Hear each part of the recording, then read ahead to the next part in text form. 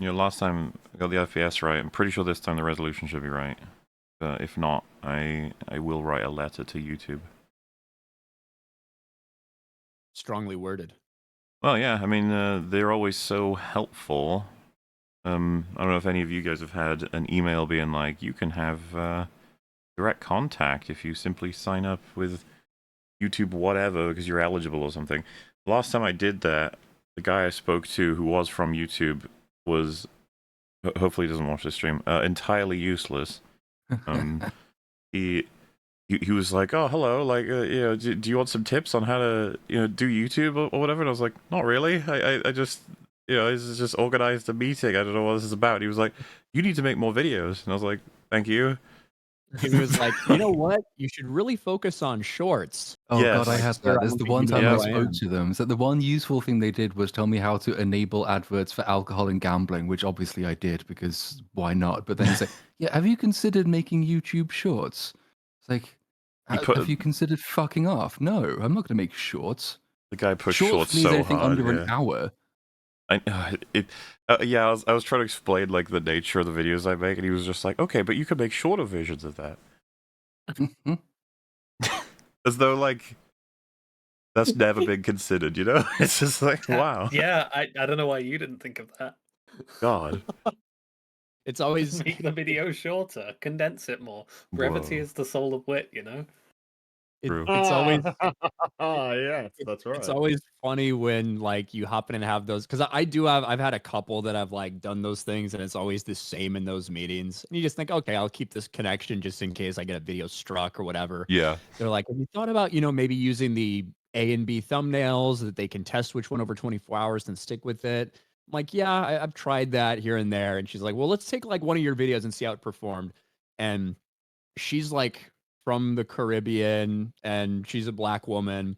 And she pulls up a video at random and she's like, here, gay black Doctor Who is a disaster. And like, I'm thinking, oh shit, I was Wait, just did you gonna say go. it like a sterile sort of chill way? Just like, yeah, whatever. You guys make your videos. It's fine.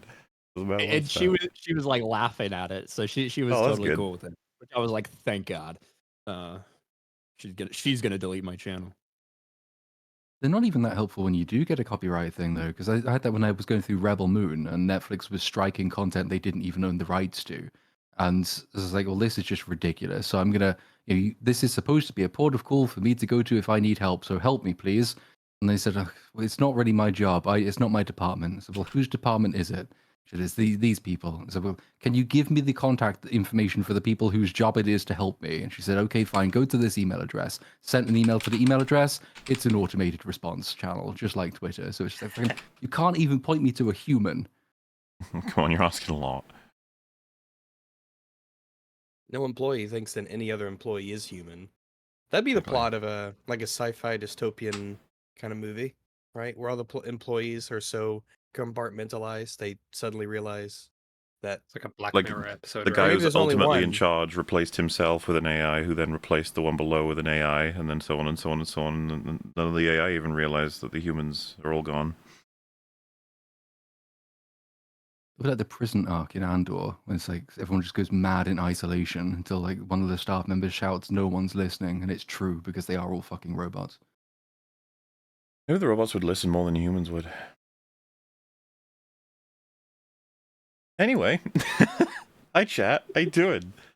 We're here today We love to YouTube.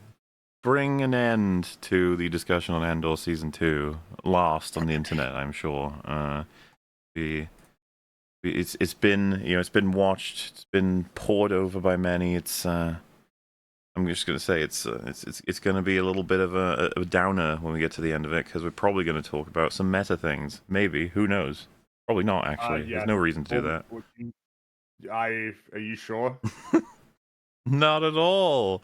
We're not going to talk about what happens next in our coverage of Star Wars after this, because there's no knowing what it's going to be or how Yeah, I mean, who quality it can will say be. really? The future is uncertain. It's unpredictable. You Yeah. never know what's going to happen. But I have dreams, like Bix has dreams, and I have dreams that it'll be terrible, forever after this. So I feel Good. like that's the universe telling me something. Are you saying your dreams are shared with ghosts or EFAP in general? I'm not sure. I don't know if it's ghosts because ghosts don't. Are they aware of like the state of Star Wars right now? I assume some I of the would assume ghosts so. are. Yeah, I would assume so. There has to be at least one ghost that is haunting Star Wars itself. Peter Cushing is haunting Star Wars. I mean, after what happened with Vader in Fortnite, maybe James Earl Jones is. My God. What? Man, At least, that what at least James Earl Jones actually, unlike Peter Cushing, James Earl Jones agreed to essentially sign away his rights for them to use AI to reproduce it, like after his death. I have a feeling, Like- though, if he was shown what it was, he'd probably be like, right, Probably well, not, at least yeah, my yeah. family is safe. Whereas Peter Cushing, Lucasfilm just did it. They just recreated him and did it, and the family wasn't even aware until like the movie came out. Damn. And they complained, and Disney's like, "Oh well, here's a couple $1,000. You guys cool with it now?" Which is nuts that they didn't even ask. They just thought they could do it and nobody would care. The earlier days. Don't worry, eventually they'll do it for everyone, even actors that are alive. It's much easier, you know. Get better performances out of them. Type it in.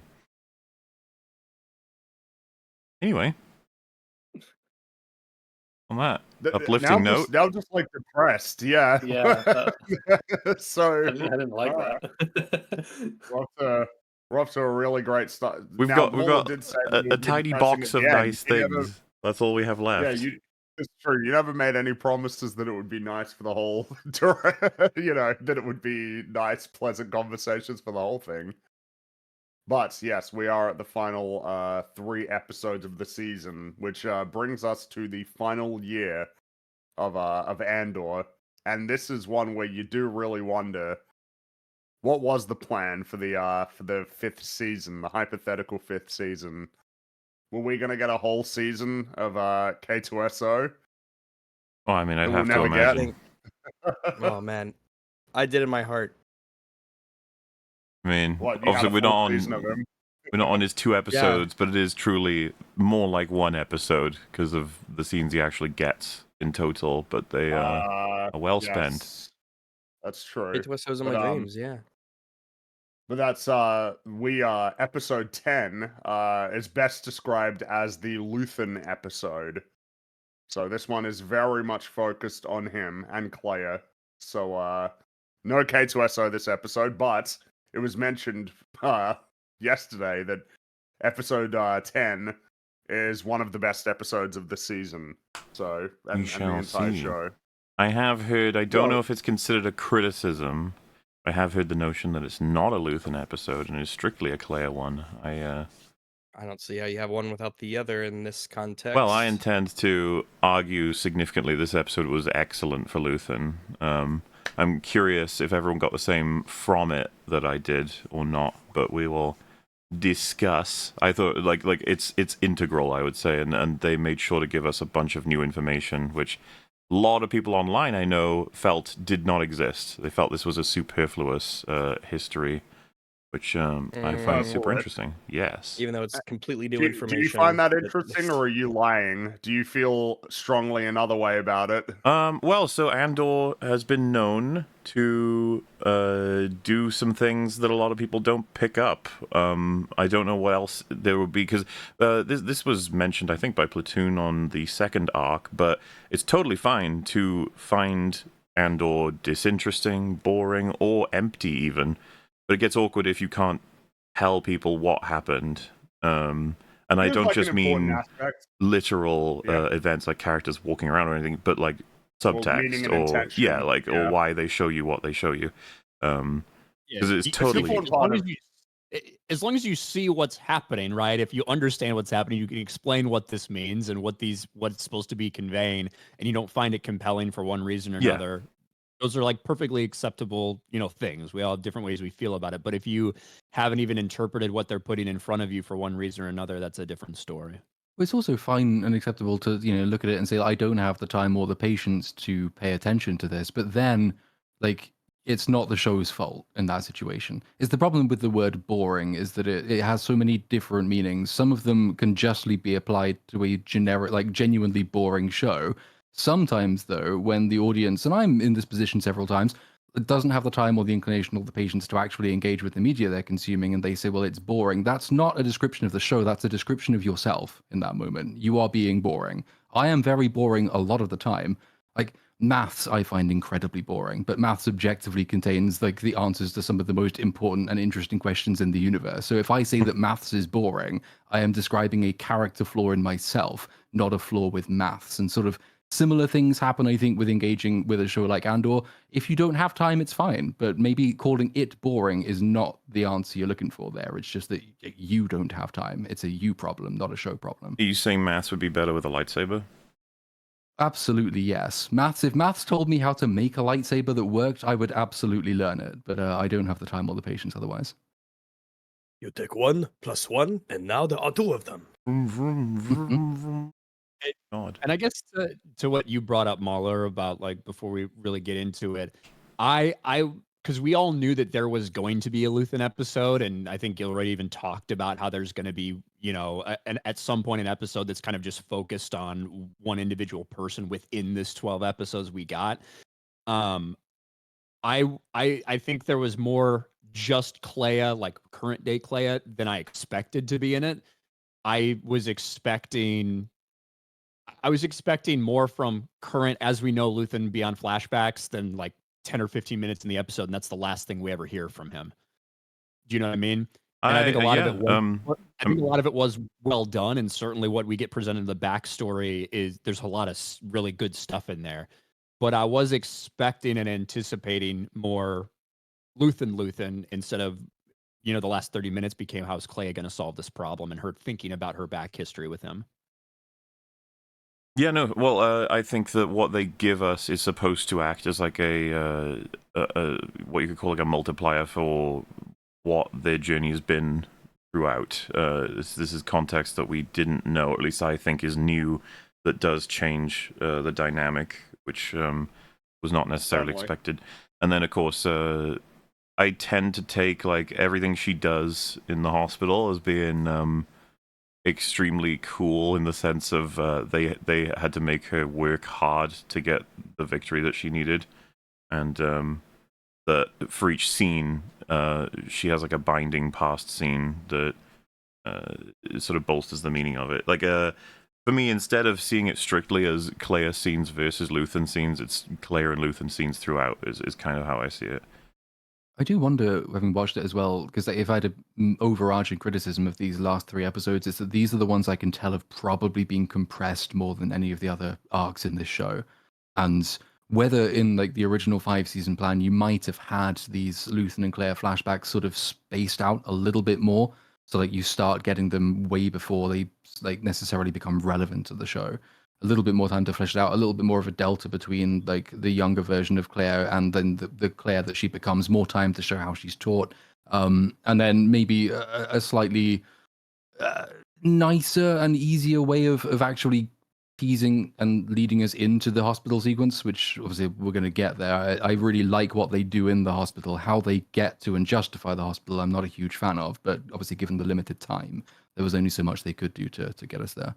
That's an interesting direction to take it in, because I would say that the way that I would conclude that this one was the most compressed is simply like the way that it begins. It begins with like a revelation through a set of circumstances that happen off screen. Yeah. That if it was able to occur on screen gradually across an entire season, you wouldn't just have it be like, okay, we are in this situation right now because of this, and this. It could be like, oh, this little bit of information is revealed in, you know, episode 1. Then a few episodes later, this character gains access to that information. And then a few episodes later, they actually like pass through and discover the information. And then, you know, and then we get to this episode. And I was going to say as well that the flashbacks I felt were prompted very specifically by this event. That's why we see them, as in they're what Clea's thinking about throughout the whole episode. Like, I wouldn't have said that they needed to be spread out. They are here for a reason. I would like when she's holding the detonator, she thinks back to when Luthen almost had her hit it, but he did it for her, like all that stuff. Yeah. Yeah, I mean, to be clear, I'm not saying that the flashbacks are disconnected from events or unjustified by events. What I'm saying is that like the fact that all the flashbacks have to be condensed into this episode, they've done a really good job putting them into the episode. But given it's kind of like a one-off mechanic that we get in the show, and there's only so much time we have to use them, whether or not they might have instead chosen to spread them out had they had the time to do that. Well, they might have They spread 'em do out like, work in the context that we get. It's just that it's all like you're cramming as much into a shorter space of time as possible because you don't have enough time to play with. It could have been spread out like the flashbacks in the first 3 episodes of season 1, which are constantly cutting back and forth between Andor on Canary going on the expedition with the group, and then Marva picking him up. Yeah, we And could have that's sort of addressed being different intercut by times those of 3 their episodes. history. Yeah, like I'm confident there would have been more that they would have. Well, I'm just there was more. whole thing. As far as Yeah. I've seen from discussions, there's like only one scene that didn't make it into the final cuts or whatever, which sounds like efficiency on a scale that Disney has never entertained in their lifetimes. But it was filming them both arriving at the gallery for the first time in their history, which was a scene that was going to be in, but they didn't have the room. That would have been neat to see. Like, Yeah, this it would would've. be our base of operations. This would be, and then we could get all the reasons why he chose that place. This is why this is going to be a good place. Get his thought process. You got to be thankful for what you got. All right. Well, yeah, because Yes, there's references to how like apparently it was a place that they both settle really happily, right? Like they come in pragmatically, but they're both, it's like a home. They love it, and Well, you'd have yeah. to. We would get to see the non-rebellion side of we have to maintain our cover. Oh, my drink's time. We have to maintain our cover, so we have to actually be like art galleryists. We have to know the history of all these artifacts. We have to know how to check for fakes, and that's probably something he has to teach her. So he has to instruct her not just in all the rebellion stuff, but in so you run an art gallery now. Here's all the information you need to know. And they could probably have a lot of really cool scenes bonding over that. And it would be a great opportunity to show us world building stuff about Star Wars, where we learn about all these artifacts and the world around us through that instruction. I've seen it noted because I don't think we talked about it last episode, but another scene that was cut was Mon and her family in episode 9, which Oh yeah, like wasn't it that there was going to be a scene where Mon, after doing the speech and after having to leave, was going to have interaction with her family. yeah, which is a about shame that. we didn't get that as well. The problem is Especially that your the episode daughter. is like an hour long. Like it's the longest episode of the season, so it's genuinely a case of like maybe it just was. But you're like, damn man, that would have been like a really good scene to see. And then of course there's just the reality of the stuff that they didn't even get to shoot that they must have known that they wanted to do. In particular, I wonder really what the initial plan was for season 2, because not that it necessarily like proves anything, but it's noteworthy that Genevieve O'Reilly's last day on set was shooting for episode 3 of the season at the wedding, and Diego Luna's last day of shooting was for the first scene in the show, like the TIE Avenger scene. It makes me wonder if like the Gorman plotline and this plotline were much more in stone, but then figuring out a way to transition into these storylines through the first 3 episodes was a challenge. Didn't Gilroy Having the say Gorman that the stuff be the most reshoots set for in the stone first? elements, I believe. Yeah, I mean they're like the most narratively tight and obviously the most structurally integral. I think Gilroy said as well that they did some of the most reshoots to the first 3 episodes, didn't he? Because like the first version of it they got, I think he said he watched it and he found it boring. And so like, of course there's a few Right. people on Twitter who said, "Oh, see, so it is boring." It's like, fucking no. He said he watched the version you didn't see and he thought that was boring. Then they rewrote it and they added in some dumb shit to try and appeal to you people, and it was the worst episode of the season. Yeah, and as was mentioned, you were going to find out Perrin was aware of what Mon had done, and that he kept it a secret for her, despite many interviews with the ISB as well. Would have been neat. Yeah. Oh, we should get started. So, It's quite it's- amusing. The previously on is like fucking 2 minutes, and it's just It's- clips for Luthen, Clea, Lonnie, and Dedra. It's just like, I Yeah. wonder what this episode will be about. We find out real quick. So now it is BBY 1. And in terms of the actual timeline, we are very close at To the this New point Hope. We are, to yeah. A New Hope. We are We're a like, year off. No, we're Before- not a year off. We're much less than a year off. We are like days away from A New Hope, basically. Oh, I guess the year. Yeah, No, I think you- probably yeah, fair enough. like yeah, a handful of weeks basically would probably be around the time frame, right? Well, it's really So- close to Rogue One, so it's like actually it's days, I would say, because Rogue One ends I guess immediately. it with, right as A New Hope begins. Yeah. Okay, I gotcha. Also, It's, the yeah. Andor opening being like the combination of Luthen and Andor's themes, the It's very neat. It's very very very neat. effective. This is Um, it's not as good as the pop song at the end of Acolyte, but it's okay, I guess. I guess so. I mean, I love the Luthen Rail theme. I think it's super cool. I like a lot of the music in this show, obviously, but I'm quite fond of it. It's a very neat motif. Yes, it is. But yeah, using them is cool. So Clea is either awoken or notices a message being transmitted to the hidden radio in Luthen's shop.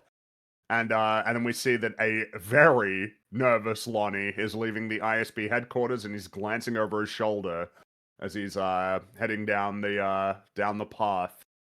And Clea starts gearing up as Luthen dons his disguise because they're going to they gotta go meet with him, and clearly it's something significant. When watching this, because you just know is enough meta and key information to be like, so that's the last time he's going to put on the wig. That's the last time he's going to create this The fact that character. we're showing him do it when we haven't seen him do it for Yeah, well, this I mean, season at all. even his little look to the mirror is almost like he knows. Yeah, it is almost as if he knows, but the thing is that we don't yet know this, but Lonnie rang the big bell, is how it's described. This is not a normal meeting that they're going to be going to. Something has to be going down. And they discuss that they're going to meet by a staircase, though Clea is she expresses her concerns about doing anything at all. And she tells Luthen, "Promise me if it doesn't look perfect, you won't engage." And Luthen quietly replies, "I think we used up all the perfect." Which is something of a favored line for a lot of people in I like this it a season. lot. It's a good I line. like it. It's I think we got what we got. what's tempting about it is like it's not the best English ever, but it translates exactly what he's trying to say very perfectly.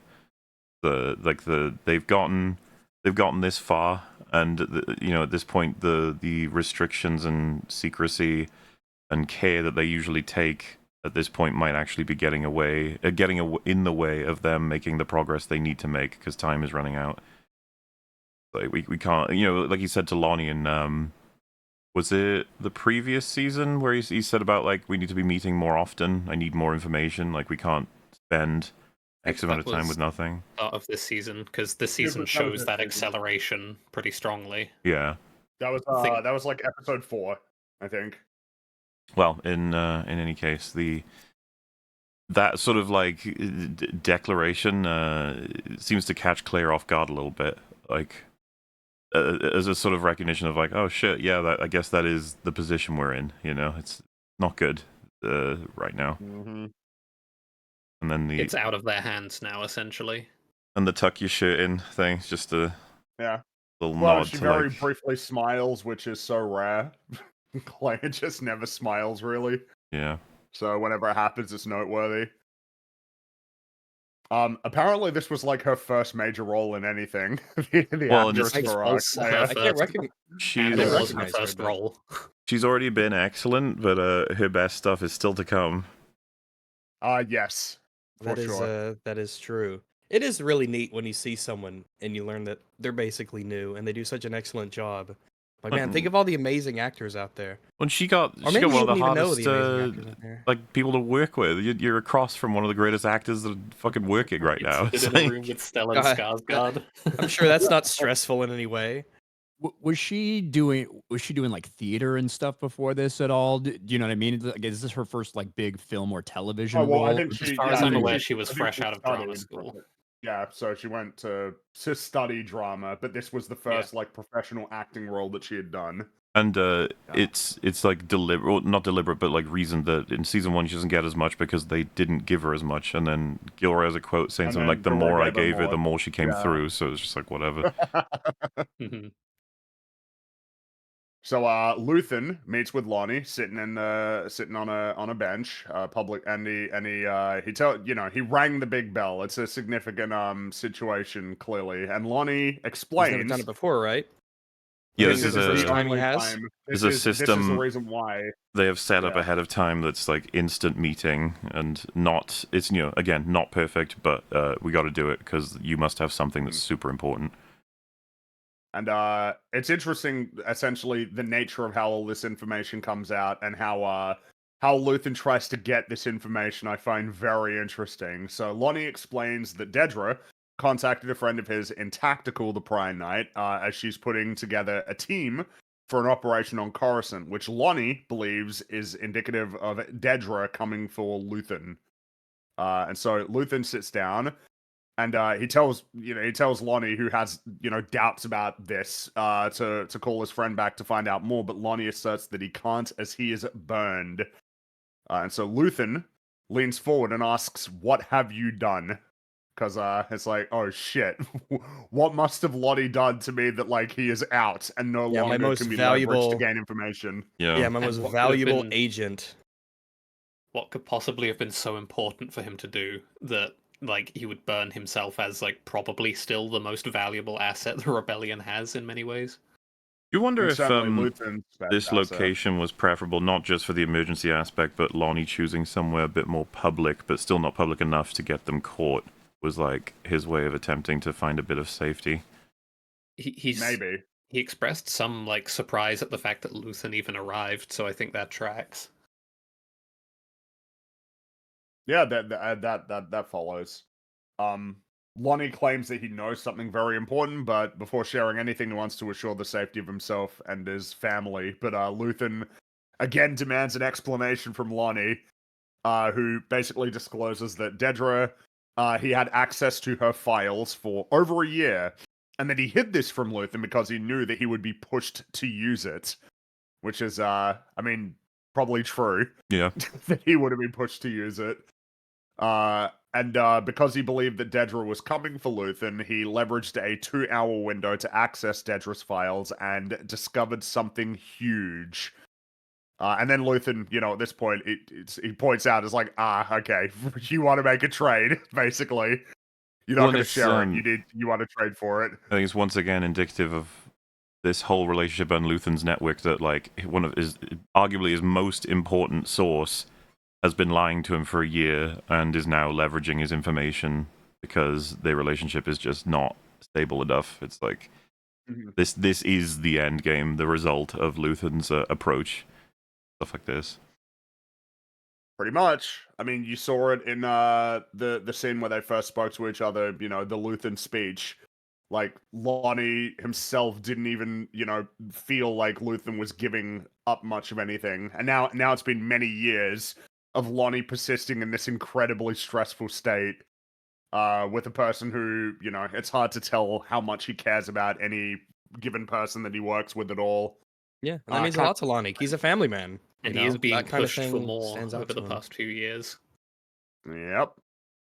So Lonnie desperately states that he needs safe passage off Coruscant immediately, as the Empire is going to come at them with everything they've got. So Luthen again presses Lonnie to disclose what he discovered, and this time he appeals to the idea that there's a mutual struggle both of them are about to undertake, which feels like now he's trying different strategies to actually coax the information out of him. Like, hey, we're in the same boat, bro. Like, shit, come We're on. the same team. Tell me what you found. And Lonnie explains the Emperor's energy program is a lie. All of it. The rebellion on Gorman, it was a front from the start. A cover to strip mine the planet for some material they need. They're not looking for partisans on Jeddah. They need kyber crystals. The crackdowns, the public order, the labor camps, Scarif. Orson Krennic's been building a secret weapon for over a decade. Well. A couple of names that we recognize there. Jeddah, you might remember in Rogue One. That's where Saw is, with the big destroyer hanging over it. Yeah, that gets blasted. Yes, it does. And then of course Scarif. Well, you know what Scarif is. Great name for a planet. Scarif? Yeah, I like the name Scarif's a Scarif. great name for a planet. Does Edu get mentioned as well? Edu gets mentioned later. It gets mentioned by Krennic. Right, yeah, because they find out about Galen, but I don't think they get Edu yet. No, they get Galen also, but not Edu. Edu is mentioned by like I said, yeah, it's Krennic in a later scene.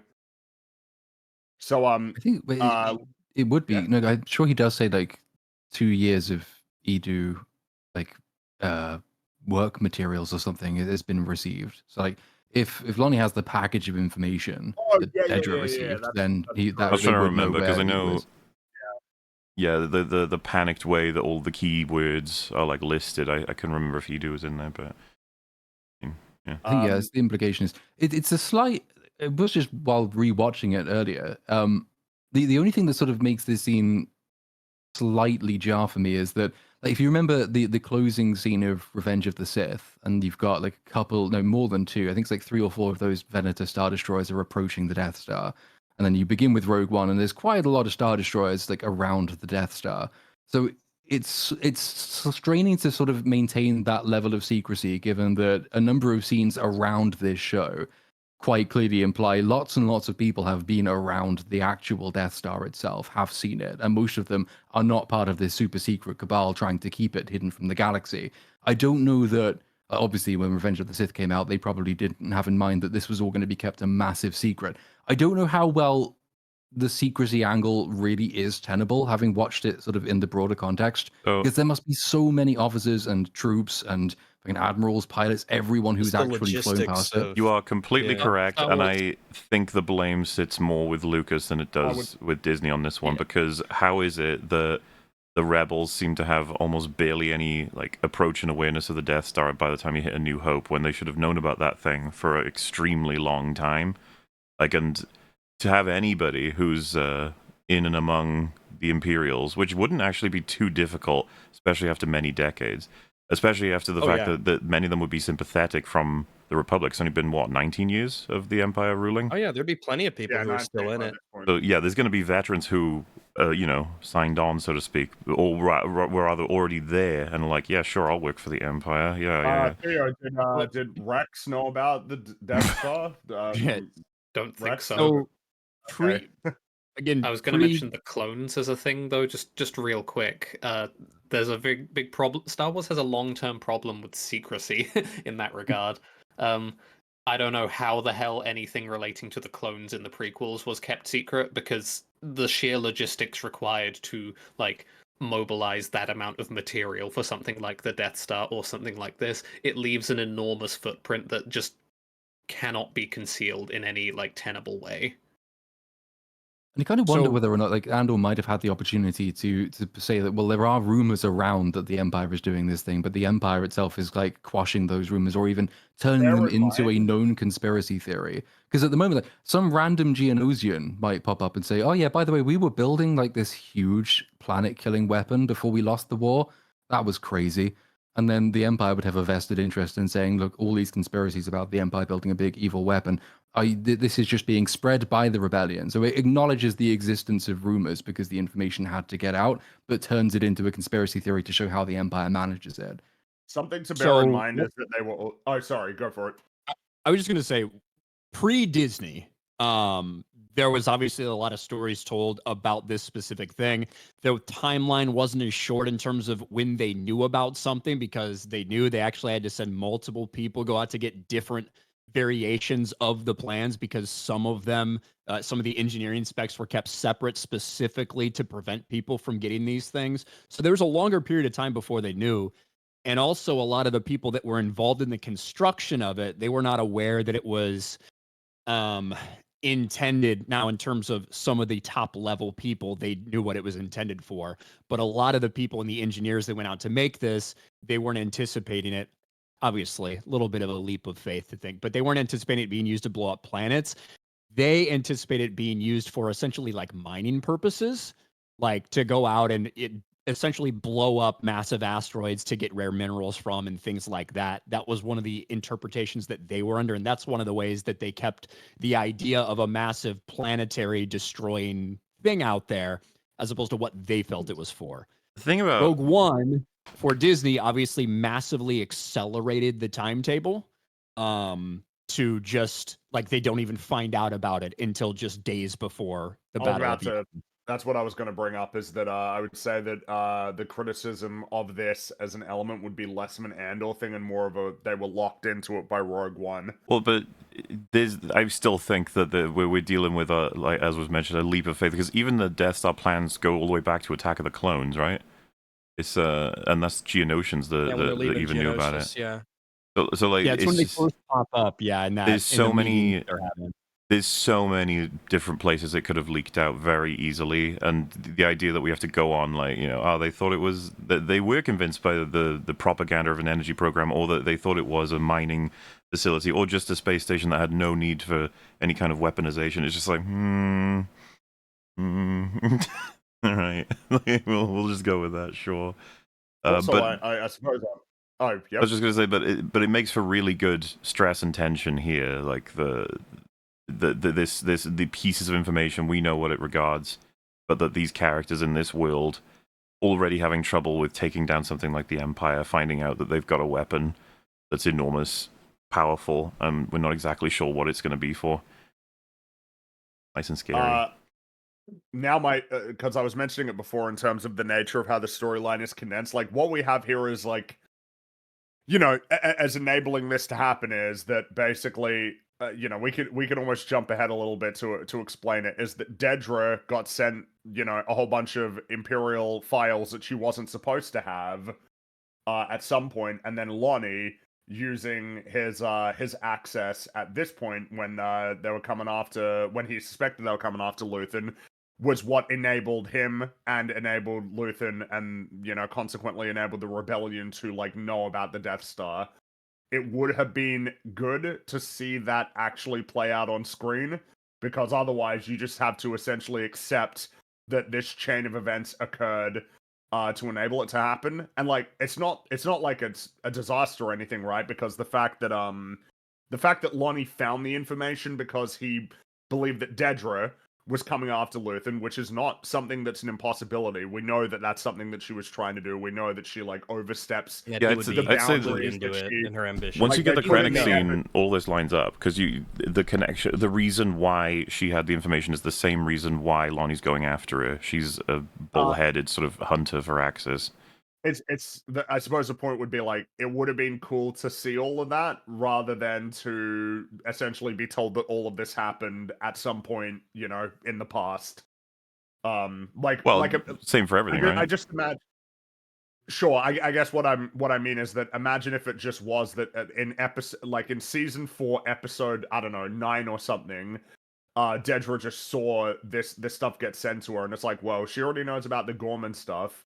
I mean, her finding out about I you know took what I it mean? to It's like be it would've that been- part of this was motivated by Cyril's death.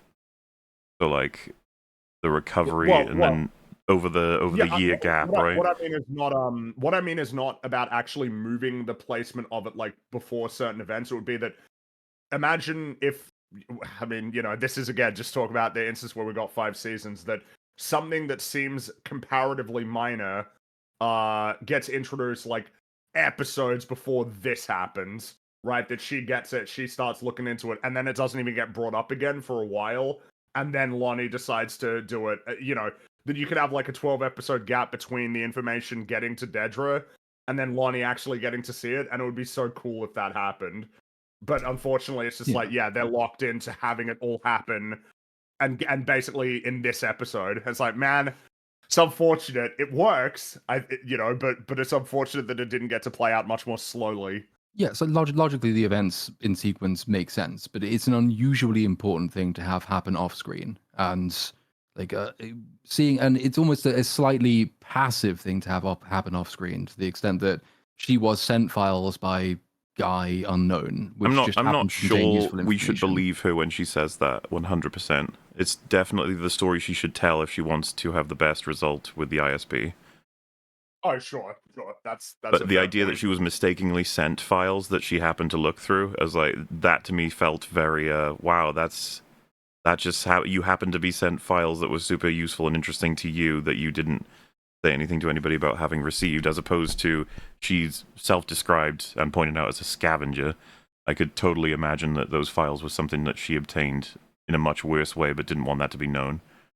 Sure, but then to Fringy's point, I think that would have been really, really cool to see her do, as opposed to just be told after the fact and then leave it even to speculation as to whether that even was the sequence of events, as opposed to genuinely she was telling the truth because she wants to tell the truth to Krennic because she is sincerely loyal.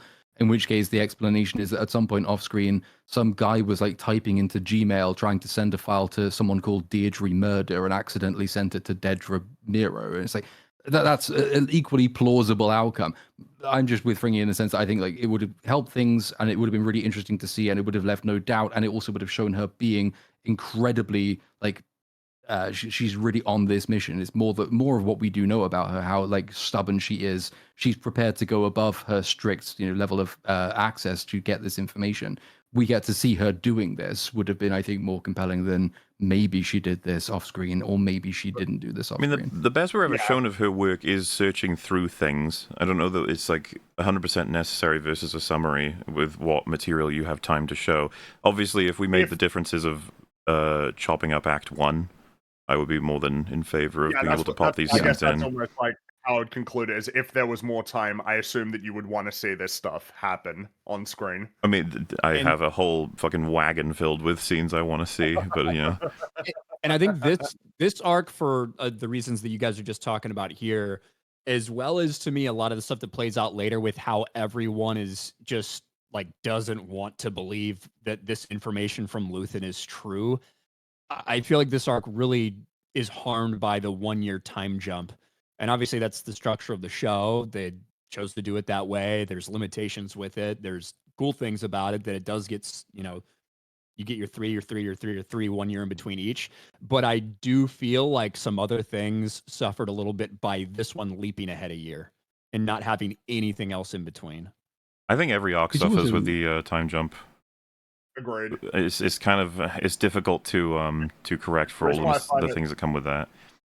It's the reason why I find it tricky to actually say whether I think season 2 is better than season 1 because I really like the actual structure of season 1 in the sense that you've still got the clearly delineated arcs, with I guess episode 7 being something of a standalone episode to bridge the gap, but that everything is sort of playing out in a manner that feels like organic. It's not necessarily that everything is happening at exactly the same time, but that it feels like it is a gradual journey over a year compared to having to jump. And then I think the writer's doing a pretty good job of providing essentially the lines of, oh, this happened in the last year, or, in the last few months, this happened. Like it's, but at the same time, I do prefer the structure of season 1.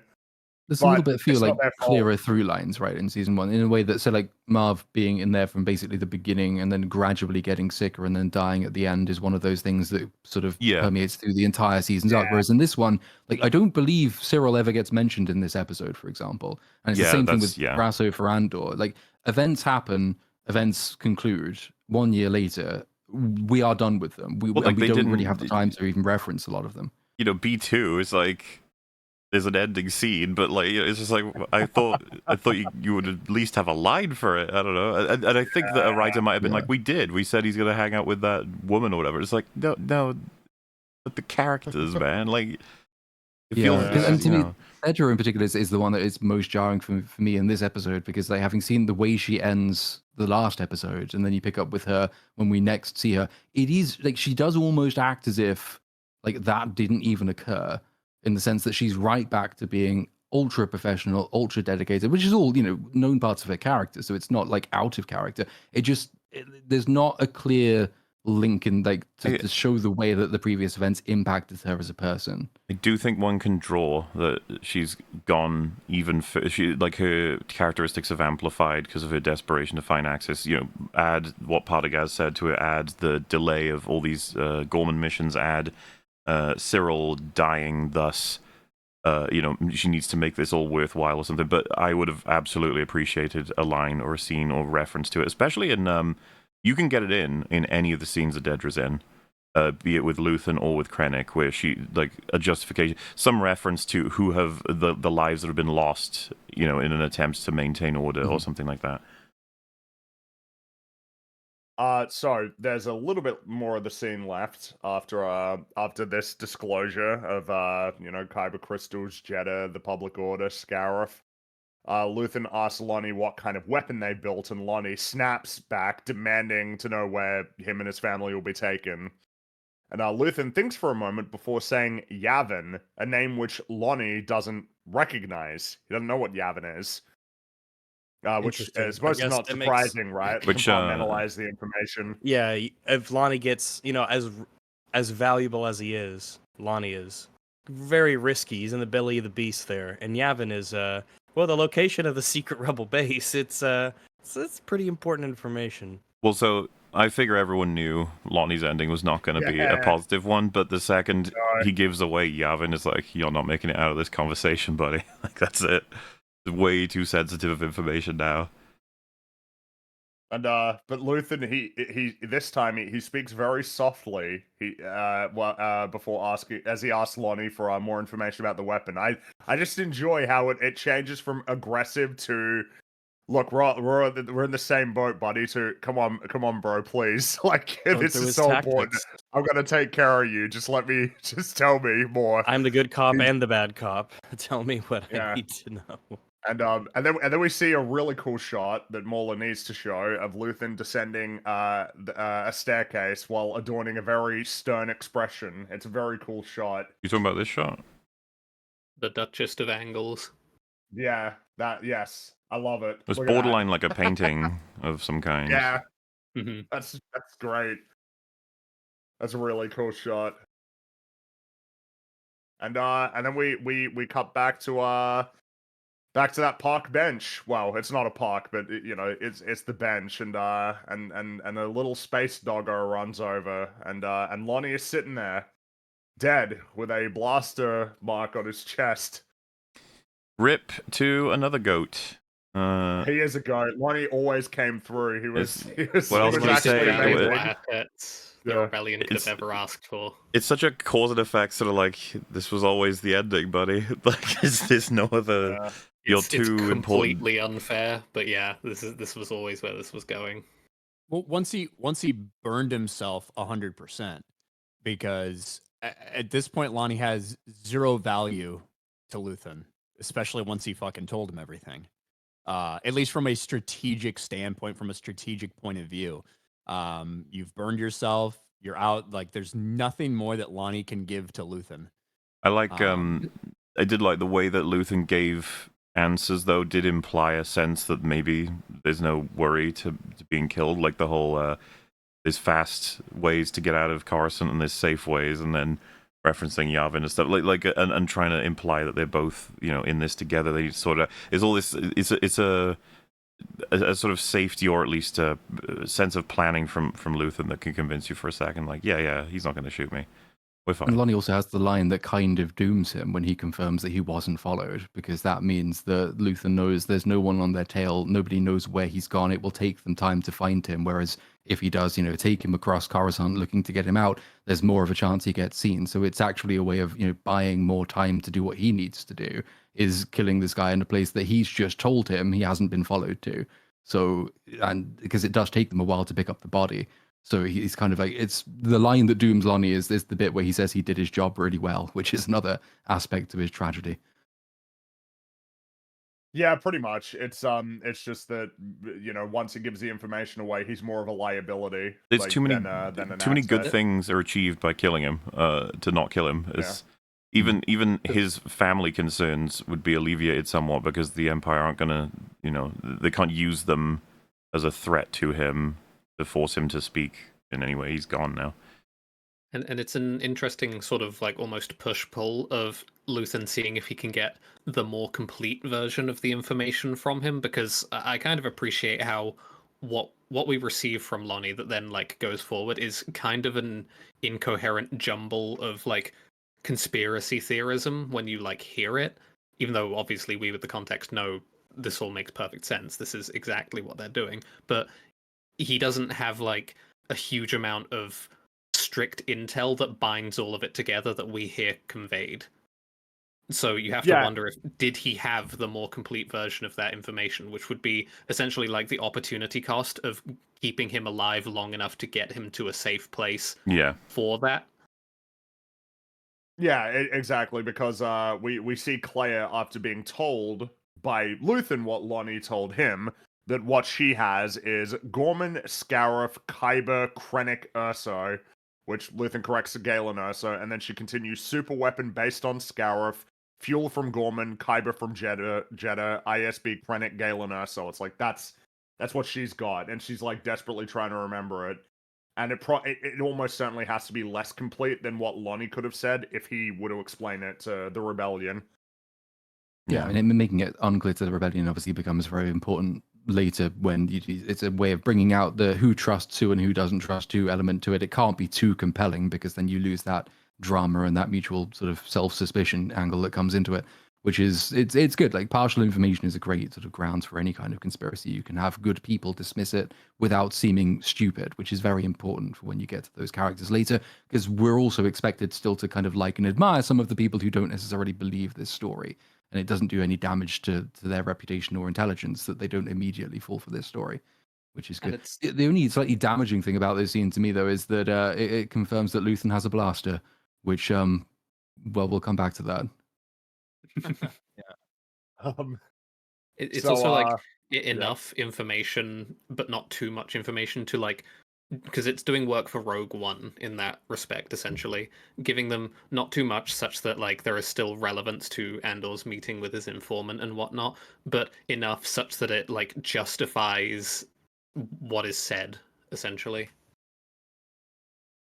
It is crazy too, just getting the knowledge of the Death Star to the rebellion is now down to a game of telephone, essentially, between 3 or 4 people.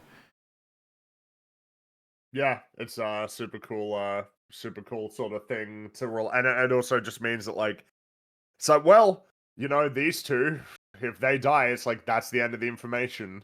It's gone. It evaporates forever. So the stakes are very legible. It's easy to understand. And it's made even more so when Luthen asks Claire, and you know where to go? Like, asking her if she knows where she needs to head afterward. And her expression sinks, because she realizes that he's going to go back to the shop and destroy the communications device. Luthen declares that he will do the burn, and when she pushes back, Luthen interrupts and says, "Please don't argue," in a tone that I think is very interesting. You can tell from it, he's such a fucking good actor. Just the way that he's portraying his Luthen here, like insisting that he's going to do it. He gives off a sense that this is a job that is the most dangerous, and there's no fucking way I'm letting you do it.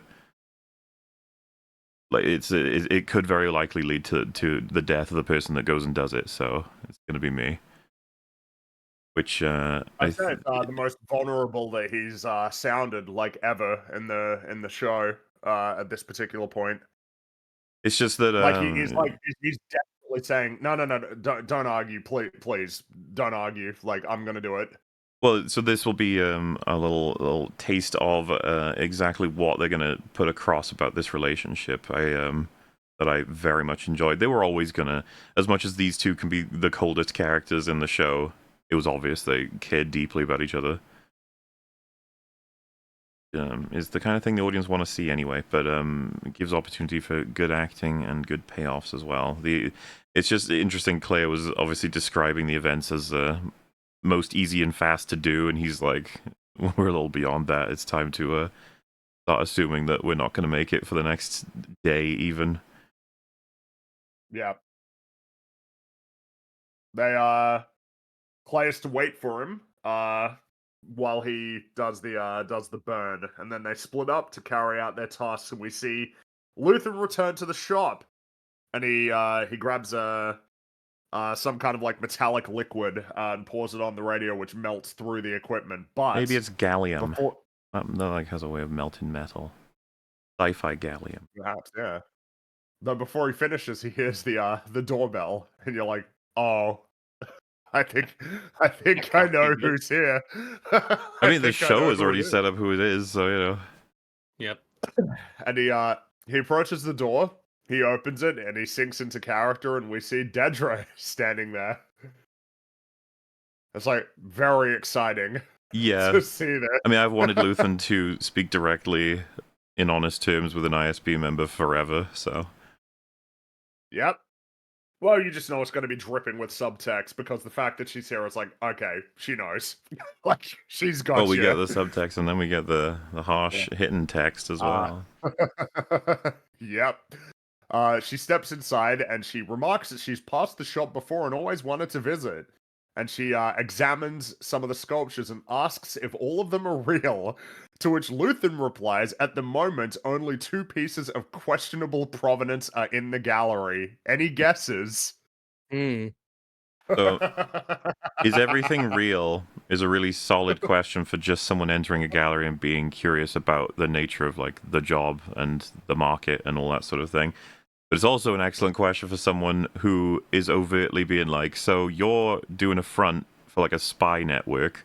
Is any of this shit real? Like, you know, like how does this work? I just like that her question functions for both, and then his answer functions for both.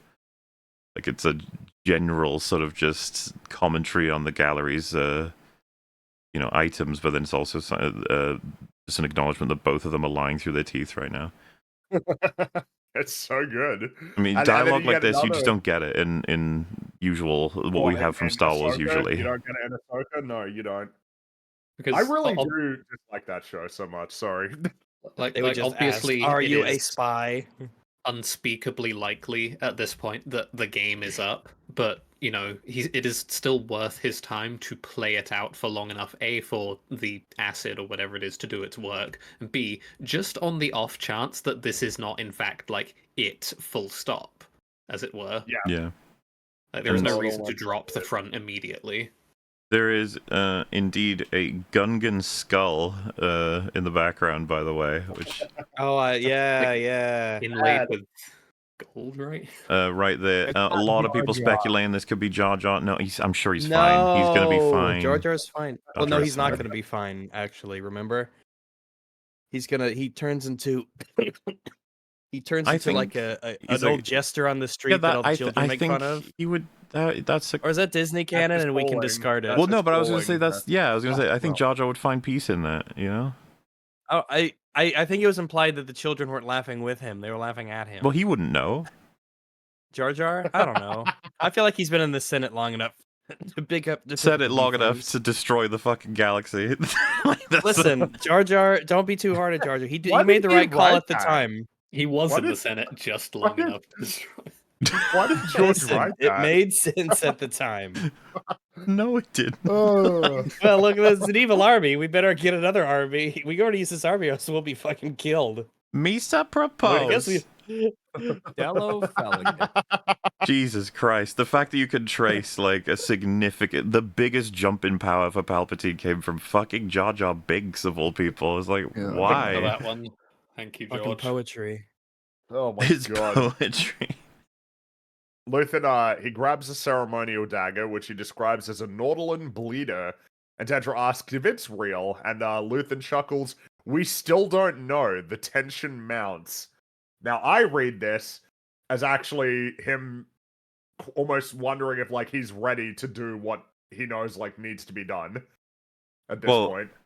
So I just took it as a development of the line about the questionable providence, right? Like, is the authenticity of both items being Dedra and Luthen true? And on her front, she's got to actually prove, which is in her little case there, Did she solve the problem? Did she actually find and capture Axis? Did she come through on everything she wanted to do in her career? Is she the woman she thinks she is?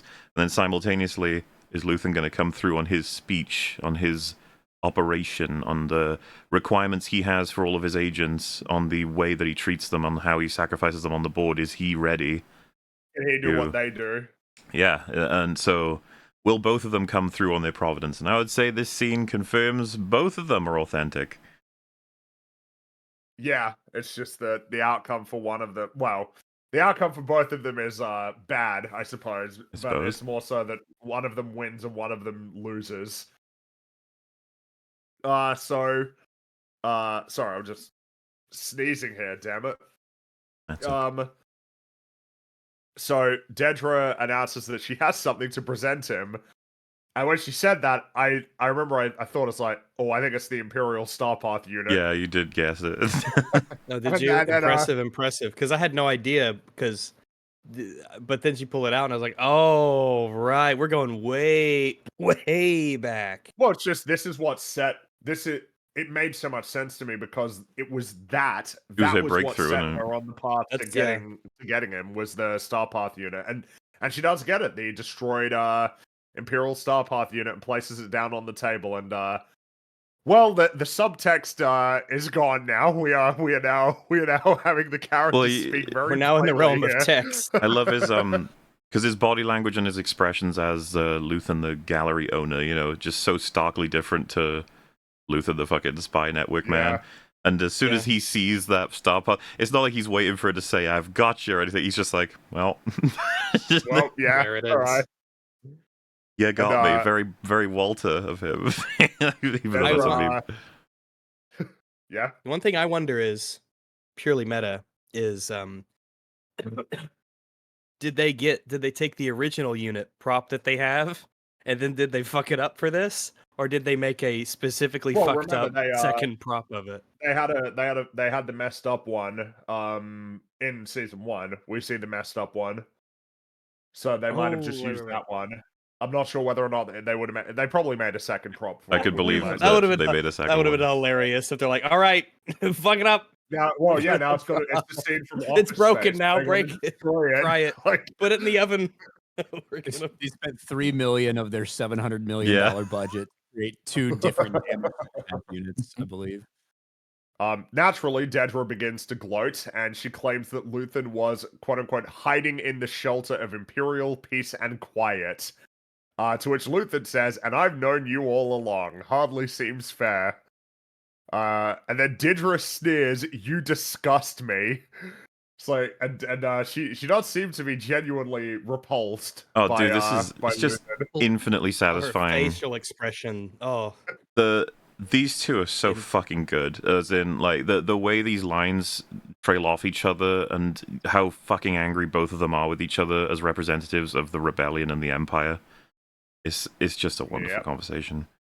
Consider her perception of him at this point. This, like, almost, like, sleazy, like, merchant dealer person who is also, like, running an arms network at the back. Because that's what Axis started as, was, like, a means of acquiring Imperial technology and equipment, right? So theoretically, she doesn't have to interpret him as some diehard or whatever. He could just as easily be just funding rebel, like, outlying elements sort of on the side.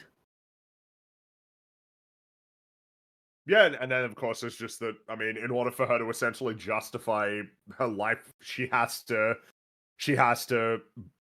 basically convince herself of this, that, like, he's a piece of shit. I don't think she needs much convincing. She's 100% on board with this, right? Not much convincing, I suppose, but it's just that, you know, in order to be the kind of person that she is, she has to, like, fully buy into it. They're both like 1,000% stalwart on this. I even like her when he says, like, freedom scares you, she's like, freedom? Are you fucking kidding me? Yeah. Like, that's what you think you're all about? It's like, yeah, because the way that she puts it is, you want chaos, but for everyone but you. Ruin the galaxy, then run back to your ridiculous wig and little workshop. Which is rude. He spends a lot of time on that wig. It's not a ridiculous interesting wig. Interesting how that lines up with his interactions with, like, all of the people he used to work with. Because he was essentially just introducing chaos into their lives while he was here. Like, obviously, being here and like distanced from everything isn't still the safest of places, but it's a hell of a lot safer than like boots on the ground on Eldani.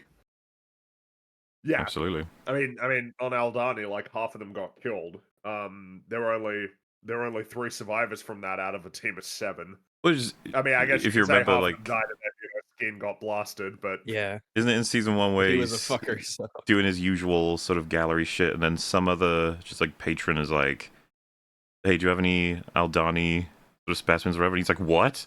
And they're just like, "Oh, because there was that raid or whatever." Then he's like, "Oh," and he has that great moment where he's just like finally able to celebrate somewhat. But yeah, that's been his role, puppet master, from very, very far away. in response to all the stuff that Dedra said, almost seemingly fascinated by her sort of response, he says how confident you are, confident and terrified, which it's probably cuts to her core, basically, like as a description of her, that she is like perpetually in terror. Well, yeah, and it's a fundamental of the Empire's, a lot of what their horrors come from is like a fear of allowing the universe and the people in it to do whatever they would like to do. Oppression is the mask of fear. Which is to destroy them, basically, inevitably. Certainly in that case, And, yeah, and the paranoia in the Empire is through the fucking roof at this point. Dedra announces that the building is surrounded, but Luthen says the rebellion has flown away and that Dedra is too late. In his words, it's everywhere now. There's a whole galaxy out there waiting to disgust you. Bang a line. very good yeah. line. Mm-hmm. And then Dedra approaches Luthen and says, "You'll be telling us all about it." And It's like, yeah. interesting in I guess in retrospect to know that when he says there's a whole galaxy out there waiting to disgust you, she will not get the opportunity to see it. Technically, she will. Well, In a sense, yeah. The but- one thing I wonder about her ending is what happens once the Republic's back in charge. oh, you're right. Yeah, if she just plays along. Well, they know. They would have to know. Her They'd be able history to should be figure on it out. record, but like, Yeah. still, she is in jail, and she could try and spin it, right? Be like, "Oh, I was trying to sabotage the Empire." Yep, Why do you think? Yeah, why do you think they threw me in here? I was Threw me in here considered a as She like spy, was going to die though, because doesn't Krennic have that line about the ever-lengthening ISB death march? I kind of assumed. Well, it's not clear. Like she could survive somehow, but I did kind of But assume also that she would eventually be killed. Could go and I think step on visually the- they on wanted the us to floor. think she's doing what Andor was doing in the Narkina 5 arc. Oh, Just yeah. the women's Yeah. vision. I'm pretty sure that's what Tony Gilroy said. Yeah, it's Narkina 2 or 7 is what he said. Something like that. When Dedra turns around, she sees the smoke emanating from the back, and she draws her blaster and demands that Luthen turn around or be stunned. And Luthen draws a bloody dagger from his gut and collapses to the floor. He does indeed. So, Yeah, I have There's a couple of things problems here. with this. Yeah. It's not only like not uniquely to this episode either. Some of the best material in it is sort of justified by some of the worst material in it, in the sense that we know Luthen has a blaster because he did just shoot someone. It's a little bit odd that he doesn't have a plan for this. It's also a little bit odd that he didn't make sure he'd finished destroying the radio before going out to see her, because as we see later, like the important part of it really is still intact. yeah. So he didn't finish the job. That he has such a slow way of destroying it as opposed to a quick one. I mean, I'm all for any alternative to an explosion, fair enough, because like you theoretically want to keep some of it subtle, but he has a very slow means of destroying it, which he doesn't make sure he's completed. So in order to justify this scene and then another really good later scene, he is being a little bit of an idiot in this scene. Very I strange. just- His way of killing himself is not extremely pragmatic, thorough, quick, and efficient. It feels un-Lutheny. Yes. Luthen as a character, I struggle to believe that he doesn't have a cyanide tooth and the entire back room rigged to blow, you know? Yeah, like Yeah. just like firebombs set to go to burn the whole place to ash. That's my biggest problem with this scene. Now they wanted the scene, they wanted the confrontation. I think it's fucking great, and I think they also wanted a justifiable, feasible way for Luthen to be in a place where it's not an Imperial prison, which would be very difficult. This isn't the fucking Obi-Wan Kenobi show, right? It would be very difficult for Clea to sneak into an ISB facility to get him. So how do we get away from that? Okay, well, we make it a hospital. So he's not dead. He's just kind of dying. So you can put it there where there's not as much secure, like not a secure facility, blah, blah, blah. But the way you go about that, you have, like you said, Molly, these are very un-Luthen things. The idea that Luthen would be this bad at killing himself when he was basically ready to die from the first moment we saw him, when he needed to, and when it was apparent that needed to happen, I just don't buy this. And it Yeah, takes we a know little why bit they away did it, from the great scene we as you saw. mentioned, just to get us to those other scenes. But slitting his throat or eating that tablet, there's still ways that you, I guess, could try and get the Empire medical stuff to him as fast as possible, so it keeps him in a coma. Like the cyanide pill, they managed to stasis it somewhat, but Yeah, you have the Wars opportunity is with quite- space medicine to Yeah. counter the space suicide, and they meet in the middle somewhere. So I wonder if I would even necessarily raise an eyebrow if we have the tablet or whatever and the scene runs more or less as is. He just collapses in the same way, he's taken out of the building in the same way, and he's taken to a hospital in the same way. I think we'd all be happier with it like that, yeah. Because Although I've even seen then, the I would be defense. happier, Yeah. but even then, any method of death which takes time, in which he might be captured and might be sustained, I feel like he would have planned ahead for. So I would have been happier with that scene, absolutely. But even then, I think that would have been a little bit careless on his part, just Well, because yeah, the it's truth still a is, massive risk. it needs to all be reformatted.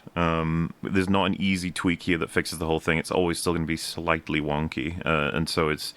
But what needs to happen, of course, is that they want their confrontations. So we need to reformat while trying to save that scene. So it's like a difficult, somewhat rewrite. Obviously, your option could have always been to have him captured by the ISB, and he gets the interrogation with Dedra, and then she has to break in. But like Ryan said, that's a lot more of an undertaking to get it get in. The problem is that this was an episode that, after these first 15 minutes, it's Clea, right?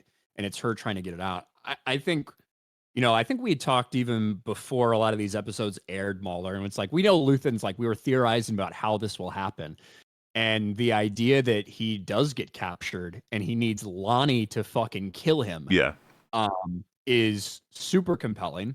But you don't get the Clea stuff that you get in this episode, right? It's just a lot of It's not the think easiest of thing all to the solve. shows that Sitting think of at all the the shows conclusion who with have Lonnie. bad stuff, but they don't do anything with it. It's just totally wasted and nothing comes of it. At least you could say here that a lot of excellent stuff comes out of some of the bad. I've seen the defense. I don't put much stake in it, but he chose this method of harakiri specifically because it's supposed to be like a non-cowardice way of taking yourself out. It's supposed to recognize the suffering and the He doesn't pain. care. But I was going to say That doesn't that doesn't compare to the protection of Yavin, the protection of all of his assets, and the rebellion. It wouldn't even come close. Yeah, he'd be fully pragmatic in this circumstance. Yeah, There are, I guess, ways that you could, for some of these potential methods, let's say talking about having the entire back room rigged to explode. There are ways that you can make that impossible, but you do have to make that something that would be either difficult to conceal, or impossible to conceal, based on whatever the fuck factors you want to introduce. It's funny. From the trailer, they show Clea with the device that she presses the button on. I was certain that what we were going to get was he would go to the gallery for X reason, Dedra would cut him off, and then Clea has to blow them both up in the gallery, because that would be the contingency, and that would be an avenue. Which or he has a it's- signal that a secret signal to blow it, and he gives it during the conversation, and she's just like, "Oh shit." Yeah, and that she has to. That would be interesting. To yeah, take that'd out be really Dedra neat. is to take out Luthen, is to take out the gallery. It altogether would be there's definitely a lot there. It's just that again you don't get the hospital sequence, so you're gonna have to move some things around. Or Yeah, she's like, "You're all alone," and he's like, "I've got friends everywhere," and then that's the signal to blow it up, and everyone's like, "Oh shit, what the Yeah. fuck?" that also or just a changes voice Dedra's activated ending, fucking which bomb. It does, it a voice does. activated bomb that in a worst case scenario he says McClunky or whatever, and the entire thing explodes. That's including his ship, including like all of this Chunky stuff. monkey. Boom. Yeah. Wait, how many people here know what he means, what he's referencing when he says McClunky? I've got no clue. I thought he was just saying a funny Star Wars word. Nope, that's a specific one. Platoon, it is a Theo, Friggy, do you guys know what McClunky is? Nope. No. No, See, this always happens where everyone's laughing at a What? thing, and I think we're all on the same page. And then I'm like, no, only two of us are on the page. No, I just thought it was a funny Star He Wars said word. a Rumbo. That is what I. Oh no, McClunky is a- that's what I mean. That's what I'm referencing. It's like, oh, they thought it was funny because Star Wars, not because it's an actual word that. Well, Ryan, do you want to explain the context for it? Yeah, no, I have so to it's know. what Greedo says right before Han. Well, right before he almost shoots Han, and then Han shoots him. What If was- you watch the special edition, Really? Yeah, what I is didn't it? know that. Is there? Do you I know any remember it. reason for it, or is it like why is it just an alien word that's supposed to mean? Because yeah, he Is just it goes is it McClunky. Huttese? That's a Huttese word, isn't it? Well, it's That's gotta, gotta be. gotta mean something. Yeah. I I mean, can imagine Jabba saying McClunky. well, of course, Han would have to shoot him if he'd said McClunky. That's threatening. Them's fighting words. It's the space N word. Oh my god, they got away with it. So, Luthen collapses. Dedra orders her subordinates to flood into the shop, and she needs them to revive him. Because if he dies, then I mean she loses everything basically, and she's pretty the way, panicked at this point. she's Oh yeah, I so love the way shocked by she the idea sells the that- panic on it. Like, Yeah. oh shit, I tripping at the finish line. Holy shit, Yeah. this is so bad. really, really bad. I think it adds up from like the sort of worldview and way that Dedra lives her life that a person killing themselves to protect a cause might not like jive that well with how she thinks people operate, right? Because she's very reward and goal oriented. What do Certainly you mean you're not not going to get to see the self-sacrificing. sunrise? He's Yeah. extremely selfish. We would probably assume that everyone is, but yes, just the panic has to come from the fact that it's like cascading a bit. It's not just that this is tripping at the finish line in terms of her goal to get access. It's like, what is this going to mean for her role in the ISB?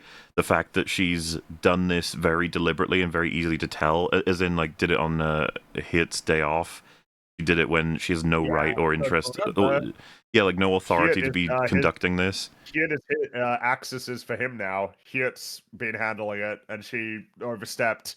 When she's and done it failed. before, it's just that will it have the same results? You know, because in season 1 it got her to some level of notoriety, like acceptance, appreciation, even promotion. But what's it going to do this time? Considering, Yeah, it's that line between initiative and going too far. Yeah. You guys keep referring to Arc 1 as some blight on this season. It's not that bad. I don't think we ever said it was so bad. we said it was Blight. good. We explicitly Blight. said it was good. Yeah, It is good, but it's the unconfidently weakest. said It's that an it was issue good. entirely of opportunity cost. Yep. Yeah. It's good, but Yeah. it's the weakest. There's some bad stuff in it, and it takes a lot of time with that bad stuff that could have been used for even more, much better stuff. But there's still lots of good stuff in it as well. Yeah, no, If I don't know just if think all why we that had was I Arc don't know 1, it why- would still be the why- best. Why would better you than say all it's the other not Disney that stuff. bad when we never said that it was bad? yeah, That's and then of what I don't course, understand. Acts 2, 3, and 4 have significantly more meaning in them than Act 1 does. It's to the point where it's like, why couldn't Act 1 be like 2, 3, and 4? And why couldn't we spend more time with characters that are extremely important, and listening to every last line from them is going to change the perception of the entire story of Andor seasons 1 and 2. Like, I would take more scenes for almost every main character in the later arcs than many of the things we got. We said shorten them down and then get rid of several scenes. Act 1, enjoyed enough of it, but in So retrospect, good. it's just not the same as 2, 3, 4. When you can just see how much that would have been present in 2, 3, 4 that could have been explored, that would have been awesome, had to be lost in order to facilitate those first 3 episodes. It's like, man, yeah. I mean, even feels as like- we went over, the whole TIE Avenger sequence, you could cut all of it. It wasn't. Hmm. it's very plot, not very character. And it's flumpy It's plot not too. meaningful to it's anything that flippy, happens yeah. later. Like if they were to use the TIE Avenger to sneak into something like a little bit later on, it'd be one thing. But we had 2 entire episodes of Cassian. Well, really 3 until he really gets there. Like 3 episodes of Cassian. The entire purpose is for this TIE Avenger. And I think really just to have him away from Mineral, the wheat planet, while this is happening. There's a lot of just repetitive shit from all our characters on Mineral, way too much of the fucking rebels. And I think even though I know there's very good things that happen in the Mon Mothma wedding sequence, but even some of those are rather repetitive from things that we'd kind of just seen in the last sequence at the wedding. Also, I just saw will EFAP start a petition to save Kathleen Kennedy's job so we can get more of this riveting Star Wars content? I'd be careful Yes, we targeting like a project that has her connected to it must be awful. You might want to look at her history. Shorten down the wedding scenes, the best scenes in the arc. Sorry, I'm still just fixated on. We never said it was bad, so I don't know Nope. why you're right that we said that. If there was any confusion, consider it cleared up I'm now. not interested essentially in any of the alternative, arguments. We never said it was bad. We said It is that a relative was statement. To good. say it's the worst arc in Andor is not to say that it's like It's I still would better. reserve the Yeah, it's word still It means bad it's to better than describe everything any else that season of The Disney's made. Mandalorian, right? Like that's what bad is. Remind you again, Like- opportunity cost. Yeah, and all Yeah, And also thing. combined with that is the idea that coming off a lot of good word of mouth from season 1, but still a fairly common criticism from people out there was that season 1 overall was a little bit of a drag for some people to watch. And even though it does build and build over time and you get something big that happens at the end, that's one of the things. But people heard good things about it. Maybe they can get more people to tune in for season 2 because of this. And then to have it start off that way, which a lot of people felt was rather weak based on what they expected, I think was a big blunder by them in general. And when you saw like the initial ratings come out for that first week, I think you could see that. It's the Twitter thing. You say you like waffles. Everyone's like, why do you hate fucking everything else? Yeah. So did I ever say that Kathleen Kennedy is the reason Andor is good? No. My point Jesus was Christ. that Kathleen Kennedy has fuck all to do with whether or not a show ends up good.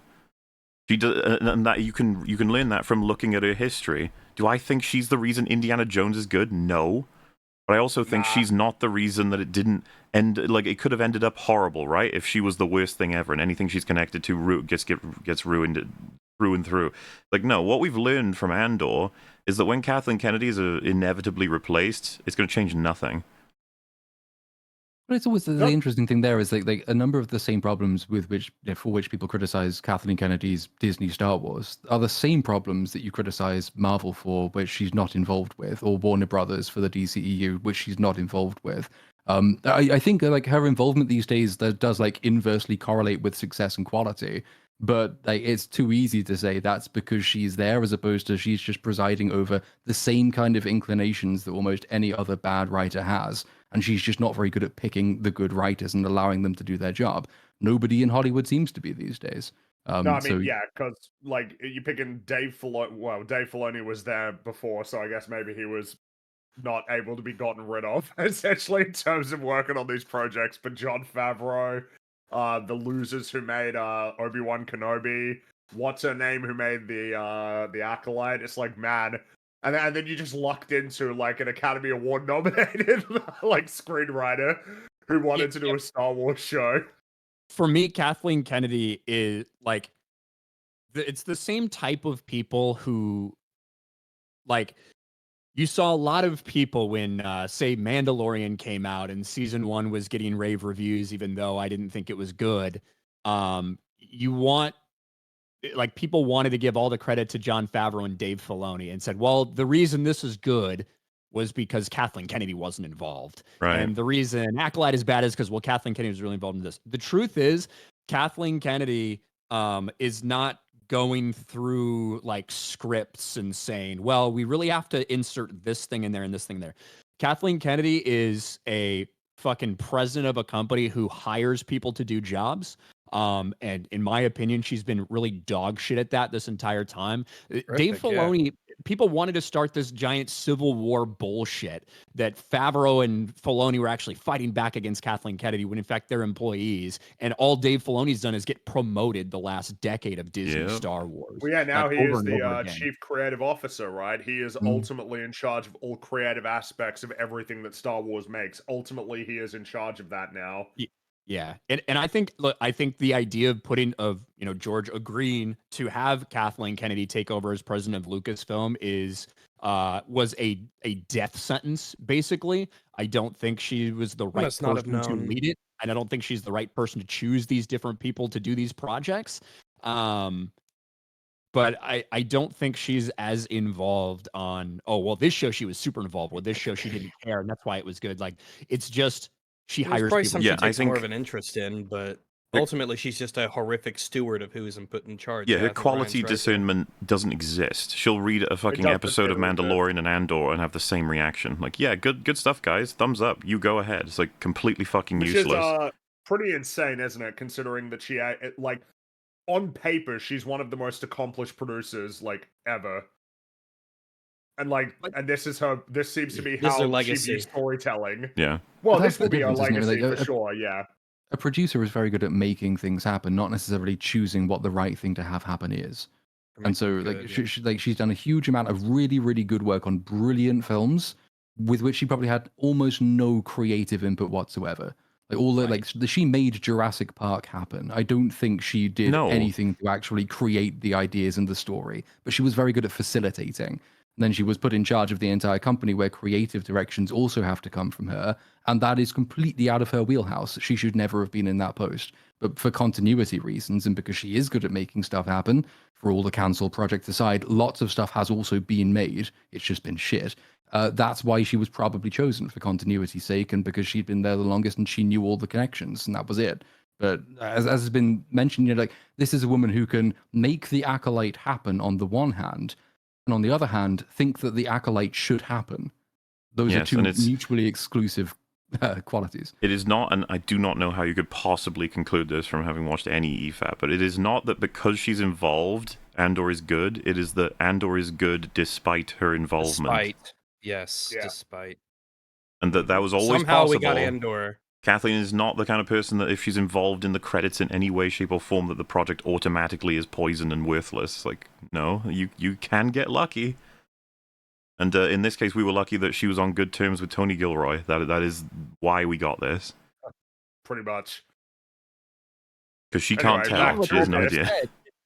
And even with all that said, we've talked about it multiple times on the show. The fact that $700 million or whatever was spent on this show, despite however good or bad you think the show is, it doesn't justify in terms of financially the returns on it. So even with all that being said, Kathleen Kennedy's blank check that she handed for this show is not going to pay off, if that makes sense. No, Yeah, we're just lucky she fucked up in our favor for once. Yeah, I was going to say, but at the very fucking least, the thing this show has, as opposed to burning a hole in Disney's wallet and legacy and the IP of Star Wars, is that it does seem, you could describe it vaguely as a lost leader, as in, it may have burned a hole in the wallet, but at the very least, it gives them critical appraisal, and a lot of people can get excited. Yeah, this is something that Star Wars really does desperately need, which is just something that just like sort of begins to repair Star Wars's horrific reputation. If you remove Boba Fett, Obi-Wan, Mando season 2 and 3, I'll keep 1 because whatever for this argument, and then what am I missing? Acolyte. If you remove all of them and give all their budgets and time to Tony Gilroy's team, and they made 5 seasons of Andor, and they were like really, really good, Star Wars' reputation would be in a fucking fabulous position compared to now. But even that can be considered like a studio mishap, though, in the sense that precisely because this show was given so much money, we got less of it than if they'd given it less money. Then you might have found your way to justify a third season at least. Maybe. If you had not spent $700 million across 2 seasons. It's a misallocation of resources. The thing that makes Andor stand out, it is a wonderful looking show, obviously. I don't think it looks several $100 million more wonderful than Game of Thrones did. And I don't think That's that fair. it helps when you're costing so much to produce 2 seasons that you can't then continue the genuinely good stuff that it does for longer, which is the writing side. I would have happily watched an Andor with like a fifth of the budget it got, looking a little bit worse, because I'm not ultimately invested in how it looks, good though it is. I'm invested in the good stuff that doesn't actually cost as much money, like the writing and the character work. And I'd say it is like the remarkable argument with- considering the budget differences. Like I know a lot of people say, like, Andor got way more budget than even Obi-Wan. It's like Obi-Wan was not cheap though. Obi-Wan was an expensive show. It just looked All awful. of these shows are expensive. and that's like this false argument about, well, Andor got $700 million. That's why Obi-Wan only got 90 million. It's like, well, yeah, it's 90 million for like 6 fucking episodes. But and that's the shorter reality, right? episodes. Yeah. If On a permanent basis, it probably is actually equal, maybe even more so for Obi-Wan. but the thing is, like you stated, where that money is going, it like is mostly to building the set and like doing all these things. Whereas the problem with Obi-Wan, you could have spent $300 million on, a bunch of fucking sand and building out the sets for the Obi-Wan Kenobi series. And if it was that same story, it wouldn't have mattered because Wouldn't have it's mattered. dog shit. Yep. Back to the good show. We basically have our plot for the episode. Luthen is hooked up to a life support system. He's been sent over to a hospital to obviously be revived and then interrogated. And Claire sees this. She is watching from amongst the crowd. And then we have a really interesting scene at ISB headquarters. Here bumps into Legret, who tells him the meeting's been cancelled. And here it asks if it has anything to do with Lonnie, which confuses Legret. This is not. He has no idea what he's talking about. Partagaz calls for them to come in and explains to Hit that Dedra's raid has gone very badly, and that he has every right to be upset because this was his desk. And Hit tells Partagaz that he was late because Lonnie was found dead. And Partagaz lets out a very weak and emotional what? Like, in response to this, he appears to be shocked and upset by this. Yeah, these Yeah. expressions here from him. the realization that Young is dead. One could argue it's strictly a pragmatic response of like, oh God, what does this mean for the ISB and why was he killed and what did he do? But I just got the impression there's at least an underlying element of, oh, He was like- a valued coworker. Yeah, he like, was I can believe competent and we spent a lot of Partagaz time cared together. about him. Just doesn't like to hear that any of his supervisors have died. I think there's Yeah. another element to it as well, which came up in the last stream, because Partagaz and Luthen are kind of parallel characters. The fact that, Luthen is now on his way out because things have outgrown him and he can't manage it anymore and he has to die in order for it to happen. Partagaz being the parallel of that. This is a thing that's happened he didn't know about, foresee, anticipate. Like, everything his character is control. And now things are happening around him. He hasn't controlled Dedra. He didn't even know about this. Yeah. He's losing his place. And that's sort of dawning on him. I actually think that it's another aspect of this I'd have loved to have seen more of over a longer period of time, is that there's been quite a big change in Partagaz's character that you see from his mannerisms. He's already quite a defeated person, and it comes about really quickly. And I'm sure a lot of this is just because I love the character that I want to see more of it. I do think generally, though, it's quite a compressed version of the arc that he's going on. He's like, in the years gap we've had, lots of stuff has happened, and he's now in this position having moved a long distance, which we haven't necessarily seen, like all of the fallout from Gore and all the rest of it, because he's already quite an enfeebled person as we see him here. It's interesting to see this angle and this side of him. I mean, he's a human. I mean, I think this fits. I think it would be strange if he didn't have a reaction. So we see that Imperial investigators are examining Luthen's shop very meticulously, searching for evidence. And one technician is going to set up her equipment at the damaged radio. That's going to be her task. But it's like kind of interesting to see just, the Imperials actually like Empire forensics. meticulously and Cool. carefully, doing forensics on I mean, on this. when shop. Star Wars is good and healthy, if ever it reaches that fucking position in a million years now, if it was good enough that it could support any good show, just like a team of two like investigators as part of the Empire solving crimes could be fucking interesting as hell. Mm-hmm. I'd watch it if that was well written. That could be cool. Yeah. Star Wars SVU. They could Fuck be. yeah, dude. Yeah, it could all be about rape. That's what they investigate.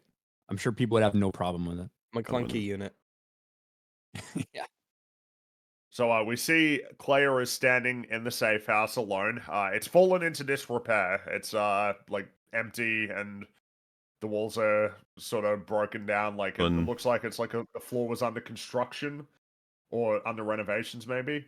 How could it not be representative of Luthen and Clea's whole network having come to its end, essentially, at this point? Yeah, pretty much. And she Everything's is moved out. alone.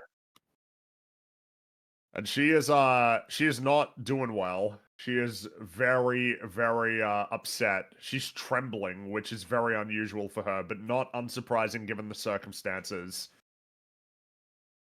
And then we cut to the first of several flashbacks that we're going to be seeing in this sequence. And so we see sort of from the perspective of a person. It's obviously Clea, but you know that's not revealed at this point.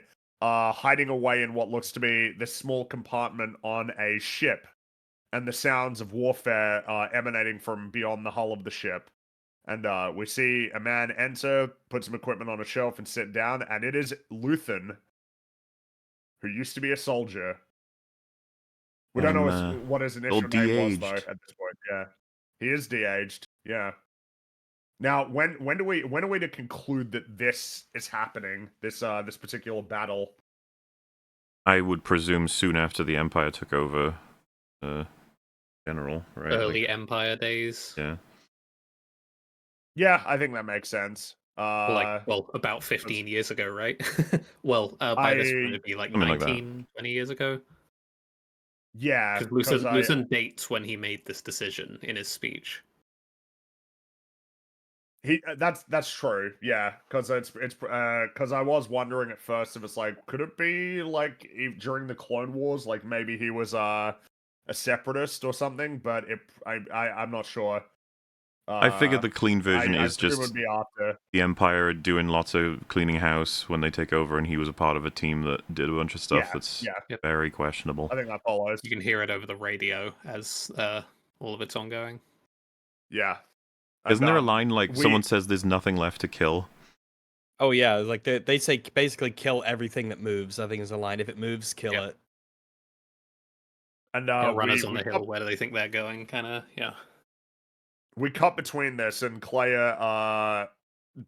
retrieving like a backpack from a compartment in the roof of the safe house, which includes a lockpick and a trigger for an explosive device. But then we get a more extensive sort of seeing what happened in the past. So Luthen he drinks some alcohol and he rather desperately says, "Make it stop."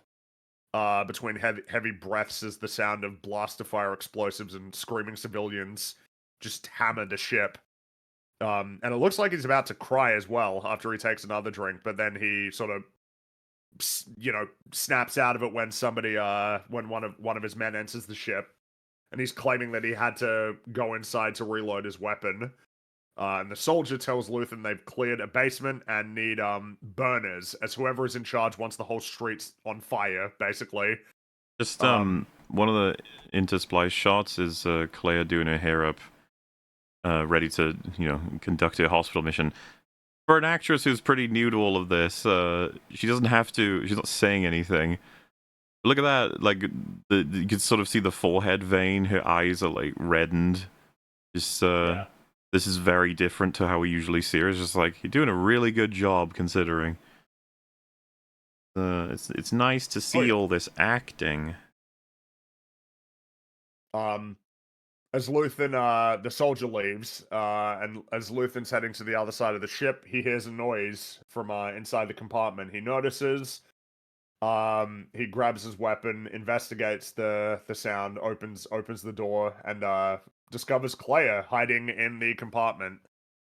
And confused and very concerned, Luthen looks around for a moment. Somebody outside calls for Sergeant Lear. What's Lear backwards? Yeah, no, it's fun. That's the origin story for the name. And Luthen tells Clea to be quiet, closes the compartment door, and stands up to talk to his captain. Their commanders want him back in the air to perform a strafing run. And Luthen retorts that he's got a converter that's being reset, so there's nothing he can do in the meantime. But before leaving, the captain tells Luthen he really shouldn't want to be caught alone, like in this battle. He doesn't want to be alone and then get caught out, which feels like it's got a bit of a double meaning there. Yeah. Because he is alone, and he is caught out almost. Caught alone. It's like he is basically caught alone, like While we right have, at the end. Almost. while Clea is like watching from the shadows. It's very mirrored in that regard. Very cool. And the captain gets off the vehicle. Luthen takes a deep breath, opens the compartment door, and offers his hand to Clea. So this is the beginning of him rescuing her from this situation. It's just cool to see the backstory because This it was is when he always made the decision, essentially. That's when he made this particular decision. The other critical decision, I suppose, is soon to come. Yeah, I like, remember that before. This would be like he's been pushed to the brink, but he's still not quite there. It looks like he's about to re-engage with the battle, but finding her, it's like, okay, now's the time then. It's basically what pulls him out of it. And basically saves him and puts him on a path to redemption, but it's kind of an unconventional path. That's already the interesting idea here, right? Is that this is, I'd say, on an easy read, he's going to defend and save this little girl, right? That's just a normal, more noble thing to do. But finding her, having this be prompted, it's like it is saving him. Because it gives him the reason now to push past that line. It allows him to realize he can make a choice.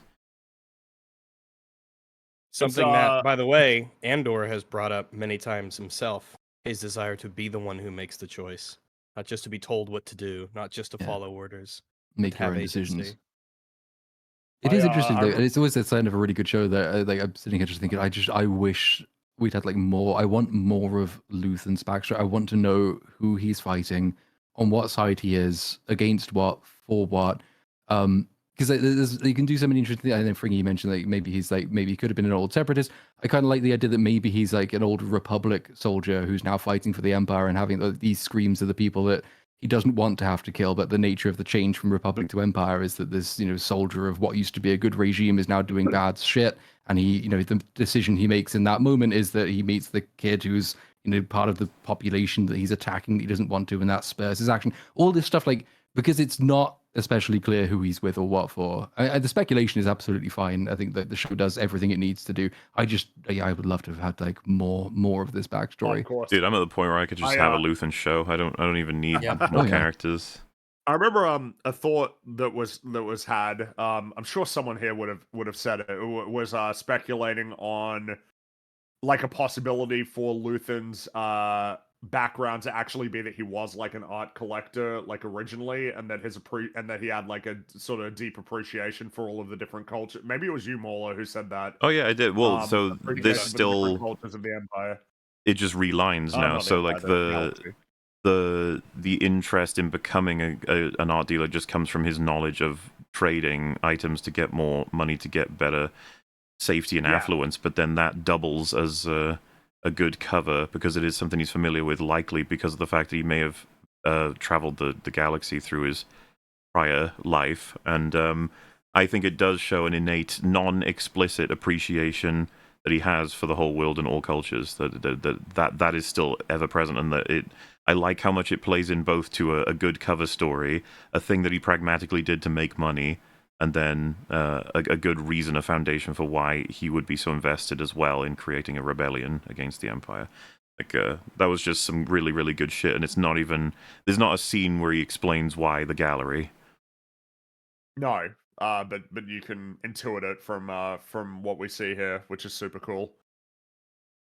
So Clea takes a few deep breaths, leaves the safe house, and is heading for the hospital where Luthen is being kept. And inside, we see he's hooked up to a life support machine, which is the only thing that's keeping him alive. And if that gets disconnected, he's dead. That's the situation. And Dedra basically only wants to know when he'll be able to talk, and threatens the nurse to revive him faster before announcing that the ISB will be taking command of the floor. Which prompts the nurse to point out that the floor is filled with patients, and to this, Dedra very coldly says, "I'm sure you'll do a better job moving them than we will." She is very evil. She's Yeah, well, more we evil get, than she's ever been. Like that's we the get thing. She's become even more evil. Yeah, now that she's this close. She's like No, fully. yeah. It's there's no turning back for her. She's done. I mean, she was already done anyway. Well before this, but it's just like yeah, she's like fully locked in at this point. well, I'd say we get her and Hit's version of this as well. They never stop showing us just how much the ISB and the Empire oppress. Even in these Yeah. scenes where we're doing other things right now for character and plot, they still show like these average hospital workers. Is it the hospital director later who's just trying to keep everything operating to help people, and the Empire just comes in and fucking ruins everyone's Well, lives? You're like, It's do something what we that say or we'll Platoon was. arrest you. It's what Platoon was talking about when we were talking about the first 3 episodes. That it's like one of the fundamental problems with a regime like this is that the law is based. It's completely bent to whatever it is that they want to do. Like the idea of any sort of justice or like process that can yield like fair outcomes is just gone. It's like, well, if they want to do it, then fuck you, and you have no recourse, and there's nothing that you can say or do, no means of appeal, no power that you can leverage yourself. Like as soon as they come in and say, yeah, we're taking over and you better get your patients out of here, otherwise they're going to die and you will have no recourse for that. It's like, yeah, Jesus Christ. Like, holy shit. By the way, I like this because I just saw a representative of it in chat, but I've seen it around, this notion that like you're only praising this show to avoid the criticism that you hate all of Star Wars and you recognize that too many people like this to shit on it. Like, we liked this in season 1 years ago. We liked it when it was before yeah, it We was have the cool. videos out. Yeah, they're all there. Yeah, all of the evidence is recorded. And we were actually harsher on streamed. Act 1 than a lot of people who strictly love this show were. It's yeah, just so why would we do that? patently stupid fucking thing to say. Like, why would anyone behave that way? Like, why would It does feel what like kind bottom of the logic is barrel this? kind of criticism here. Where do you Have you people come ever from? encountered an individual even one time who's like, okay, I've got to get on everyone's good sides by praising this. I can't Yeah. afford to shit on this one. Well, and- I guess. Like, do you think that we feel the need to defend ourselves from the insane criticism of we hate Star Wars and there's nothing about it that we like? Which Do you is think that's something we think is worth defending ourselves against? That's nonsense. the frustrating part is getting both sides, right? Being shill and Yeah. hater, which Ryan knows all about as well. Yep, shill and hater. Yeah. He's a shader. It depends which stream I'm on. It'll go from day to day.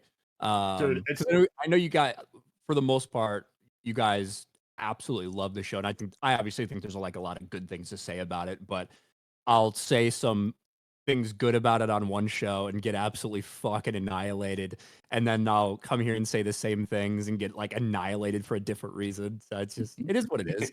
I will say like you guys, I would say more than Andor season 1, even though a lot of people maybe didn't agree with it back then. You guys, when you reviewed Mandalorian, got a lot of shit because Yes, so we many did. people, yeah. even people that say they hate everything Disney Star Wars as well, like even a lot of people really liked Mando season 1 and especially 2, and you guys were Famously, we hated it. We We famously hated it. We hated the finale of season 2 to the point where people were sending super chats to other shows to like report us. Like, do you know what they said? Do you know that they were? They It's didn't just like, Luke calm down. Skywalker. How can this be? It is where like all like a lot of the Kathleen Kennedy, Dave Filoni, Jon Favreau weird dynamic stuff came from. Is like people do need everything to fit into this one consistent narrative. So like if they make a living off of say like hating everything Disney Star Wars comes out, but then they like The Mandalorian, and so for a blessed few months it's that Favreau and Filoni are going to retcon the sequel trilogy and they'll save Star Wars from Kathleen Kennedy. So they're allowed to still hate Disney Star Wars because that's not what The Mandalorian is. And then over time, The Mandalorian becomes just as obviously shit as all the rest of Disney Star Wars is, and then that story disappears and some other coping mechanism is devised. I will say, Yeah. And like for me, go ahead. For me, like this show could have like perfect zero flaws, everything. And to me, because of what we've had with Disney Star Wars and the fact that they did take decades of storytelling that I was super invested in and cared a lot about and spent hundreds of hours of my life consuming and caring about and reading, like to me, whatever they do in the Disney Star Wars universe isn't going to be real, right? It's never going to be like what I wanted to happen. But all I can do is on a case by case, just like for Acolyte or anything else, is evaluate what it is, talk about my feelings, maybe in perspective based on all the stuff I've seen in history, the things they're changing, the things I think they may have made a mistake in removing, but also just tell you what I'm seeing on screen for its value. Yeah, like this really hasn't moved the needle on our perception on Disney's stewardship of Star Wars. If anything, this is is a weird contextualized. anomaly that slipped through the cracks. But like in the truest of senses, that we understand how this came to be was just luck, really. Again, Kathleen Kennedy she was not at all the reason this is good, and she doesn't even seem to understand what's good about it. We're just lucky it got to happen, and that's that, and it's gone. And recognizing it for what it is, while also maintaining the state of Star Wars as it is. It's like, it's not hard to do. You can have both positions. So we see that Clea has entered the hospital with a bloodied bandage wrapped around her arm. And they do show that she is seen on a few surveillance cameras as she's walking through, but she finds the locker room and uses her lock-picking device to open staff lockers to find medical scrubs, and she conceals her face as people pass by the room.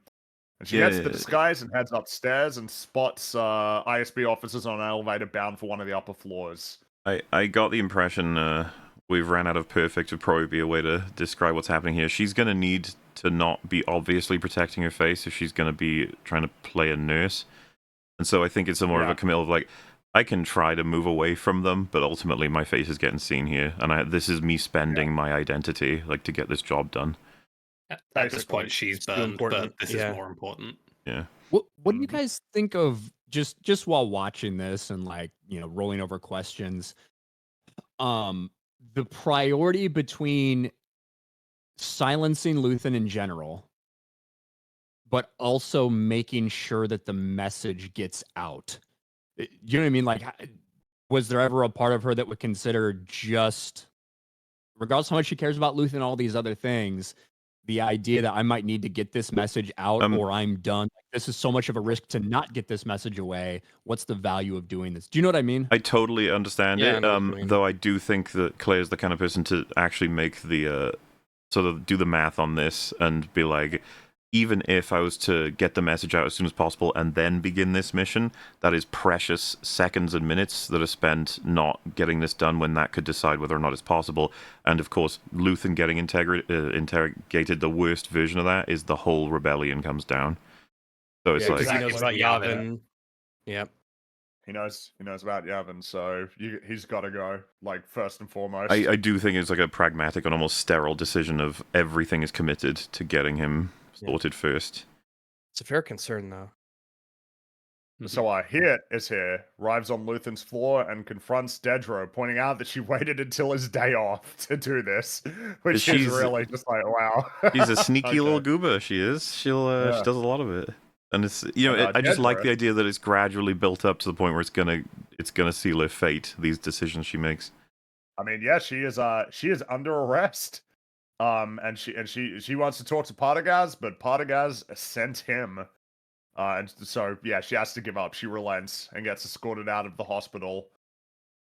It's like, this is essentially her doing the same thing that won her acclaim in the first season in many ways, but on a different scale. Because there's nosing around in Blevin's files, and then there's staging a raid in Coruscant on an extremely high profile. There's initiative, character. And then there's overstepping. There's I mean, what Partagaz said at the beginning of the season. It's all about results, really. Like, if the result was capturing accessing all of Rebellion and hiding the Death Star, it'd be fine. Instead, he's in critical condition with, like, realistically no guarantee that he will ever be talking. And the Death Star information is bleeding everywhere. We'll get to that. But we also get introduced to the granny alien. Legendary. Because Clea decides to take the wheelchair and push her over to the elevator so she can get to one of the upper floors, and you got the granny lady. She looks so good. Do you think there's any tonal issues with her being a little funny, or do you think it's appropriate? Absolutely not. I don't think. Nah, because if anything, there's something to be said about this would be Her jumping ahead a little contrasting with bit, the but there's normalcy of the hospital yeah, itself. like basically for her, this is a normal day, and she has no idea what's going on, and she's reacting essentially as she would without that context of just going like, da, da, Yeah, da, and da, Clea's not just sitting there. clownified. She reacts very Yeah. seriously to the whole thing. In fact, very Clea-ish, and that reaction alone is funny because it's Yeah, exactly. it's such a chill, would- fun, just person trying to exist. It's, you know, especially the noises she makes. They're so relatably just a person who is, you know, coming to the Sure. latter years of their life and doesn't really understand what the fuck is going on. But it's It was like in response to that, Rags. For me, I was like a little surprised by the moments of levity in the middle of not only like such a serious show. Not to say there's no humor or banter or anything anywhere in the show. There certainly is. But for like such a fucking serious episode, it did like I was surprised that they put it in there. You get a moment like this in a lot of other Star Wars shows or movies, you probably wouldn't think anything of it. This one specifically, it was a little surprising to me. Just Again, feels like I think there's an argument to be made that it actually reinforces a point that's going to be made, which is that Clea has locked herself into a life that is so fundamentally divorced from this normal experience that this old lady is having. Like, for her, it's just normal life, a normal day. She's in the hospital, just chilling. Meanwhile, Clea is having the worst day of basically the worst day of her life. Well, yeah, and all part of Maybe the second decision worst. the yeah, it's Yeah. arguable depending on the during her childhood, but this is a horrible situation that she is in because of her decision to essentially sacrifice her life for the rebellion. well, And by that I don't mean like literally dying, but giving up any sense of normalcy. one of the later bits, which we can just talk about now because it's a part of this, is they're on the elevator. It's like this static shot of just them, the reality of it, and then the old lady just goes, "Eh?" And then Clea like looks out and she goes, "What? Like what's happening?" And the reason why is like she's so incapable of being like she has no bedside manner. It's quite well, funny there's to that. watch. There's just the Clea's constantly running the numbers on fucking everything. So this new notification of stuff is just like this old person just said something. What's happening? What is this? And it's just like she's What are the overthinking chances everything. you're an Imperial spy, Yeah. lady? And Would that you in be and of able to itself is talk it's if I, very like- fun. Like that she's overthinking everything, even to the point of a granny just saying what. Like that to me like it gives a really strong contrast of reinforcing the character, but simultaneously giving us a little bit of relief, and then a lot of what Relief Fringy is said as important, well. right? Because like, that's like the broader point is that you can have unremittingly bleak, serious episodes, but if it is unremitting, the effect of like the severity begins to diminish a little bit because like as you watch it, you sort of fall into line with it. You need these sort of slight pits and troughs in order just to keep the audience aware of how serious things are. You need occasional moments where things seem a little bit less serious before you dump back into the really deep, heavy stuff again. Because like, if you just played it completely straight all the way through from beginning to end, there's the risk that, as tragic as it is, the moment with Luthen, which we'll come to shortly, almost will play to the audience as being less impactful than it is because there's not so much of a delta between like that and everything that's led up to it. Whereas brief moments of like brevity and levity like that are pretty helpful. By the way, it was just mentioned that George Lucas's style is linear, while Disney and Andor are non-linear, which is antithetical. Isn't that the man who made the prequels after the sequels, or rather the Oh. and then of course there are flash forwards and there are flashbacks, like the all related to premonitions and visions and stuff. I'm so tired. What kind of fucking categorization is that? I'm so tired of this. Why does It's- like but Star where do you Wars people is come this from? This is always have to insane. be a limiting factor on Star Wars? Why can it never be something that guides creatives on how to interface with Star Wars? It's always got to be you're not doing exactly what the This fuck George arbitrary, did in the way rigid he did. formula. In this way that I've decided was how George was doing it, based off Which is like, a usually vague based on- impression that hasn't Dude, even does- been fucking examined. Does everybody? Yeah, it's a misapprehension as well. Like the rule they identify actually isn't the rule they think it is, and yet it becomes this standard to which all of the Star Wars is held. I mean, but one of the other things George Lucas is very fond of doing is blowing up the number of parallel beats happening in the story toward the end of it. So like, A New Hope is basically 1, Empire is 2, Return of the Jedi is 3, isn't it? And Phantom Menace is 4. Phantom Menace is 4. Where they And topped so you've got out. all this shit going on, and then you get more and more and more and more and more. So it's not linear. It never has been linear. There's been parallels. The sequels are in different orders. Yeah, as has been mentioned, it's just examine your assumptions before you start making Was them into rules. was the holiday special, Lydia? I don't know. Yes. Because we've talked about. I have plenty of respect for him, certainly as an artist and what he did for film and the creation of Star Wars. But like, the man made some wacky decisions. Plenty of them. You know, I guess is a part of being a genius to some extent, right? We just can't understand, you know? Yeah. We just don't get it. I think it's definitely fair to say I don't see the vision with Jar Jar. Jar Jar was a decision that. of sorts, yeah.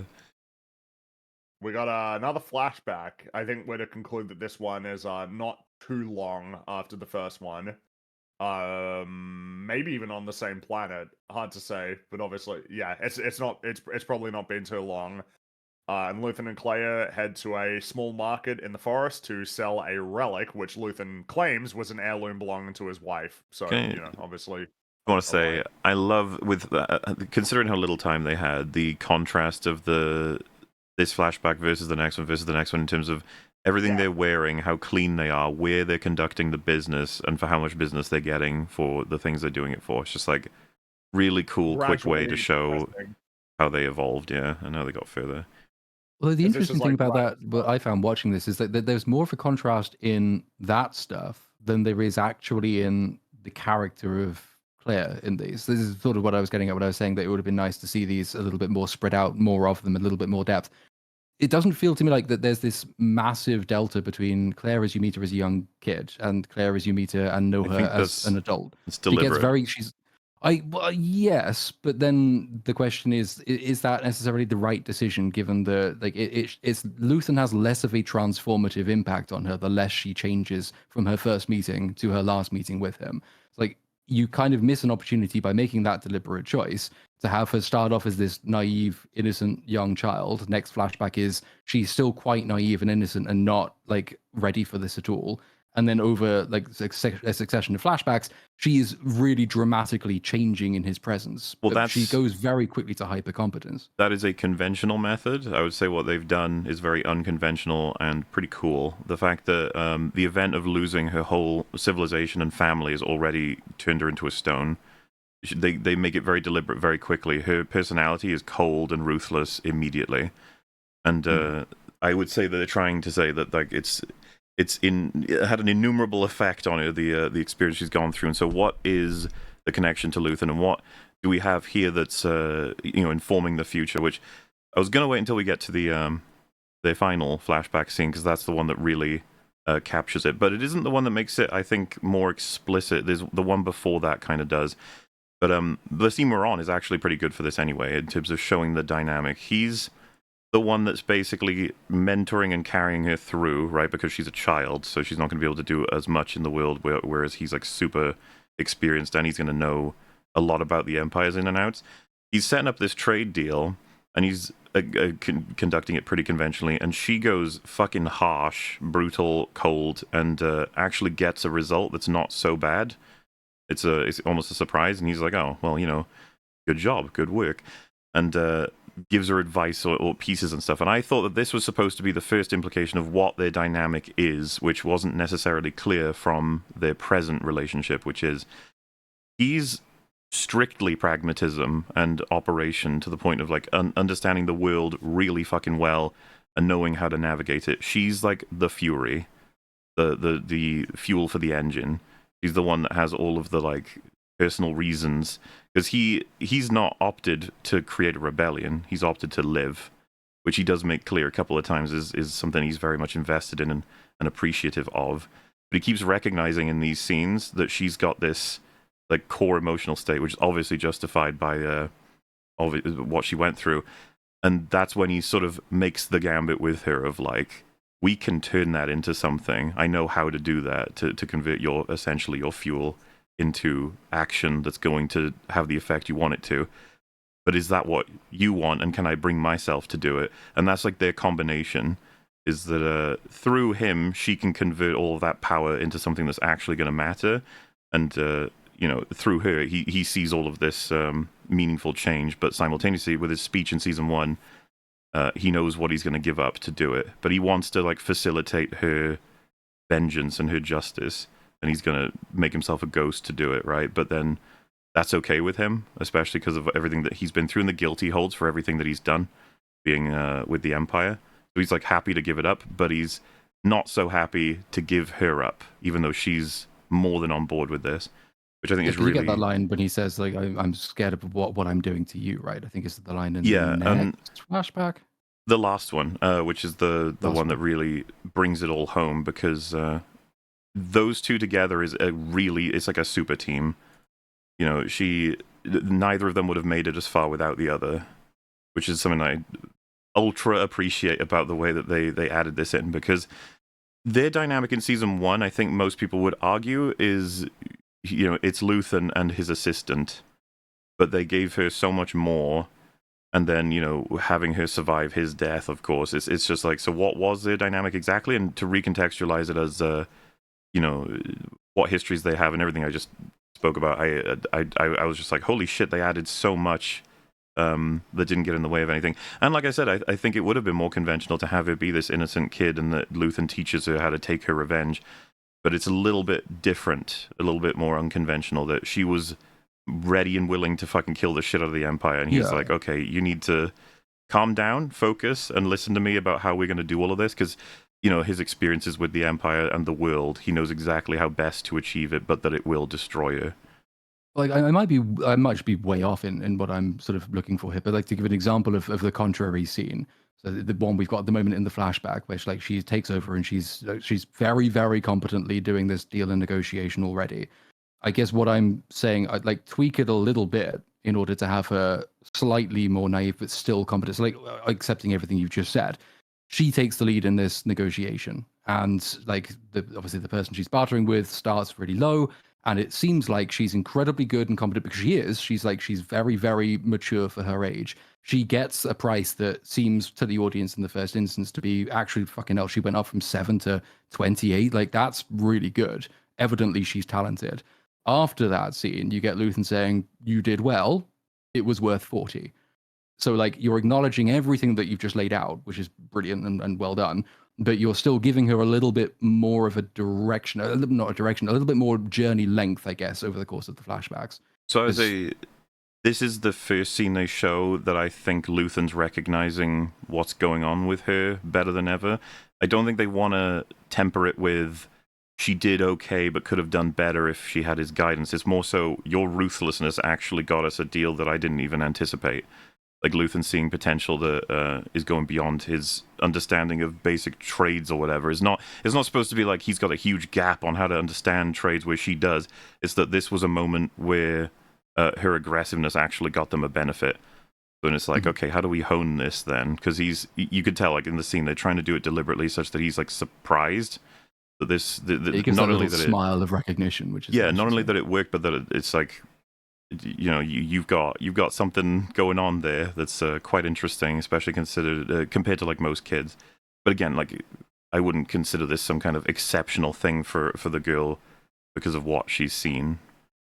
And it just makes them like a perfect pair at that point. And, you know, he's got a lot to teach her. I think that the implication of everything beyond her like fury is Luthen.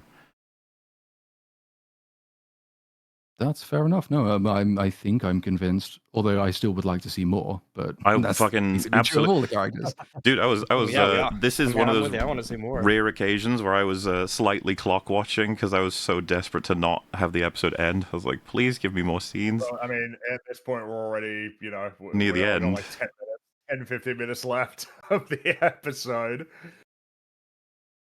Well, to go through what happens in this scene, they're trying to sell this relic. Luthen wants 20, I guess, credits or whatever the currency is for it, but the shopkeeper is only going to offer 7, and Claire suggests they leave. And Luthen, you know, points out that she should probably give the shopkeeper a chance to counter. Claire says 7 is too low and asks for it back. And at this point, the shopkeeper asks if Claire is Luthen's daughter, and he says yes.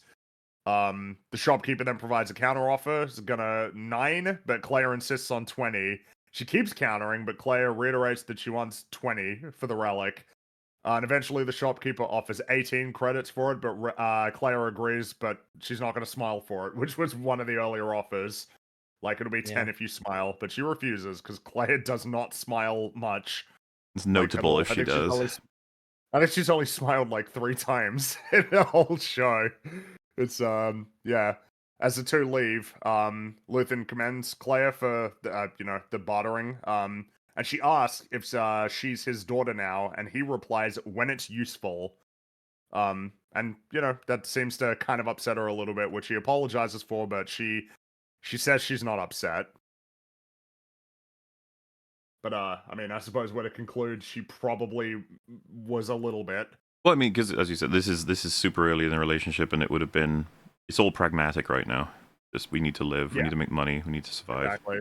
And whatever it takes, basically, like whatever you need to do, whatever the story needs to be, then that's what it's going to be. Mm-hmm. And then we have the bit of the scene of going up the elevator and the granny. Well, going, she does smile a bit, right? When he holds up the money and says, "Let's eat," and they both smile. Yes, that's true. That's true. But again, that's like the 4th time in the whole show that we It's see her notable. smile. I mean, Not very common. Yeah, it stands out. I think what Muller was describing to is very much alluded to with like I'm Luthen, you're Claire, everything else is up for grabs. Like who they are exactly like defined as in terms of people is very much still up in the air at this point in their like partnership or whatever this will eventually become. Like it could still go in a huge different variety of directions depending on where they commit that energy or what is useful to them at the time. So they don't really have like they're very much unformed at this point. Yeah, and Both of them. Yeah. these flashbacks they're spent very specifically. This was what was kind of confusing me. I'd seen a lot of people say like you didn't get much out of these at all. It was kind of a waste. I was just like, holy shit! Damn. Like each one is Sorry. supposed to be telling you a really big chunk of how they became who they are from where they started. And this first one's already a really good foundation. But the contrast we were saying between the 1, 2, 3 that I'm thinking about, I know there's more than 3 flashbacks, but the 3 in terms of the bartering to the explosion is they're all providing a really big contrast and an arguable start, middle, end from them being newly met to them being a team. Yeah, I mean, considering that we only get 4 in total flashbacks, I think that they all achieve a very distinct purpose. And none of the information that's being relayed is essentially stuff that you could have assumed without it. But, whatever. We do have the granny, though, going, yeah.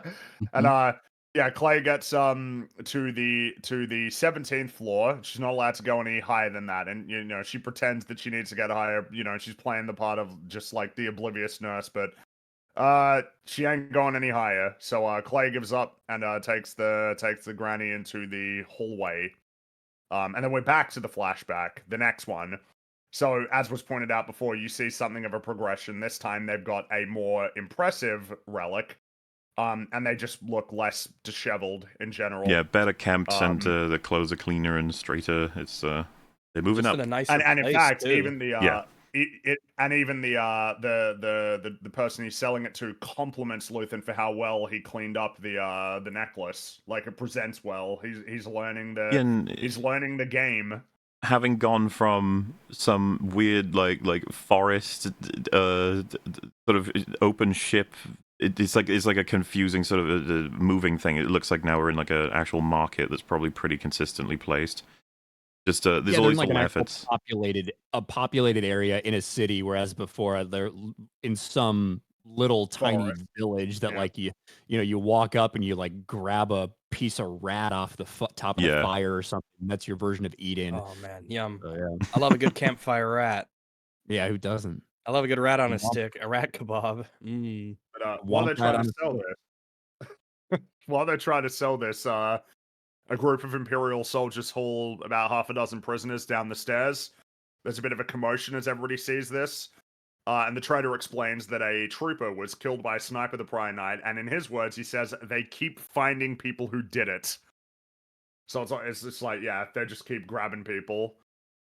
And Claire asks, where are they taking them? And the shopkeeper throws something of a discerning glance at Luthen when she asks this. And I mean, he picks up on it as well.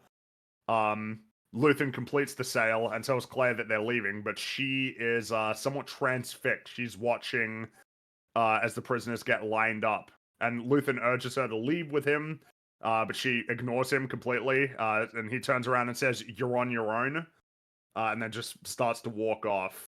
And it seems noteworthy that Clea is looking at a young boy who's amongst the prisoners who appears to steel himself as the stormtroopers take aim and execute him and the other prisoners. Like, it looks like he's getting, like, he's essentially preparing himself to face this.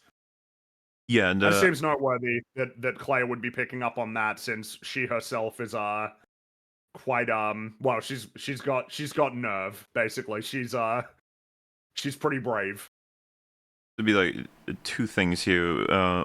One, that these are both incredibly important aspects of both Luthen and Clea and why they need to be a team.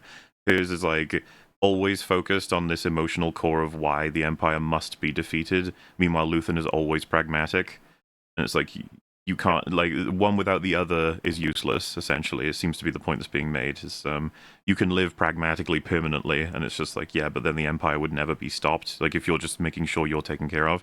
But then that emotional investment in stopping the Empire, it can get you in so much trouble if you're not more pragmatic and careful. Tactical decisions, yeah. And so, like, that's just a little. As we'll see when he talks to her very shortly afterwards, when they're heading up that hill. Yeah. He has to Something explain else it to her. I quite appreciate about this is there's like a full-on alien puppet in the background who watches. With that hat. He watches the execution and shows like a sadness and sort of looking away from. And I was just like, thank you for not shying away from having a crazy alien puppet thing reacting to public execution, you know? Yeah, like a little shake of the head as well. It's the difference, look, is that he's hiding himself, almost not looking past the brim of his own hat while she's still staring on. Yeah, there's that comparison as well. I just, this comes back to the older conversations we've had about, like, I worry that they think they can't have aliens because the audience might not take it well or something. Like, have more, please. But we've had a couple aliens prominently featured in this episode. One of them for comedy, one of them for something that's actually kind of serious. The fact that they actually like focus in on the alien, like the focus shifts away from Clea onto the alien, is like, man, you really want us to see the alien. I appreciate it. Mm-hmm. I do too. Like, that reaction is very important. welcome. And of course, given the way the alien is dressed and sitting there, you do wonder. It's like, the alien probably has some ancient wisdom there, you know? Yeah. Maybe. They have that. It's just very that monk-like sort of vibe, which I appreciate. But yeah, I mean, it's yeah. They're very much just reinforcing Clea's metal early, because she doesn't even like really flinch when the shots are fired. You can see the entire crowd recoil. She like blinks, I think, and that's it. Yeah, she's unusual. She is just an unusual person and was from the start. It's like Mola said though, it's that she doesn't need to be taught that. She needs to be taught essentially how to control that aggression, essentially. To be able focus to, it into through the world more effectively. Where it needs to go, exactly. Yeah, which is the next conversation's about. That could be shown as a contrast, is that Clea is pretty good at playing the part when we see her, like, as an adult. Like, she's really good at pretending to just be whatever role she needs to. But here, like, we never see that at all. Whereas Luthen's like a lot better at essentially acting like a normal person in all of these in all of these moments. But yeah, back in she chases Luthen down and asks him when they'll start fighting back, and Luthen replies, "We fight to win. That means we lose and lose and lose and lose until we're ready. All you know now is how much you hate. You bank that, you hide that, you keep it alive until you know what to do with it. And when I tell you to move, you move." And as he walks away and Clea stands there still for a moment, Luthen yells, "Move!" And then she starts moving after him, which is like kind of a amusing thing. Like I said, so that's the more explicit sort of reference to what this dynamic is and why it created the two people we see in the present. And I just thoroughly appreciate it as an idea. It's that he's like, he was more than happy to just make it in this world and that tolerate the fact that the Empire exists, but being so connected to her and feeling all the guilt and watching how she's obviously stumbling or able to stumble with the way that she speaks or engages. It's like, I can give you all the weapons you need. So do everything that I fucking say and we'll get you what you want. And of course, we see how that dynamic plays out because it gets to a point where sometimes she's the one who has to calm him down and get him under control. Well, and what better way than to summarize emotion tempered by pragmatism than her current mission? Yeah, exactly. It's I've seen a few people point out the sort of Sith comparison there in the sense that, Luthen doesn't say, hey, that hate, you should probably dispense with it. Like it is like, no. Channel that into No, we're something going to that load that into a cannon and Yeah. fire that at the Empire. Yeah, which I mean, it's something that we've talked. I would assume that Tony Gilroy, if you said like, oh, so this is kind of like a Sith thing going on here, would probably be like, no, that's not. This like is what the point a human thing. This is a people thing. Well, but then he'd also say, There like, is- if you feel there's an allegory or a connection, sure, go for it, have fun. Well, I guess the angle I just want to take it to, not this is a story bit because I think it's all great. It's just speaking to the fact that Star Wars has never done a particularly good job exploring we talked about the Jedi ideology, I think, yesterday, and how surface level it's often presented, but the Sith is even more surface level than that in most It's like instances. the one thing I thought, oh man, I used to be so much more naive. I thought we were actually going to get Sith training from the sequels that was going to be interesting and like well thought out. No, I guess you got to play KOTOR if you want to learn more about like the Sith ideology, I suppose. Well, Yeah, I was gonna say, like, in terms of on screen, certainly we kind of only go into surface level for decades and decades, and we've got entire eras. Whether you're looking at the Darth Bane trilogy, whether you look at the Star Wars Old Republic or KOTOR era, the Darth Plagueis novel, there's tons of it that does go very in depth, but obviously not on screen. Yeah, I was referring to movies and movies and shows, because of course when you start to look at the EU, then you've got a whole range of different stuff. man, that don't gets forget Clone explored. Wars. They do Sith training. Ew. Yeah, Theo.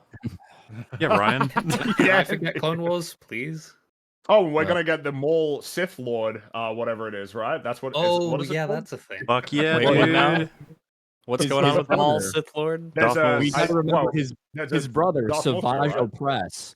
Oh yes, the Savage Emperor oppressed. Palpatine, our Emperor Palpatine personally killed. Yeah, in Yeah. a big after his lightsaber sick battle. double lightsaber duel with both him and Maul. Yeah. Why did they Yeah. Savage? Is that actually how they want you to pronounce it? It's like Yeah, they want you to say okay, Savage all right, Opress. fine. Savage Opress. Yeah. You know who he's voiced by? Yeah, he's Mr. Krabs. Yeah, he's voiced by Clancy Brown. Yeah. Another fucking Yeah. Clancy Brown in Star Wars? How many characters has he played in Star Wars? He at this voiced point? a few people. Because the guy who played in Rebels was somebody he voiced in. it's the just guy also- who played Ahsoka was somebody. He We voiced talk in about all the Rebels, right? voices, but like he's got 2 physical appearances as well. That's true, and he also It's around. plays Cortex from Crash Bandicoot up until I think like Wrath of Cortex. But He was also Maroney Cortex. in The Penguin. That's right. Go watch The Penguin. So we see that this is the last time we'll see the granny, so you got to appreciate it, and that's Oh, her yeah. sitting there singing a little tune. Hi, like, Granny. I love that little shot. It's great. Kicking her legs as well. It's so quick too. It's just oh, look at it. Because that's I seriously think that this is part of the point, is that life goes on, and that's who she is. That's her life. She was just involved in one of the most important missions that's ever going to exist in this era of the galaxy. Galaxy, yeah. Mhm. She's just like la la She'll never la. know. And it's just a normal day. And yeah, we see Clea very cautiously ascending some stairs to the 19th floor, which is where Luthen is.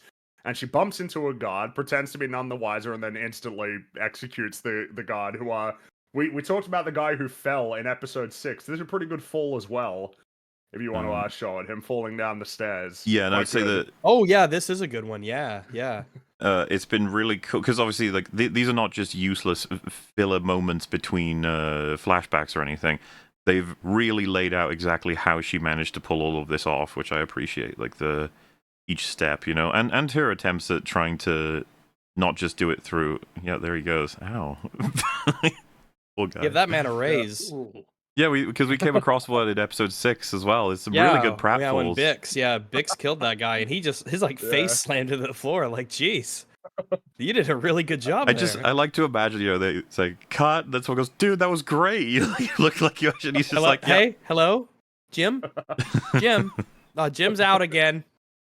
He's like, wait, what? It's They're like, great. oh my god, you did great. It's all good. Jim, you have to start. We're gonna have to. You're gonna be a stormtrooper now, so you have a helmet on. The all right? insurance guys are here.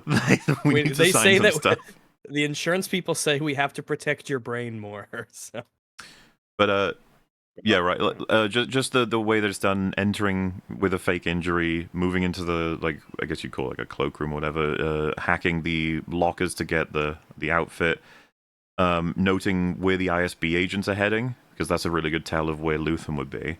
Then you getting a patient to look like you're very much belonging, get near to the level, and then go up. And now we're at the point where she's going to have to start killing because she's got no time to waste, and there's just not many other ways through. I just think that's like, But very much relying on essentially the persona here to disarm. Pretty much, it's just like at first you'd be like, "Huh, what are you doing?" Bang, it's like dead. Yeah. You know. Wait, sorry, what are you doing? Bang, you're dead. Like, It's oh, I'm yeah, just it's a pretty good friendly way of nurse. going about it.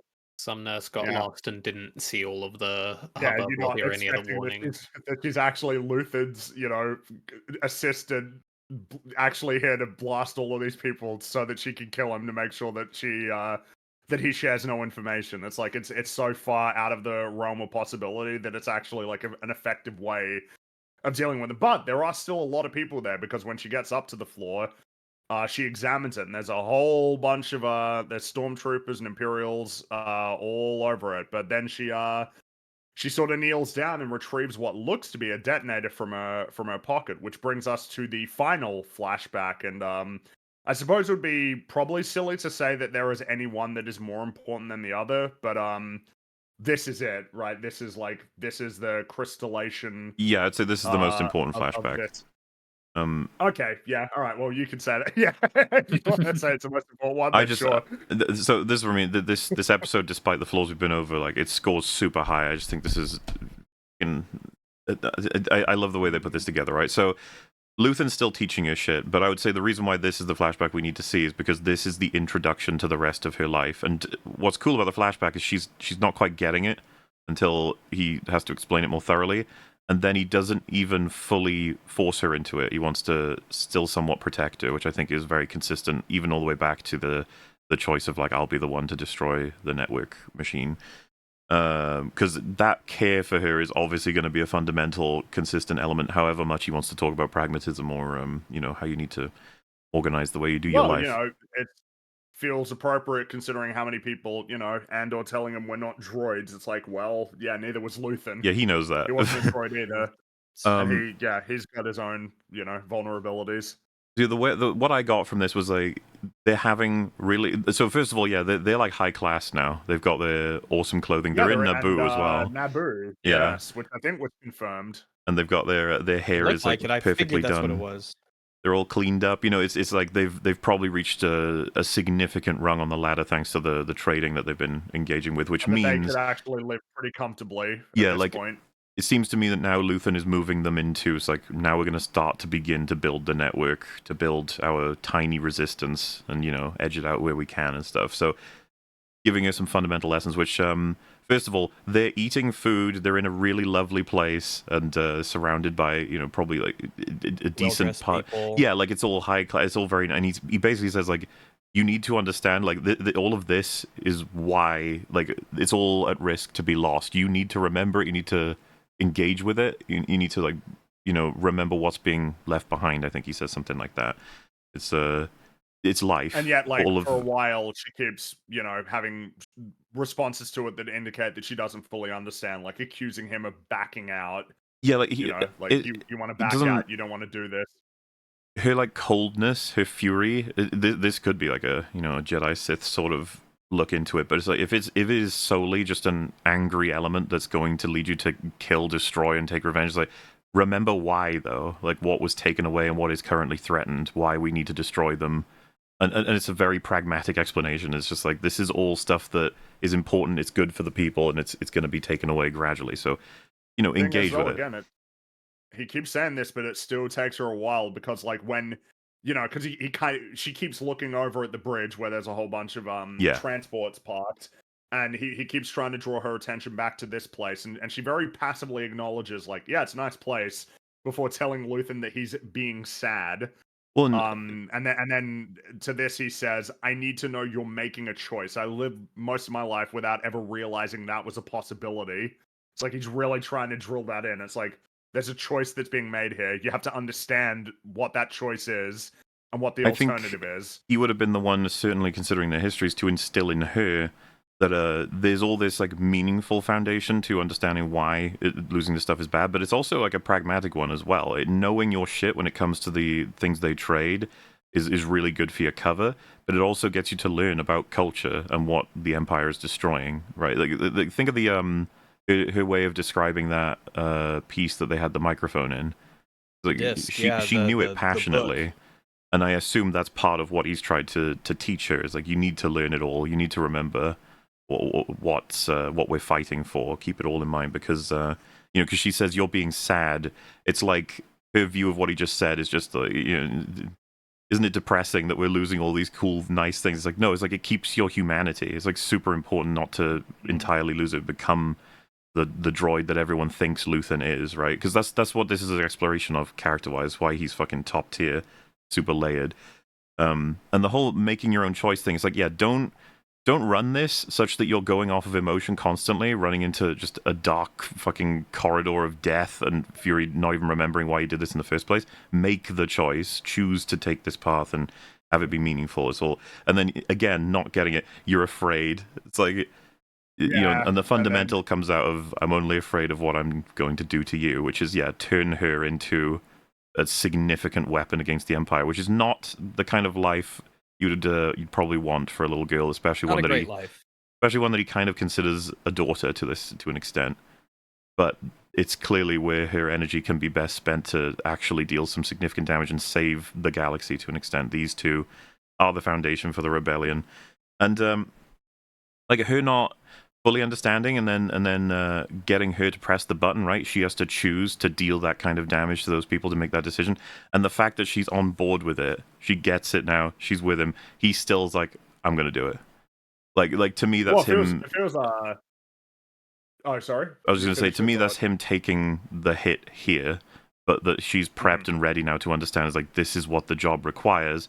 Flash forward to the present, you have to detonate the person you care about the most for the sake of the job. That is what you need to do. Like it transposes perfectly. She is everything he taught her has now come full circle. It's noteworthy, I'd say, that when he gets the detonator and puts it on the table, Clea looks over at the other patrons, smiling and laughing, and then she just outright says, "Why are you doing this?" Basically, like it's, you know what I mean? It's like the longer the conversation's going on, the more that she's starting to essentially get that there's a point to it, rather than the idea that he's just trying to back out or prevent this from happening. It's like he is trying to indicate something, and it's not quite clicking yet. And he says, because today is real. Like that's the answer. There's a double meaning of it as well, which is that he, at the same time as he's teaching her this lesson, he's also sort of coaching her through like the really mundane tradecraft stuff. Like if she'd grabbed the remote, she would have looked over at what she was blowing up and pressed the button, which if anyone was paying attention would have seemed really suspicious. So getting her to not look until after it's gone off is like just teaching her the basic bare bones stuff of what they're doing on top of all the thematic and symbolic stuff that he's telling her. Yeah, and how it dovetails in with the present is glorious as far as I'm concerned, storytelling wise. They did a brilliant job, and yeah, it's like a very thorough and meaningful taste of what we could have gotten with more time with these characters. Luthen is through and through just one of the most well executed Star Wars characters there is. Yep. To summarize the ending of that scene, Clea does reach for the detonator. Luthen puts his hand over it and whispers "don't" before activating it, which as Mola said, is in a sense him taking the hit for this. She looks over at the bridge. He snaps back, "Look at me." It doesn't say it exactly like the Joker does in The Dark Knight, but it's it's definitely to get her attention. And she looks back to Luthen and shudders as the explosion occurs. And then he tells her to turn, and she watches it for a while. Like even as they're getting even as he gets her to stand up and then leave the restaurant, she's still looking back at it. Almost as if like as much as she was ready to make the choice, seeing it play out as having an impact, basically. Yeah, It's all making of it it is real. don't get lost in all of the fury. It's like all of his lessons basically come down to gotta focus it, gotta be careful with it, use it where it's needed, and like I said, bank it where you can't use it. It's because that passion for the destruction of the Empire is going to be super important down the line. Mm-hmm. But it needs to be channeled and directed in a way that is effective. And we see that it is, because again, in the present, she detonates several explosives that she attached to similar Imperial transports, this time that are parked at the hospital.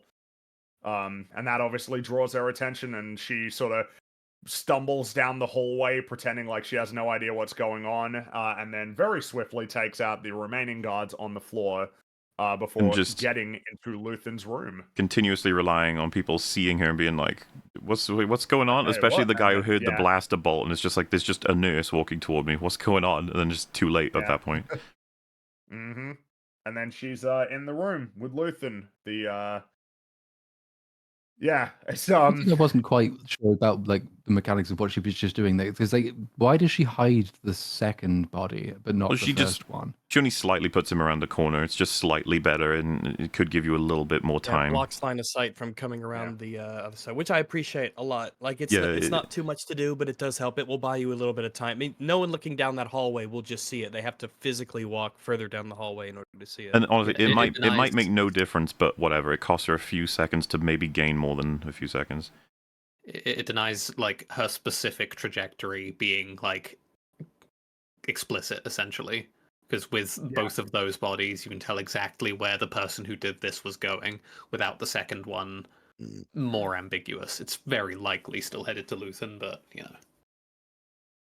So inside, pretty quickly, takes a little bit of time, but not very long. Clea disconnects the life support system, and she looks at him, and Luthen lets out a final belabored breath and dies. And tears start streaming down Clea's face, and she kisses him on the forehead and takes one final moment to look at him and leaves. And I that is appreciate the Luthen. immense restraint that it must To have not have him taken say to have him anything? not wake up and Yeah. notice her. Because that's the typical, like that's what you kind of expect, and they could have done it really well, obviously, but I think I that I like the agree way with that you they did it a about lot. it. It's a good. I like- It's the bold choice. Yep. There's a couple things I love about this. Like it's downright pitch perfect. I think I'm glad they went these directions. fuck yeah. This felt like, if you just watch her expressions throughout the whole thing, feels like the whole point of the flashbacks, the whole point of the episode, the complete conflict, but also balance, the equilibrium between the emotional investment and the pragmatic choices that need to be made. Like even the choice to hang around slightly longer than pragmatically needs to be, right? Just allowing that extra bit of humanity, give him the kiss on the head sort of thing, is like I can't do more than that. I need to go. You know, just like it's still everything in line with Clea, but super tragic because of everything, you know, everything he did for her and for the world. Mm-hmm. I mean, he is. I mean, as they said multiple times, he's instrumental in Yavin being created. He's instrumental in the Death Star plans and the creation of the rebellion. One of the most important characters in the story of Star Wars. And the fact that they made him so excellent, so layered, multi-tiered, the fact he was portrayed by such an excellent actor, and that we got to see quite a bit of him. What an absolute fuck up by Disney to create something so incredibly amazing that we'll be able to reference forever, essentially. Well, and of Much course, like, just Lord over them. another They'll never live it down. another rip to the goat, but this time the goat of goats. Yeah, because much like Cyril, the story is complete. It's very neatly concluded. But Luthen is number one.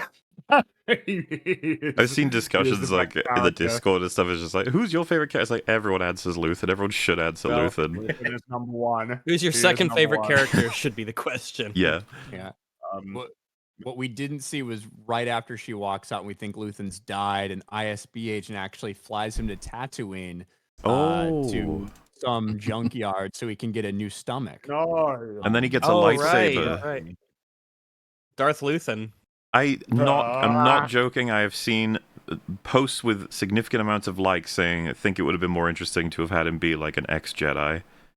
Stop! What? Shut your Why? mouth. Stop. It's like, Why? you guys gotta move on. Like, we don't need You gotta any be a Jedi. Remember how Yeah. few Jedi there were in the OT and how interesting all of the non-Jedi characters were? Like, Han Solo wouldn't have been elevated if you'd given him a lightsaber. No, he would have been so fucking cool. You know, the sad fact is it's not He impossible used the lightsaber once, though. with He did another use it once, fucking that's true. Coruscant flashback in Ahsoka season 2, and there's just this guy who's defending everybody, and he's like, "Get out of here!" And then they're like, "Who are you?" And he's like, "I'm Luthen Rail." Like, no. Don't give them any ideas. It's like the same discourse, well- like, oh, wouldn't it be cool if Mace Windu came back? No, it fucking wouldn't. It would not be cool if Mace Windu came back. He got electrified and then lobbed out of a window. Well, He's listen, not coming back. We didn't see a body. that one's more believable than many of the ones they've done Yeah. so far. I could believe the Mace Windu one. That's the argument. Is like it's more justifiable. Once you bring Darth Maul back, right? Once you make that decision that a person that we saw get cut in two, bisected, spine severed, no asshole, can't even shit, right? Like I love you always want mention he them- can't even shit. It's like, it's important to me. Like, how does he shit? Like, he has no asshole. What is he doing? So Oh. he lives on a garbage planet. Be for, careful of this technological terror that you've constructed. Yeah. And so, but once you say, "Hey guys, he survived," well, then Mace Windu not having an arm, getting electrified, and tossed off a big skyscraper. When we saw in Attack of the Clones, Anakin was in free fall and was able to, not die from that. Starts to become a little more justifiable, even though it shouldn't be, and it isn't. And Mace Windu is dead. well, Even Mace if they Windu, give he, him remember he jumped off the Allegedly. platform in Geonosis. He fell pretty fucking far, like, but he's fine. So yeah, what I'm saying is, I kind of that one's much more viable than many of the ones they've done. Like I Yeah, said, we but, don't know the architecture. He could have hit a slope of a building and slid down, or but yes, My headcanon is that Count Dooku's floating head is still out there. He's alive. You I've know, seen he's the very memes mad where it's about like a being giant betrayed. spider machine that is just his head on it. Yeah. he shows up in Futurama in a jar. Fuck yeah. Where does Luthen rank out of Star Wars characters in general? Oh wait, well let's just cut to the chase. Is he top 5? Yes. Yes. Yep. Okay. All right. Now that we've established that, top 3. Well, wait, what was Ryan gonna say?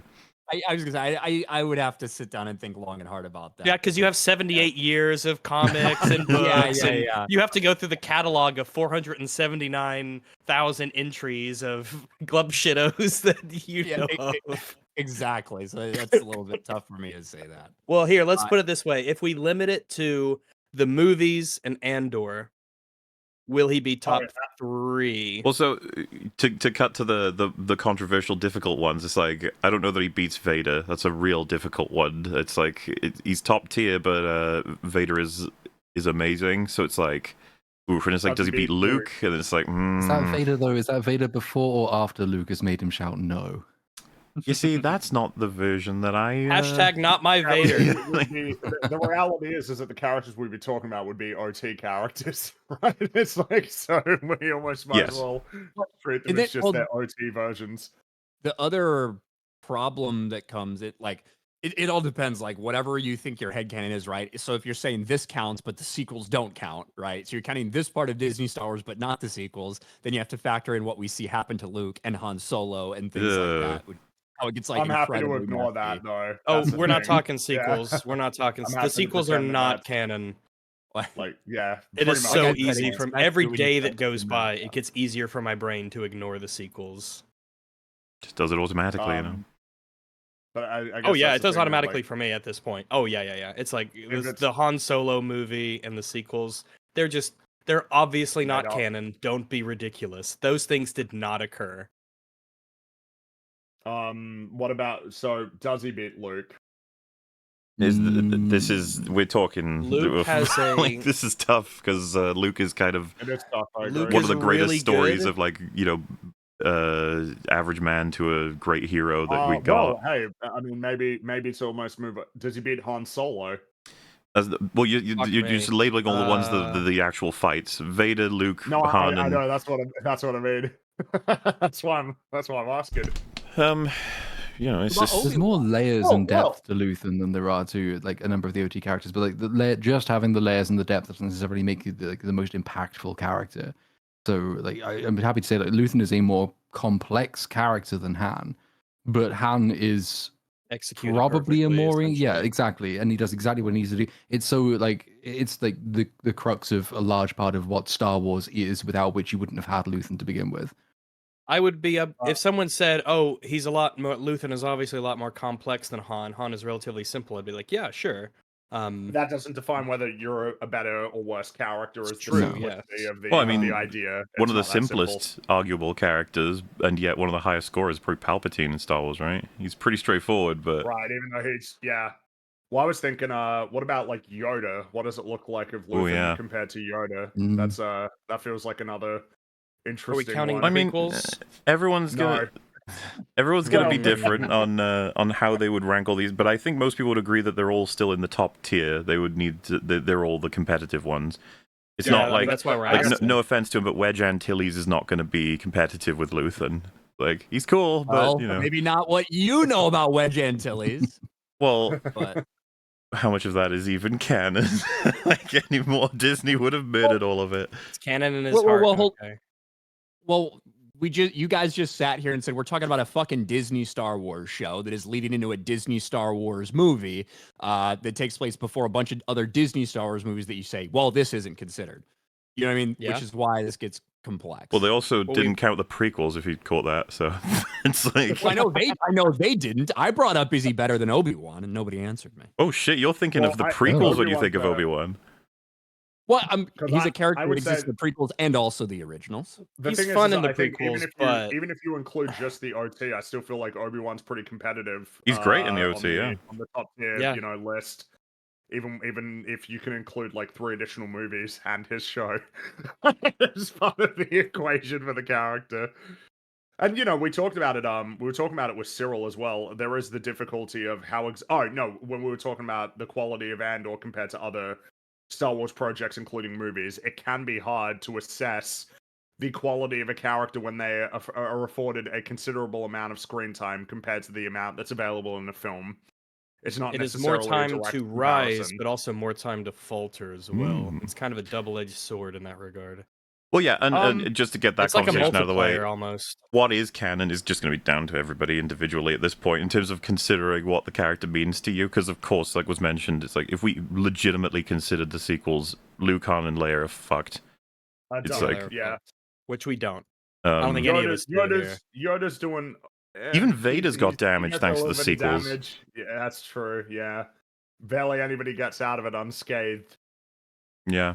I'm assuming, considering all things, is your favorite going to be an EU person, Ryan? Is it Kyle Katarn? I hear his name a whole bunch. Kyle Katarn's cool. I wish he would have got more shit. Mhm. I mean, one of my favorite characters is basically a bastardized version of what they tried to do with Kylo Ren, but it's Jason Solo, who's one of the a son of Han and Leia, who goes on his own path. He's got a twin sister, Jaina, who strong female character that was pretty fucking awesome in all of her entries that somehow Disney didn't want to use going forward.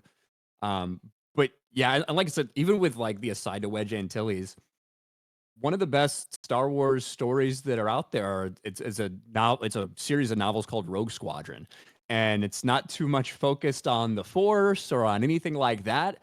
You might have a couple important characters pop up here and there throughout books, but mostly it's about a squadron of X-Wing pilots and very much inspired by kind of World War II fighter pilots and them going on these missions where they didn't think they were coming back and the camaraderie that builds and the different personalities. And Wedge is the leader of Rogue Squadron. So Yeah. Wedge is fucking awesome in the books. Well, I was going to say, And by the way, the only pilot to ever survive 2 Death Star runs. So true. Unless Nub Nub was hidden in a cupboard in the first one, and we just didn't see him. He was Nub part in the of it. cupboard. Yeah, Nub, I don't think you would. Neum your Nub, Nub Nub Yub, favorite? whatever. I know it's the sound Nub. of weird alien sounds of eating. I was just gonna bring up because we talked about the bounty hunter game last stream, and like I love what that does for Django, that whole game. But simultaneously, it's funny. I really like that game, and I would recommend people play it. And I think it's a good Star Wars story. But I guess I don't. My brain's never really quite leveled it as canon because of the fact that it's so strange compared to it's that thing that people have talked about with Anakin being the Anakin in the prequels versus the Anakin in the Clone Wars, right? Like it's kind of hard to reconcile them Irreconcilable, Not the same basically. person. because Django is a Yeah. lot, I would say, a lot less interesting, even though he's super interesting in the prequels than he is in Star Wars Bounty Hunter. In Star Wars Bounty Hunter, he's got protagonist energy. He's like a generally good man who's trying to like work with everything that's going on. Meanwhile, in the prequels, he's definitely got antagonist energy, where he's he's doing his naughty things in the background. What about Starkiller? Where does he rank? I like that's an unpopular opinion by me is that I'm not a huge I don't even love the story. I I know a lot of people do love the Force Unleashed games. I was not huge into this idea of super uber powerful secret apprentice. I didn't like it. And What, pulling down a Star Destroyer? Yeah, that was a little yeah, bit silly. listen, he was I think that's a guiding it little as it silly. fell, but yes, still. I Yeah. wasn't I'm not super big into the Force Unleashed game, so Starkiller would not be anywhere close to one of my favorite characters. What No, about yeah, what same. about Kreia? Where does she rank? I've only ever seen that character as being described as super interesting. She's Yeah, really I've only heard cool. positive things. Go ahead, Theo. She's I won't say probably it. like the only non-Andor character in my like top listing, I guess. Probably. I haven't like laid it Okay. out to myself, but it's Andor characters and Kreia essentially, because Kreia dares to Kreia have does an seem interesting perspective super on the Force. interesting. Yeah. I've seen some of the dialogue exchanges, and it's like, man, you're like actually pretty interesting. Maybe I gotta play KOTOR too. Oh, she is a phenomenal character. Where people get lost is this idea that because Kreia says something immediately means that that is reality or that is true. And I guess I'll spoil part of it, but obviously Kreia is evil when it all comes down to it. So there's some people that want to take everything she says about the Force as, well, this is 100% like the one true way to look at it, whereas, well, this is her perspective and she's using it to push an agenda. So like it's warped a lot of people's minds about what the Force is at times. But she's a great character. I would actually That's like comparing her. I think go ahead. go for it. No, I was no, gonna no, say you from go for it. a different perspective, like I actually see similarities between her and Luthen. Obviously, talking about different things. One is about the Force, and one is about building this rebellion. But in terms of the complexities and the way that they use different people and things like that, I had never thought about it until you brought it up. But there, from those perspectives of the characters, there's some similarities. That I can see the similarity from what I've seen of that character. Though I will say the impression I get in terms of the stuff that people find interesting about Kreia as a character is that a lot of the things that she says are things that can be extrapolated, like they can be divorced from like the Force and Star Wars stuff to just be like actual, questions of morality and Yes. and philosophy that you don't have to rely on the Force to have that. Because I know it was one where it was a thing of like either helping somebody by giving them some money, like charity, versus not helping them or even being like too callous towards them. And then almost doing the Socratic method sort of thing of like, hey, well, think about it. Why was that a good decision? Here's the potential outcomes of it. Think about it. Maybe, making you argue one way or another just for the sake of it rather than, like trying to convince you of a particular opinion. I've seen like non-trivial numbers of people. This was like, I guess, more of a like few years ago kind of thing. I haven't seen it so much lately, but people getting like kind of annoyed with Kreia precisely for that, because like, you have your RPG companion who is like investigating why you do the things that you do. It's something that I think a lot of better RPGs do like are quite good at, because it gives you a chance to define who your character is as a person, essentially. Or just like does justice to the fact that like people do things for reasons, and then you have this character who in Star Wars dares to ask you why you took the action that you did, other than just because you can. Well, I anyway, that suppose, detour. yeah. Well, it's just Yeah, hey, Luthen's trying to great. figure out like who the best. I suppose to sort of tie a bow on the conversation, the fact that Luthen is so competitive with like characters like Darth Vader in terms of being considered one of the best characters in Star Wars has to speaks to the quality of the Luthen, writing. another benefit he gets is like Partagaz, where whenever there's a scene for him, the writing quality goes even higher than its baseline. It's like we always get these fucking awesome lines that mean so much. He's very entertaining, and then just the awesome boost that all these great characters, they usually happen to be played by actors that are doing an excellent job as well as just this nice bonus on top. The director's got some really good performances out of many of his scenes. Nothing but a pleasant ride through this journey, and Andor as a show, as mentioned before, it's like however much you like Andor the character, I don't know if anyone likes him more than Luthen. That's probably not happening. It'd be surprising, but I do really like Andor. But this scene hit me in the feels. This was pretty effective. I mean, I couldn't help but the comparison. Everyone, it's like the most obvious thing, but still, it's just so effective. As his speech, it's like all of it's come true. Yeah. This is exactly the life he led. This is what he knew would happen, and we're going to see in the aftermath the nature of the fanfare that he will receive for his efforts and his contributions, and all of the difficult choices that he essentially had to make, so that I was unwittingly about to do a Buffy spoiler. I'll keep it to myself. Well, Oh boy. because it is insane because of the timeline, just how close Luthen came to seeing something that would have been incredible in terms of proof that the rebellion. Days away from the Battle of Yavin. But yeah, that's he burned his life for His a Force sunrise he'll never ghost. see. His Force Ghost was there at Return of the Jedi. Jesus. At the end, he was just there, just kind of nodding. Except he had his wig and everything. He was the art collector. That's his. That's who he wanted to be. I mean, he was also one of the voices that spoke to Rey at the end of Yes. the last Star Wars. Absolutely. You shouldn't even have to ask that. Of course. Ray, you fucking idiot! Kill him already. Get up, do it. Which brings us to episode 11. Well, when we started, yeah. I remember being like, I loved that episode, but that was a whole episode gone now. We only have 2 Yeah. left. Like, how are we gonna do all everyone's stories? You know? Mm-hmm. Do you remember when we were like, yeah?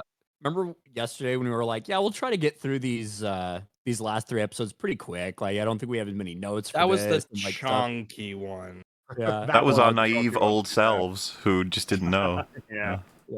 We've been on a journey since And the then. thing is, We Who just started knows- talking who about knows? Luthen.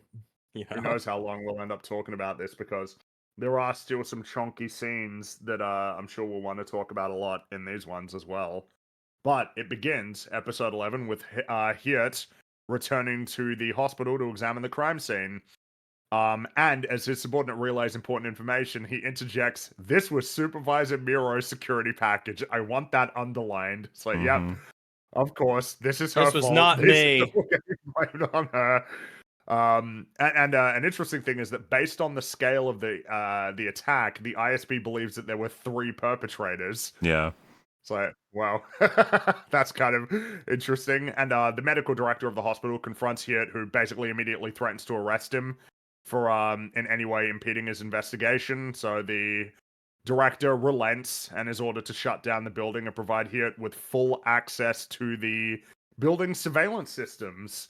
It is just nice to note that even here, who's been like one of the more minor characters in this entire run, though present and important, even he is allowed to be like demonstrably character? competent all the way through. Yeah. Like very hard, because when it's suggested, well, we think there might be 3 of them, and he says, well, we're not going to run with that until we know absolutely for sure. As opposed to we are not going to run into the same kind of stupid trap that Dedra did. Competent character, nice to see. Yeah, and you would expect that given his, position on the ISB. There is a reason that he is here, and people do not elevate themselves around Partagaz without reason. Yeah, pretty much.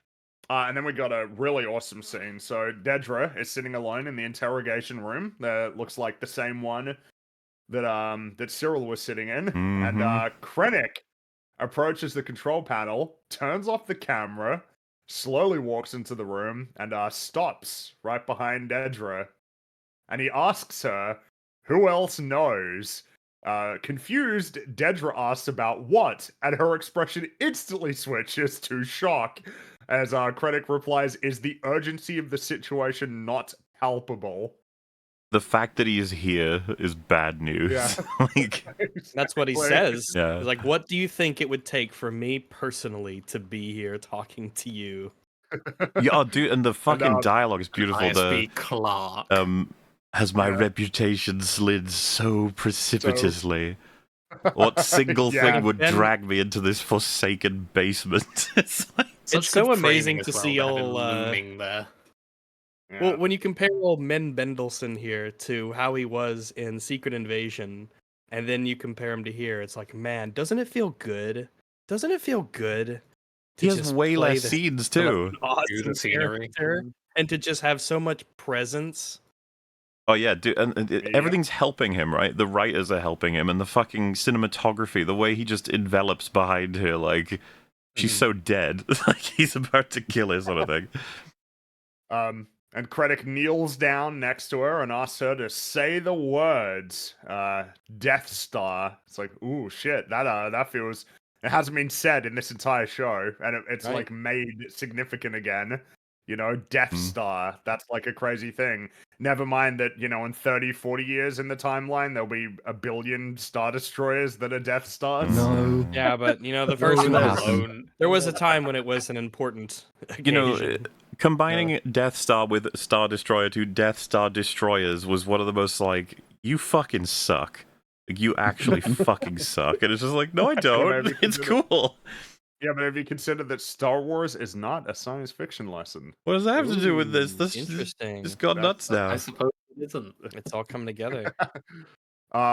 So Krennic asks who else knows, and Dedra expresses her disbelief over being interrogated, and Krennic snarls, resistance is absurd. And you gotta show his face, because he's looking real fucking pissed. Like he's barely able to hold back how angry he is. I will fetch it as you continue. Well, yeah, He's- because yep. It's appreciable that, like, having him in quite quick juxtaposition with he had earlier is that Krennic is kind of the opposite of your typical ASB person.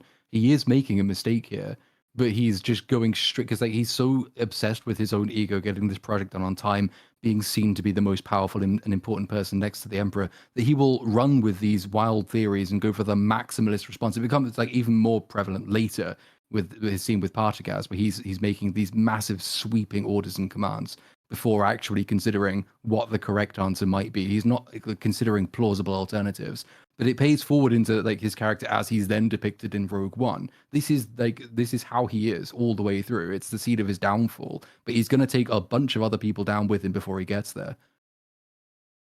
And he's actually like scary in this scene somewhat. Certainly, if you sort of understand the fucking stakes terrified. for Dedra, yeah.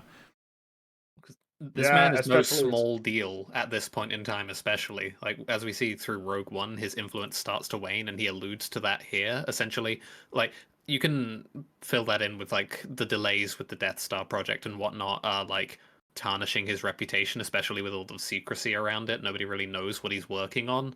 But this is still, like, no small person in the Empire. There are very few people who can, like, tell Director Krennic what to do. Yeah, he's So you a kind of, tier below you see that Tarkin, it's right? sort Like of that, so it's a pretty Yeah, high and rank. Tarkin is a tier below Darth Vader, who is a tier below. Well, actually, no, Tarkin's not Other way below around. Darth Vader. No, it's the other. Yeah, that Tarkin is a step below the Emperor, basically. Yeah, to me it always felt, and there's a maybe lot of Ryan has insight on this, but like the Tarkin was, you know, his second in command for the Imperial armies versus the Vader was like his second for the Well, yeah, Force, and Darth you Vader know, was Darth Vader Sith did have stuff. to relent to Tarkin. You know, Vader released him. Well, It's like, and he does. I It's like, figure yeah. that they have there's a bit of a power struggle, maybe, and not that it's necessarily the definitive ranks, but again, I don't know if Ryan's got extra stuff on the Leia's books for line that. to him when they first meet, isn't it? I should have expected to find you holding Vader's leash. It's like it's kind of commonly known at that time that Vader is being led around by Tarkin. Yeah, my bad. It's he is above him, for Well, sure. yeah, so the Grand Moffs that were out there, they're not just involved with the military. They're also in charge of different sectors of space. They are politically like involved people as well. So like you're talking about almost like two different tiers when you're talking about structure or chain of command, right? But Vader is like sent there out to help Moff Tarkin with everything that's going on, right? Well, So my assumption is that if Tarkin ever commanded Vader to do something he didn't want to do, it wouldn't happen. It would have to be a little bit closer to cooperative. Because saying he holds his leash, as much as that might be a description of events, I assume that's closer to an insult as opposed to a strict reality. But that could be as a result of the fact that A New Hope, everything was a little bit different, right? Everything develops further as the OT develops. Because Vader in Star Wars, lot simpler of a character compared to when you get Empire and Return of the Jedi on top. But still fantastic. It's also like a reflection of that power dynamic. You know, the Death Star is the ultimate power in the universe, and Tarkin is in charge of the Death Star, which is kind of like you. If Vader was more powerful than Tarkin, like politically, instrumentally to the order of the Empire, you would expect it to be the other way around. When Tarkin's off the scene and the Death Star doesn't exist, Vader has the biggest, baddest Star Destroyer of all of them, but he isn't placed in charge of the Empire's most powerful weapon there is. But Darth Vader would retort that the Force is, it's what he said, right? The power of the ability to destroy a planet is insignificant. I think what almost comes to mind too is Vader's not going to get put in charge of making sure that like engineers and people are acquiring the appropriate things and like all of that shit, right? That's not a Vader thing. I can imagine Vader in his little cute in his sphere of patience, and he's in there signing off forms, putting his signature on deliveries and whatnot, and like, oh, payroll again. Oh, he needs the sphere of patience to be able to keep up with bureaucracy. Yeah. Notably different than Professor Farnsworth's Angry Dome, which is where you just go and yell. It's a different thing. But yeah, I was going to say, like, when he strangles I forget the guy's name, but in the beginning of Star Wars, right? Like, and you see Tarkin's reaction to it. As much as he says Vader release him, at first he does seem kind of like, ugh. Probably good to not be on Vader's bad side, but simultaneously can't be strangling our guys, okay? You got to stop doing that. And Vader's like, yeah. It's like a reminder that hey, kind of important. Like, release him, Lord Vader. Release him. Dedra asserts that she's not a rebel spy, but Krennic points out rather accurately that is a very plausible scenario. In his view, it's the only plausible scenario. Well, when you get the full context of everything she's done, it matches. It looks really bad. Like, how convenient it would be for the person who is chasing the biggest lead to the rebellion being a fucking rebellion plant, because we never quite got there, did we? And then the notion of us actually getting there, unfortunately for us, it's completely cut off. And now we have a worry of a bunch of information having leaked out to the rebellion. Looks like you know information you shouldn't have had. Yeah, it's very I'm sure you're not sabotaging us. Yeah. And how he sums it up of like, maybe you're not, but holy shit, you missed your calling. Exactly. Such a good line. And because Dedra agrees it's possible that Lonnie knew about the plans, but is surprised to learn that he had access to her files. And then her expression really sinks when he says, "Who told you about Galen Erso?" Because this is obviously, it's like, oh shit, all right. And Dedra admits that several intel bundles were forwarded to her office by mistake, and that she failed to report it, and she should have. Which, of course, we've already talked about. It's like, well, that could be bullshit. It could be that she found it. I don't think he believes her fully. I think that he's like, whatever you did to get that information, it ain't happening again. You fucked up. I expect that probably did happen, like, once, but whether or not that was the first thing that started her down this, or if it was even important. What did she do last season that was, like, controversial to get information? She was accessing accounts that don't belong to her, right, or something? Yeah, she basically, it was Blevin's sector, like she was getting information from his sector, like that he wasn't sharing, like that he didn't want to disclose to her. Yeah, because I was going to say, by the way, this moment here, just, he's so fucking seething. He wants to kill her so bad. Because it's funny, because if for anybody who's just not quite getting it, it's like she has single-handedly almost compromised the whole empire. It's actually kind of impressive. Mm-hmm. It he's is really been on bad. this for a decade. It's his like pride and joy, and it's compromised now. And it's Yeah. also Because he has a overdue, yeah. right? That's the other thing which we Yes. learn later on, because it's overdue. It's way more damaging, and it is going to actually reflect badly on him that the thing is so vulnerable still, because he hasn't finished it when it's supposed to have been done already.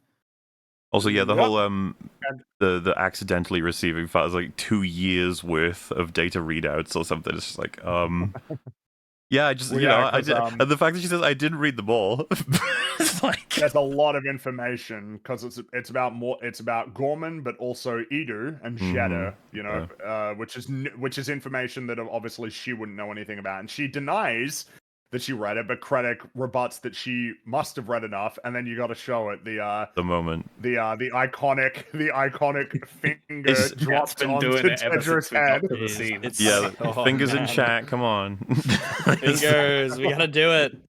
So yeah, Apparently, this this was ad libbed. Yeah.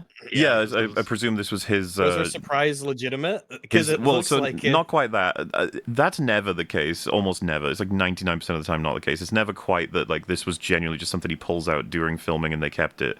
It does happen, but what I would assume is more likely is he suggested this while they were filming it and they went with it because her reaction's perfect as like a horrifying thing. Particularly It when gives you him so combine much everything control you over the say. space, Oh like God, as a Krennic's fucking gesture. doing me. Well, This is paired with him telling her that Lonnie spent 3 hours logged into her account. yeah, and to me, this is like symbolic, even though it's just him maybe fucking around or maybe trying to come across as super intimidating or whatever. But I see it as a that spotlight that she's used to destroy countless lives with the Empire is finally on her. Like it's horrifying for her, and it's like, yeah, this is how you've made so many people feel. Mm-hmm.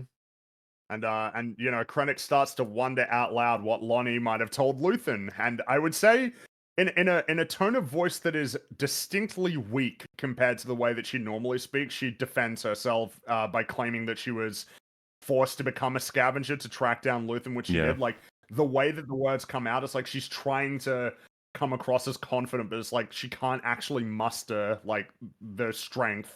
It feels like a To genuine get the appeal power. to how unfair the system is that forced her to make these mistakes, and it's just like, why would Krennic give a fuck about that? You know, he's just gonna be like, Yeah. okay, It's kind of a similar defense mechanism. It feels like to in her last conversation with Cyril, where she's trying to like rally and attack to like take control of the conversation back, but it's not happening.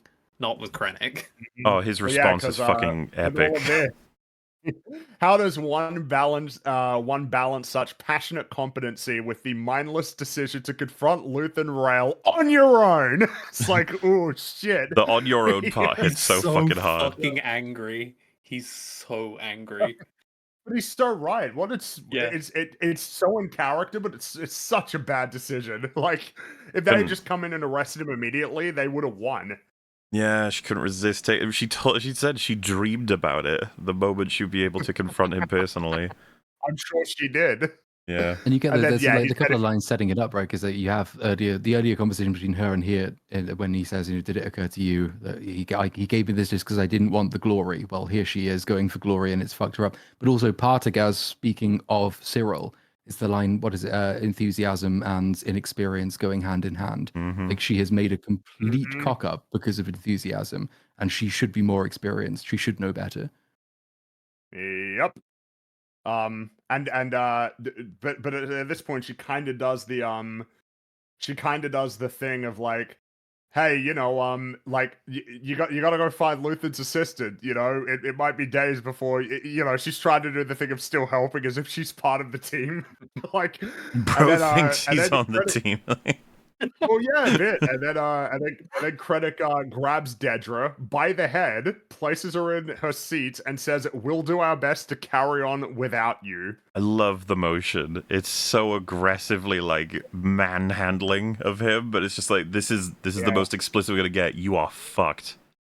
You are not getting out of You're this. not part of the team. The You're only not- reason he is here is just to get the last pieces of information that he doesn't have. That's all, just a few connective pieces. But And bear in mind that there is a bit of information that he does not know yet that he is about to find out yep, when because he leaves the room. they are operating on the notion that Luthen is alive. Yeah, and I really enjoy that he leaves, and we see while she's looking through the glass that he's speaking with two ISB officers, and she can't hear what they're saying. It's like, yeah, it's not fun, is it? Fucking asshole! Like, it's not fun when you're on the other side of this. Yeah, she's not feeling too good. Crazy. No, she's screwed. But then we're back in the hospital, and there's a technician who by the way, I do enjoy that while he's trying to help them, he's like, hey, you know, what's it? He's got This a guy, cousin who's got like he's an so application. endearing. He's This such a guy's normal man. mannerisms and the way he talks. The most I find him, normal of normal people ever in this universe. Just I'm doing his just doing job. my job, I am, and that'll be very Yeah. nice. And then he just gets told to shut up by the fascist. Yeah, it gets a little scary at one point. It's like, okay. One thing I just love it's yeah, tiny, just but love I my job. appreciate it. We met the hospital director earlier, as we mentioned. The scene opens with just him outside staring at them in that room, and he's looking at his watch. I just appreciate that. It's like he very much is desperate to get the hospital back in functionality, presumably because people Of could course. die if you don't fucking get this on top. But that's the Empire for you. Yep. Basically, the takeaway from this scene is that when they're going through the available footage, as some of the cameras were destroyed during the explosions, Hirt starts to pay attention to Clea because there are a few instances where she is kind of concealing her face while maneuvering through the hospital. And then they get a clear image, and from that, he concludes that that is the person he needs to find. And while all of this is happening, we see that in the safe house, Clea is breaking through a wall to retrieve an old communication device. Like it looks like a telegram, basically, It's like a Star Wars telegram, like a to micro send version message of out. a big Telegraph? old machine. Yeah, Telegraph pretty or much. telegram? Oh, it's a telegram. Telegraph? Wait, Telegram? I think it's Send the a telegraph. for the I think he said telegram, but meant telegraph, right? I think it's a would be like a telegraph. you right? You send a confused me, telegram with a didn't- telegraph. Yeah, now I'm confused. All right. Yeah. God damn it. All right. Yeah. Telegraph. that. Okay, so a telegraph is the device used to send the message. And the telegram Telegram is is the the message? message itself. Yeah. Okay. Okay. Yeah. All Okay. right. And then we see that is being sent to on Yavin. Willman discovers that communication device he owns was received a ping about 30 minutes prior, which he is getting asked about by Adrena. She doesn't really like, and he's not wanting to provide an answer at this particular moment, but she seems to be a bit sus about the fact that there's any message that's being received. Let's say Which then brings us to it's yeah. just a cool contrast as well, because this work, obviously after the hospital and everything, in this broken down, now like decrepit safe room, Claire is at her wit's end. Like, she's looking rough, disheveled, obviously dirtied up, her hair's all over the place, and she's worse as well, shaking, sweating. Just they do a really good job of convincing you that all of that, grand sort of network and position that her and Luthen built up, it's got slight little heartbeat left, and it's just trying to get out that last piece to the Rebel Alliance on Yavin. That's all it can do now. We have a great scene here, by the way. It's Andor, Melchi, and K2SO playing games. The thing about this, like, I can't understate how much of a kind of relief it is to see K2SO, and you'd be like, what, because you just like the character so much, like key jangly sort of element, and I'd be like, he represents a bit of a relief. The show has been pretty relentless, and he's like, I don't know, reassurance that the scene is going to be way more chill. He's going to be more fun about it. Even in bad situations, he's very fun about it, and it's nice to see him back. He's just... I don't really have much problem admitting, because we watched Rogue One after this, he's probably the best part of Rogue One, the most consistent, like, well-made character they had, and that all of this just bolsters him. They knew exactly what they were doing. And this in particular is really cool. All right, yeah, go for it. Oh, no, just because I think it came up in the last stream as well, but it allows Cassian to sort of be a bit more emotive, a little bit more varied, a little bit less constantly, stressed and dour. He is allowed to have fun, which is sort of vital in a character who can be criticized for being a bit too one-note. K2 is like the most useful foil there is, really. And he's just, every scene he's in, without being like insufferably quippy, it's still quite understated. It's still very efficient, but just by having that dynamic in play, the scenes have a little bit more life in them, as opposed to just stress and misery and tension.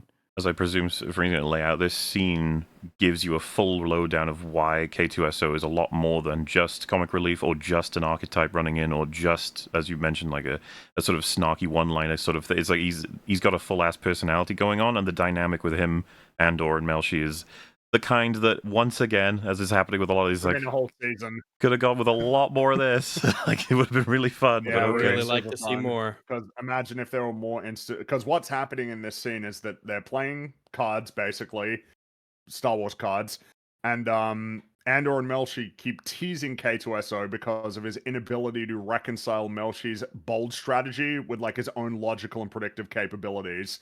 Basically, it's like, what you're doing doesn't make sense. It doesn't make sense. I don't get it. What are you doing? Yeah, and it's gone to the point where and I'm very good at predicting things. it comes across as Melshi and Cassian not playing the game to play the game, but playing the game to see K2's reactions and to fuck with him. Like, it gets to the point where it seems that way, which is just so much fun. And he keeps getting more and more frustrated with them realizing that he's either being manipulated or that there is something to learn here. It's almost like it pays back to the line between Cassian and Luthen when, you know, Cassian says we're not droids, Luthen. Well, here they are very much not being droids. Like they are able to have fun. There are things that humans can do when they're free of all of this manipulation and all of these incredibly high stakes, which just make them human. And it's the kind of thing that Luthen was never allowed to have because of the role he played. But he's created this situation in which, you know, there is this future where people are allowed to be not droids and then to take the piss out of droids because they bully droids because that's good. And how K2 is written, right? There's certain ideas you need to express with him, but I just love the way the language works, and then passing it to Alan Tudyk, who's now a seriously, at this point, probably underrated actor. He just does phenomenal in everything he ever does. It was interesting seeing him in the because I watched some of the declassified stuff afterwards, and it is neat to see him in the get up, you know, with the stilts and the things on the arms and him doing the voice and the motions. It's like, yep, that's an actor. You know, it's just like Smeagol in a way. Yeah, for sure. And you know, like Fringy mentioned, so Melshi doing some kind of stake or bet or whatever that's almost reckless or absurd. You know, instead of pointing out, it's like, I have a feeling maybe that you're doing that for other reasons because there's not much explanation for why you would be so bold. It's like, instead of all of that, it's just, that's an unusual risk, which is just delivered in such a way that's like, oh, he's so much fun. Well, even like, you know, given the amount of like Revnog ingested, it's still like he still can't make sense of it, and it's just great because, and they keep like saying like he's getting nervous. He's like, well, that's another impossibility. I can't get nervous. I really appreciate sad if the two of you were conspiring again.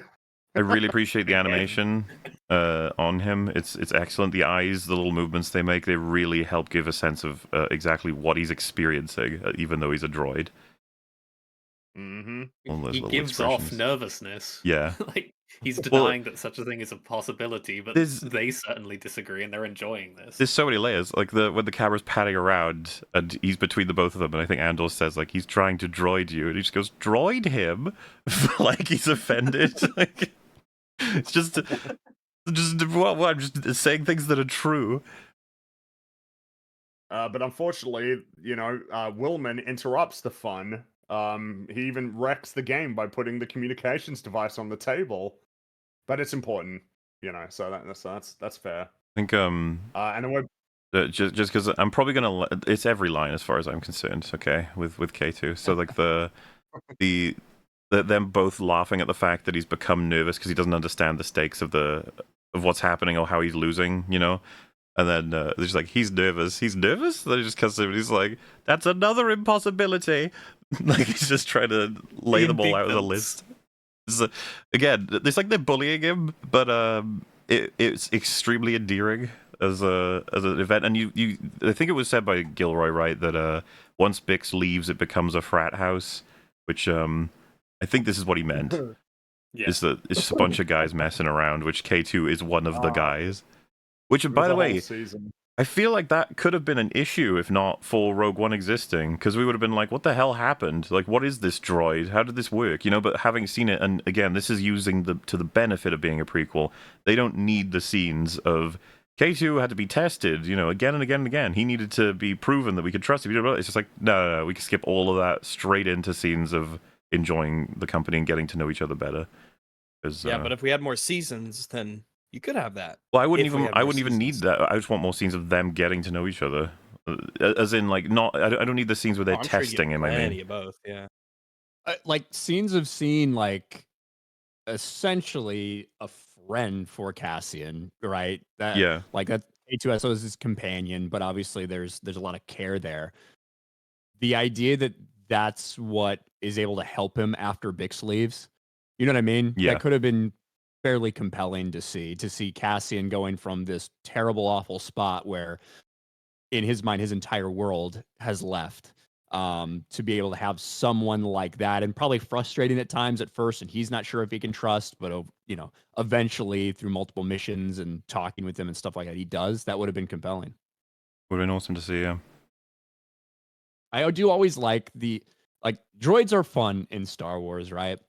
And they're fun, and the reason like he's going through this, it's like kind of the same thing when 3PO is sitting there and telling Han Solo the odds of making it Yeah. out of an asteroid field, and he's freaking out because he understands what the odds are of this. This makes no sense. K2SO understands, well, it can't make any sense for you to do this. That statistically, it doesn't make any sense in my mind. Yet constantly seeing humans defy the odds that they've calculated is enough to make K2SO a little bit nervous about this because it's going to happen again, basically. Well, in The fact that he draws on the predictive sample from the games they've played is like, why would you like? I've been playing against you guys. Why would you change from this? Doesn't make any sense. yeah, and the fact that they seem to actually at this point be doing it just to fuck with him, just to see what his reactions Yes. are, laugh at it. Because the line Fringer mentioned, the line where he says it would be sad if you two were conspiring again. It's like they've done this to him before, and it's annoying to him that all of his systems are useless in combating that. And it's just like. So he's just getting victimized on it, but it's just really fun for them anyway. And whatever, it's learning for him. Yeah, exactly. We got a very cool ISB scene here as well. It's here Partagaz and Krennic discussing their plan to locate and apprehend Clea, with Partagaz being visibly and unusually nervous. Yeah, he's just looking bad, man. He looks defeated here. Yeah. He Oh, is, but feel sorry he is for him. very uncomfortable. Well, Well, I mean, it's not his fault. Well, all of his it's the shit, isn't the it? ISB is kind of his baby in a way, in the sense of like he is ultimately responsible for everything that it does, and Yeah, he was before it clearly a gets proud inherited man. by that guy from Star Wars Outlaws, right? Who takes over? Oh well, oh yeah, because he is an ISB director, isn't he? That He guy. is an ISB guy. Yeah, he Fucking is hell, that Partagaz's is successor. disgusting to try and this. reconcile this ISB with that ISB. For the record, I don't know, Ryan, do you know anything about that Thanks, game? Ferric. I didn't play it. I know very little As a Star about Wars it. fan, you There's- didn't play so Star Wars in the- Outlaws? In the events What? between Empire and Return of the Jedi, there is an ISB director who pools a shit ton of money from the Empire. Vader approves of all this, by the way, to create a syndicate that is the most powerful, more powerful than the Hutts and the Pikes put together, to essentially operate in the underworld as the Empire secretly. Goes bad, he gets killed, and then the whole thing is wiped off the map in days before Return of the Jedi starts up. That's why you've never heard of him. Man, we used to have Shadows of the Empire in between Fuck Empire that. and Jedi. Yeah, Outlaws is way better. so- Trust us. What were you saying, Moeller, about Partagaz? Oh, just that he's always been such a proud man that he's taken so much care of the ISB, and to watch him here after everything that's happened, it's just you get this strong sense of dread that the ISB's days are numbered. It's Yeah. like the functionality of it, as he described in his first episode, is very much, it's not performing that function. They are not anticipating threats. They are not dissolving them. And there's also, you got the problem of Krennic sort of marching around giving all of these orders, which you sort of get the impression Partagaz doesn't think are the best thing to do, but he will still give the advice to best execute what Krennic wants. Because Krennic wants this story to be spread as far and as wide as possible, which of course is going to come back to haunt them. And Partagaz is the one who comes up with the There's story, which, to augment that mission with. The Discord shared this cute little like clip interview with Anton Lesser where he's talking to someone about this job, and he said he's like a sort of, I guess you could call it like a journeyed actor in the realm of all kinds of filmmaking you could imagine in terms of roles, but that he got very excited when he was asked to be a part of this, in the sense of he'd be going to Hollywood to do a big ol' job with Star Wars of all things, and then you know, it's like it's presented very in a spectacular way, and then the conversation turns into him basically saying that Tony Gilroy introduced it as like, think less Star Wars, think more like, you know, serious drama where you're going to approach a character that's very much going to like he's going to embody a very serious and very dramatic and an important backbone of like the ISB, and that he became even more excited at the notion of playing him. And I was just like, I think you can see the passion on the screen. He's made an impact, Partagaz. Even in season 1, he was just notable to me. He's like, despite being arguably a more pragmatic and plot-worthy aspect of the antagonists and how they're functioning, it was still just like, I don't know, he's just really interesting and cool and has loads of good lines, which is kind of the ingredients you want for any given character. Mm-hmm. And yeah, I mean, Krennic basically is in charge here. He tells Hit to search for Clay everywhere and says that there will be no horizon to the scope of his inquiry nor any limit to his efforts. And while staring at Partagaz, Krennic adds that failure will earn Hit a place in the ever-lengthening ISB Death March. It was notable that he is staring at Partagaz while saying this. Mm-hmm. And then Hit asks a silly question. He asks Krennic for the specific charge that they should be attaching to her, and Partagaz like cringes before basically telling Hit to label her as having a dangerous infectious condition. It is a fascinating reaction, just like, oh fuck, that's a stupid question. Here, just do this. Just do what I tell you. Lining up with his, you know, immune system metaphors as well. Mm-hmm. Beautiful. Yep. And is this an infection that Partagaz will be able to be the antibody for? I wonder. We'll see. And I mean, yeah, you know, Krennic agrees. He's like, yeah, there you go. Now get out of here. And after Hit leaves, Partagaz lets out a very soft chuckle before saying, Death Star, what a prescient turn of phrase. And then Krennic says something really interesting. He says, I can't protect you, Leo. They are. I love lines like first that. name basis. It gives you this like, so these guys have known each other for some time. They recognize their hierarchical power and also the limitations of it. And not to move too far past the Death Star, what a prescient turn of phrase. I assume, I don't know if anyone else has got a different take on this, that it's that Partagaz is thinking about how basically everybody involved with like the building of it, supporting of it, hiding of it, finding out about it, and you know, like the maintenance of people who are finding out about it and sabotaging it and stuff. It's like everyone's dying. Like it all relates to this project, this thing called the Death Star. It hasn't even fucking been built, and it's killing everyone. And it might even kill his institution. Yes, exactly. It has killed people, and it's quite clearly going to kill many, many more people. Even before it even fires its first shot, it's going to be killing more people. And yes, and Partagaz expresses his frustrations with the situation, saying that it's kind of a miracle that it didn't leak sooner. And Krennic insists the project is days away from completion, to which Partagaz says, save the sermon for Palpatine. Yeah, that's who Krennic's got to answer for the Death Star, but Partagaz's got to answer for the ISB. Exactly. So they're both in a little bit of trouble, and neither can help the other. It's like, well, yeah, because as Krennic leaves, he's going to go to Scarif. He looks to Partagaz, who quietly says, "Best of luck to us both," because they're both in the shit. You know, pretty much. They're both in a lot of trouble here.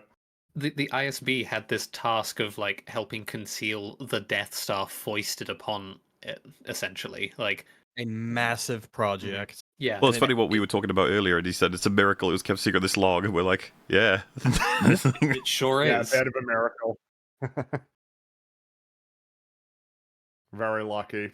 But back on Yavin, a concerned K2SO explains to Andor, Willman, and Melshi that there's a base-wide restriction on unauthorized radio transmissions, but they ignore him, and he kind of walks off. He's in a bit of a mood about being ignored. Like, all right, fine. But yeah, is nobody curious as to there's a gap, and she goes, I see. No one is curious. That's great deliveries. Also, I'm afraid that's about time's up for Mr. Ryan here, but we very much appreciate you joining us for this. No, yeah, this was retarded. But hey, you got here for, I think, the most meaningful of the three in the final act, so we got you for that. Yes, And probably. So unfortunately, I can't join you guys for the rest of them. But thanks for having me on for Oh, you bet. these couple Thanks for coming arcs. on. very much appreciate So- you coming, dude. And of course, if you have, what are your final thoughts on Andor season 2? I guess so people can know. I think overall I enjoyed Andor season 2 better than season 1. Like we talked about, I think the first arc is the worst, the third arc is the best. This one, there's a few things later on that I've talked about that I really think we missed the year gap in this. With the reaction that everybody had. Certainly everyone has reasons to distrust Luthen, and 100% obvious laid out from all of this show and what we've seen. How insistent that Bale specifically is, along with a couple other people, that they kind of not take this information very seriously coming from Luthen was a little bit puzzling to me. Maybe if we knew how unhinged he had gotten over this year that he spent on Coruscant for too long, maybe that would have. I think that would have maybe. I wouldn't have complained as much. And I also didn't like that Bale had to be the one to be the guy who didn't want to listen. But overall, like I said, I appreciate talking to you guys about this. It's to me, it's the only competent Star Wars show that we've had from Disney Star Wars. So interesting to talk about. More interesting to talk about than the Acolyte, that's for sure. Well, don't But, worry, we'll drag thank- you back for the next. Yeah. Yeah, for Acolyte season 2, any day now. Oh, Ahsoka season 2, I gotta be here. Yeah, That'll be it's fun. Oh, of gonna course. be fun on the book. We wouldn't Well, make you go through that on your own. for the last time, at least until the next Star Wars thing comes up, do you want to just let them know where they can find you, in case there's anybody who doesn't know? Sure. I think my channel's in the description, but you can check me out. Ryan Kinnell, RK Outpost. And I'm also on Geeks and Gamers, Friday Night Tights, Sports Wars, if you guys care about sports. Don't know if there's a What ton are in the chat, sports? but maybe. So yeah. But thanks for having me, guys. I'll talk to y'all later. Later. Alright, Oh, see you, we dude. will Yeah, see you later. You bet. Bye-bye. So the reason why they are not sending another message is because there's a risk it could get traced back to Yavin, so they have to wait to see if they get messaged again. And a message does come through, and K2SO notes that it's too short to be decoded, which means that Andor must have memorized it. He knows what this is, and Andor's getting ready to go. Well, And just he the light of, Yeah. I realize this is a question, but is there a question you're willing to answer? They just take every chance to make it fun with him. I love it. and, I just want to say I really the- appreciate and I mentioned it before. One things that I love about the Star Wars universe, particularly the the OT and Andor here, is it's very analog in terms of its sci-fi technology, levers, buttons, knobs, things of that nature. And so I really like the red little beeping light, that really simplistic and yet piece of technology in this sci-fi kind of world. And I think it adds a lot of really nice dramatic tension to just have that, especially as we will see back in a little bit when the Imperials notice it, that little button start popping up and they're like, oh shit, it gives it this sort of air of espionage in a way, like classic spy stuff. Yeah, no, it's a fun thing about Star Wars. What's the concept? The used future was the idea. That everything that is there it looks like it's kind of old and there's wear and tear. Yeah, it's a really cool style that you almost take kinda for seems granted like because it's so. Star Wars, right? I'd say so, yes, because sometimes you think about it's like, man, it really is a really cool style. And in any case, Andor, the ship has got to be prepped and ready to launch, and Melchi's going to go, but Wilman's going to stay, because you may have noticed that his leg don't work so well. Yeah, he got it he's hit kind of in limping episode around. 6, right? We saw it would have been post Gorman stuff. Yeah, well, No, episode 9. is when we yeah. see. Also, but Wilman's going to stay behind and get off the planet. because you mentioned it's K2SO's trying to keep up in this conversation, but they're not involving him, like, because it's all stuff that's in their heads. They know how all this works. They need to move fast and stuff, but he's not caught up. And so when he says, like, figuring out that this is a message you must have memorized, there's not much else he can do with it, and he ignores him and says, "Is the U-wing fueled up?" And then you could just see K2S and he goes, "Was I right?" Like confidently and cockily saying, like, "I figured it out, didn't I?" And you're not telling me. I hear the Yeah, Rev Dog it's talking. pretty good. Draven is pissed, by the Mhm. way. Yeah, Draven's got one of understandably his so. He is patented running across a place scenes. We see him do that a lot, where he's running through the, or I should say, power walking through the hangar. He does this all the time. Yeah. This thing. Andor always causes him problems because he's left without approval, taking the U-wing that is the Andor ship, without any approval, and it's kind of noted on board. It's like, yeah, all right, that's shit, all right, that's not gonna work out well, but whatever. It's because he is like the And closest thing to they the head off. professional soldier that the rebellion has, right? And so he's like, he probably is always walking around highly stressed because everyone else around him is like, so they don't follow orders, they're incompetent, they're unorganized, and there he is trying to hold the entire base together. Oh yeah. I really quite appreciate Yeah. Draven. He comes across as a very much the role he plays is exactly what would be there on Yavin, like this, trying to keep everything in order, and then you have these people fucking around with like the way it used to be still, and you tolerate them because of the work they do, but simultaneously you're like, can you stop please doing that? You keep doing this, like it's ridiculous. That ain't how this works anymore. Yeah, we're becoming a proper military force. I also They appreciate head off to Coruscant. cinematography. By the way, I just go ahead. player activating a machine. They have this shot where it's just basically the walls closing in on her, right? It's through the rubble that you can see her doing it.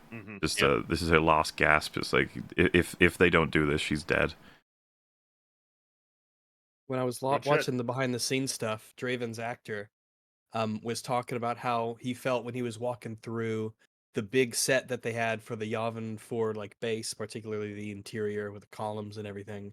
And he was talking about how it gave him this incredible feeling knowing that he grew up when he was really young, with Star Wars, and now he was a part of it in this production where people clearly gave a shit, and they had this real legitimate set that they had built for the whole thing, and he's walking through it all, and it's neat to see him. As I've seen a lot of people, because Star Wars is so big, a lot of people have connections with it of their own. So it was neat to see, him. He's just one of those people who are like, wait, no, finally, I'm a part of it. This has been a part of my life, and now I'm actually in it. I'm doing it. I think he said on amazing. Instagram or something, right? It's like when he was first offered the role for Rogue One, he said just yes, unconditionally. Almost unconditionally. The only thing I want is a line and a cool name, because like he'd seen it in the cinema when he was 7, and so of course he was always going to say yes to Star Wars. But the interesting, slightly tragic thing about that is it probably is now only actors of a certain generation who will have that response. Because if you then compare it to any actor who's been cast in a recent production, you get morons saying that Anakin blew up the Death Star and that was bad. Because they don't know and don't care because it hasn't been good in their lifetimes, basically. Right. We did talk about how kind of weird to think about. There are people who were born when Iron Man came out that can essentially be writers now. It's like, good God, That's true. There are people who have basically only ever lived. They only lived in the era of the MCU, which is that's grim. It is. It's grim. Like pretending that it's not would be silly. But it ain't. If it was good, then it would be another thing. But yeah, it's because everybody be like, yeah, but there's always strengths and negatives to different times. It's like, yeah, but this is the worst time in terms of like the ecosystem. What's the strength of this time? Please tell me. Who are we kidding? 30, 40, 50 years ago, the most successful films of any given year, many of them were original screenplays or at most adaptations of a book. Now, literally everything that's successful is a sequel or a franchise installment of some kind, or a reboot, very or an rarely adaptation original. of like a much more prominent intellectual property, right? Like Fallout as an adaptation is not the same as like adapting, like To Kill a Mockingbird, for instance, right? Like this is not like for like in terms of the nature of the creation that's going on here.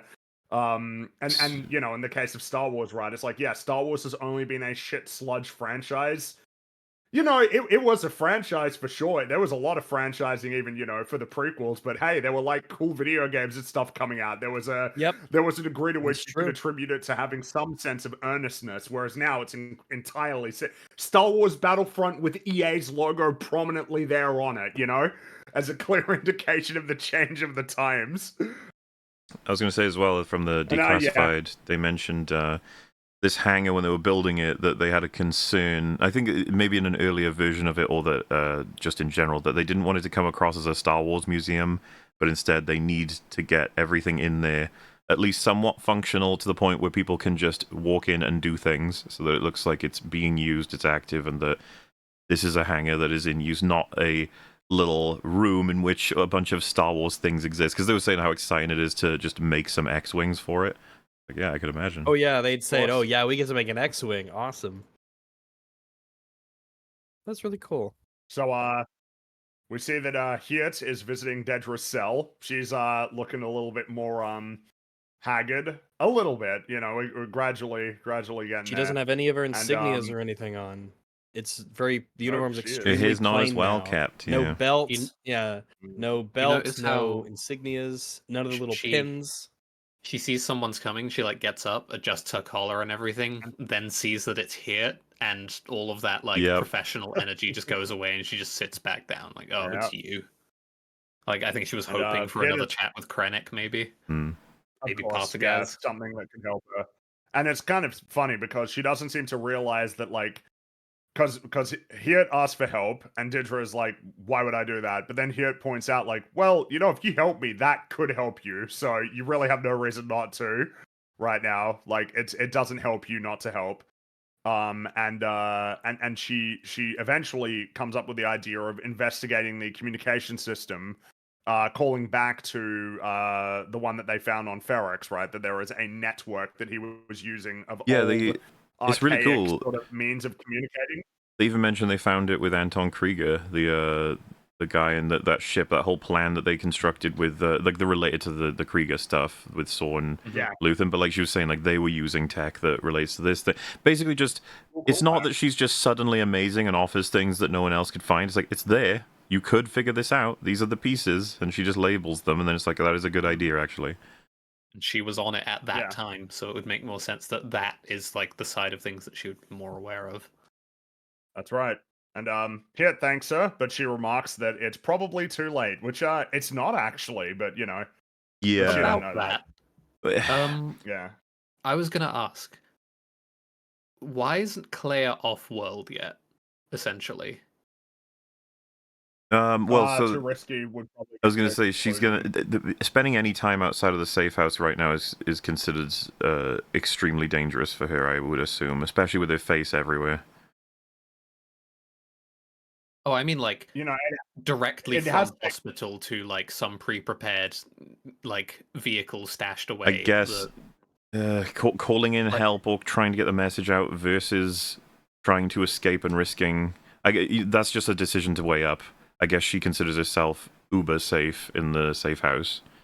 Which I struggle to buy that the safe house is like safer than like trying to get to a vehicle and leaving in that short of a time frame. But I can swallow it, I guess. Her face could get out extremely quick, and it essentially does. She was pretty. Like we talked about, I think she knew that she was going to get picked up from the cameras. It's not. I think it's a fair thought. She would assume It's that just she that would get picked up. the decisions between them are try and get off world, but risk getting captured at any given position, or commit to staying safe and secure and getting a message out to bring someone to me, which I think there's good like we could genuinely discuss the merits of both like for a while.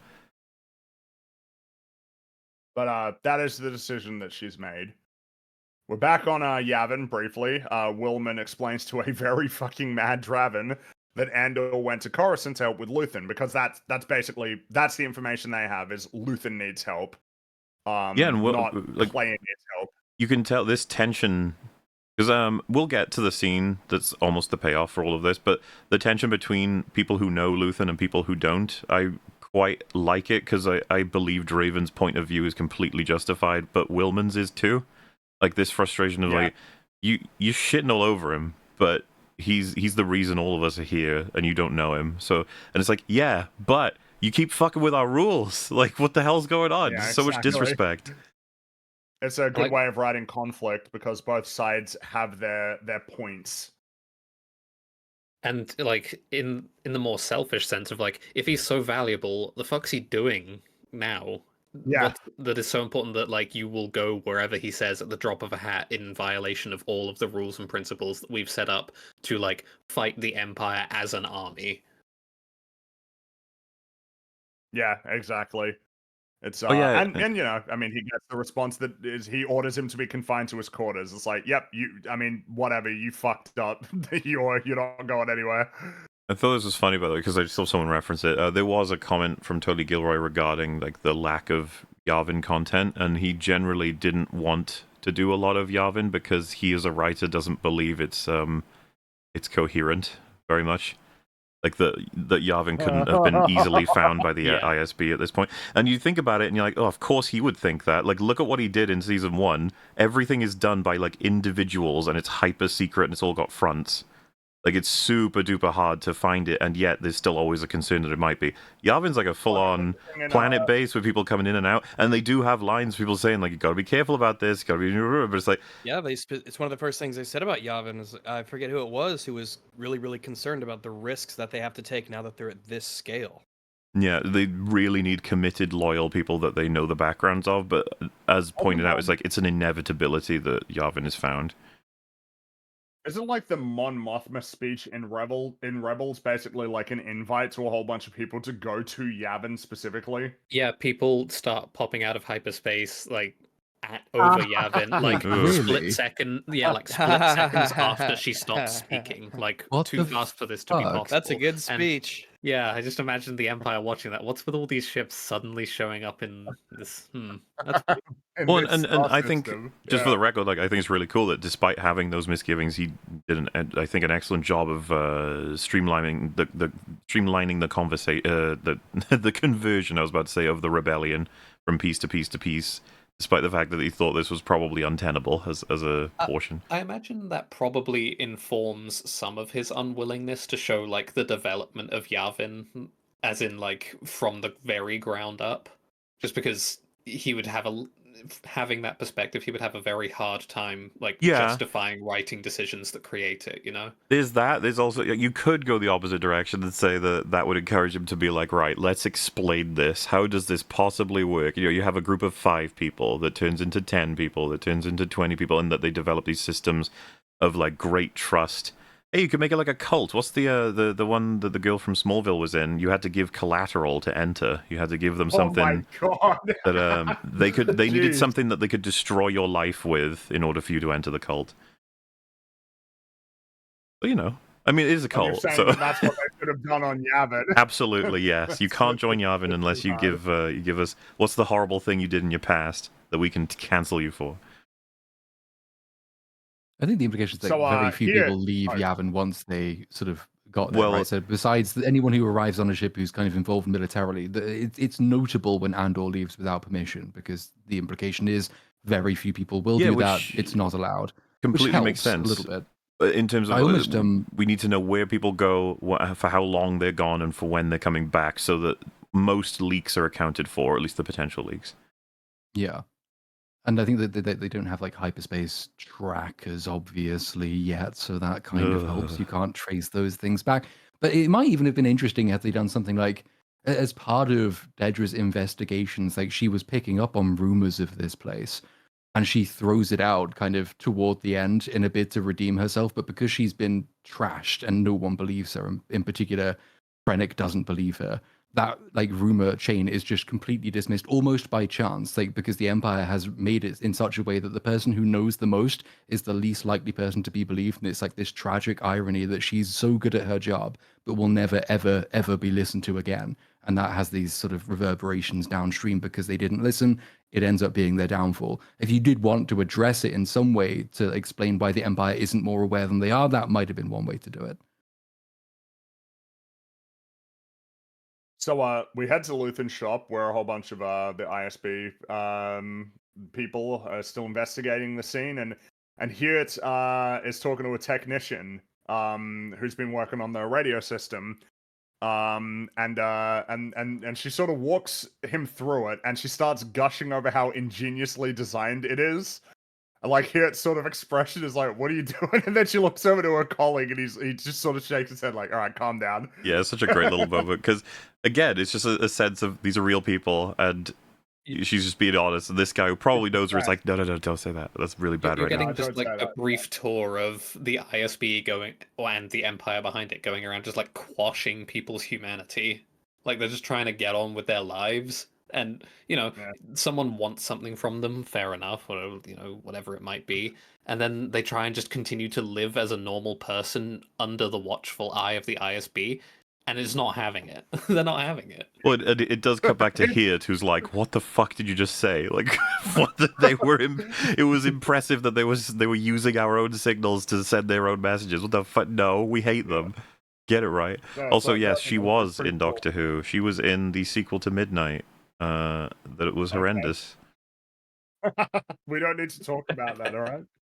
No, none of that. We got a really good K2SO thing happening here. So Andor arrives over Coruscant, and Melchi's gazing out the window because he's never been there. And K2SO remarks, "I've been to Coruscant. I was in a parade there once. 200 KX units.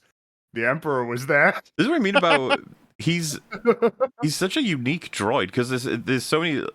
What do you think? What would you draw out of the way that he's doing that? Right, they're having their conversation. He's just in the background being like, "Well, she's never been to Coruscant. I've been to Coruscant." It's like what's. And then he just starts And then he reminiscing. starts latching on to random bits of information, like And- how many other KX units were there. Well, And if I like, remember the it right, Emperor isn't was it- there too. Isn't he a bit like he goes from sort of announcing a bit more jovial to when he says he's like, "The Emperor was there." Like it's much more dreadish. It's just like, oh. Solemn, yeah. But because Good another line job. I like as well is when they're leaving, he says like we've disobeyed 17 orders, and then you can hear people on the radio being like, "What are you doing?" Blah, blah, blah. And then he tells him to turn it off, and when he does, he goes 18. Yeah, Oh, it's good he's shit. fun. Andor says, "Sorry, I missed that," in reply, and then he gets a comms device and sends a message to Clea, who is very anxiously pacing back and forth in the safe house. And then we're back in Luthen's shop, and the technician explains that she needs to take the radio system offline and bring it back to the lab in order to actually get anything out of it. But then the system springs back to life. Because Clea is now transmitting a message, and they are receiving it through the system along with Andor. It's like, oh It shit! is, yeah, it's still a bit of a Luthen, what the fuck were you thinking moment, but it works. Yeah, it was I like mean, you yeah. said, right? We get a lot of good stuff from this notably not quite right thing at all. It's Mhm. unfortunate, but yeah, because as we've said, he would have. There wouldn't have been a fucking scrap of metal left. It would have been destroyed. But this is what they need in order to get on them. And Hirt calls Partagaz to tell them of the development. The tactical team is going to be deployed, and Hirt will oversee it personally. And Partagaz is going to oversee the operation from the ISB control room that we've seen Mhm. before. Notably, And, a meanwhile, few people in there. Yeah, it's looking pretty empty, and I assume it is just because of the fact that this is such a top secret thing that they're not going to be sharing. Yeah, and well, Because, the ISB it's spread like- thin right now. Yeah, that was what I Mhm. was going for. So the Yeah. order that went out is so, because it comes back to haunt them later as well, because so many troops have been diverted to try and enforce That's true. Krennic's stupid order that the ISB is now almost non-existent because Krennic doesn't know how these things work. And this will backfire. This will backfire. This is gonna not work out for them. We see that Andor lands the apartment building where the safe house is located. Here it's also inbound, and Andor and Melchi go to the elevator, and K2SO remains on the ship. And Andor conducts a comms check, and K2SO says, "I don't like it here." It's Not just so is that good. delivery fucking great. I'll try and find it. There's this little. It's this thing. I'm guessing because it's all built on Alan Tudyk, right? But the way he does the expression and the body movement for basically the sense of like I'm irritated but I can't do anything. It's like, Yeah. It's like, so good. And that's the thing. He loves playing K2SO. People love K2SO. It's like, couldn't have given us a little Must have more. been thrilled when he got the call. Like, hey, we're making more K2SO stuff. We need you. I don't like Just it wish here. we had more. Great. But as they're waiting for the elevator to come down, it initiates a communications blackout around the building, which K2SO notices, but like Andor and Melshi, like they're not hearing any reply. Yeah, but because like I guess he's on the K2SO ship. He would actually see it hears on the radio. console. Yeah, it goes like, and then he notices, but they just decide to push forward anyway. And the Imperials land shortly thereafter. And as Andor and Melshi cautiously approach the safe house, Hiet's team disembarks from the transport, led by Garail. He's the guy with the mustache. He's the guy in charge. He's very British. I very much enjoy this team. They came across I once do again too. as guys who are experienced, doing their job properly, even to the point where you get these little expressions every once in a while from the leader that is like, the ISB guy is annoying because he just doesn't understand how we need to do this. Thing where he says, like, I need her alive again, and someone says Yeah, to it's him, like, told yeah. him 2 times already. Yeah. Yeah, they know. Well, They've been there's briefed. this little bit later on where they get up to the floor they need to be. The leader's like looking around, looking down. It's just power's out, communications are out.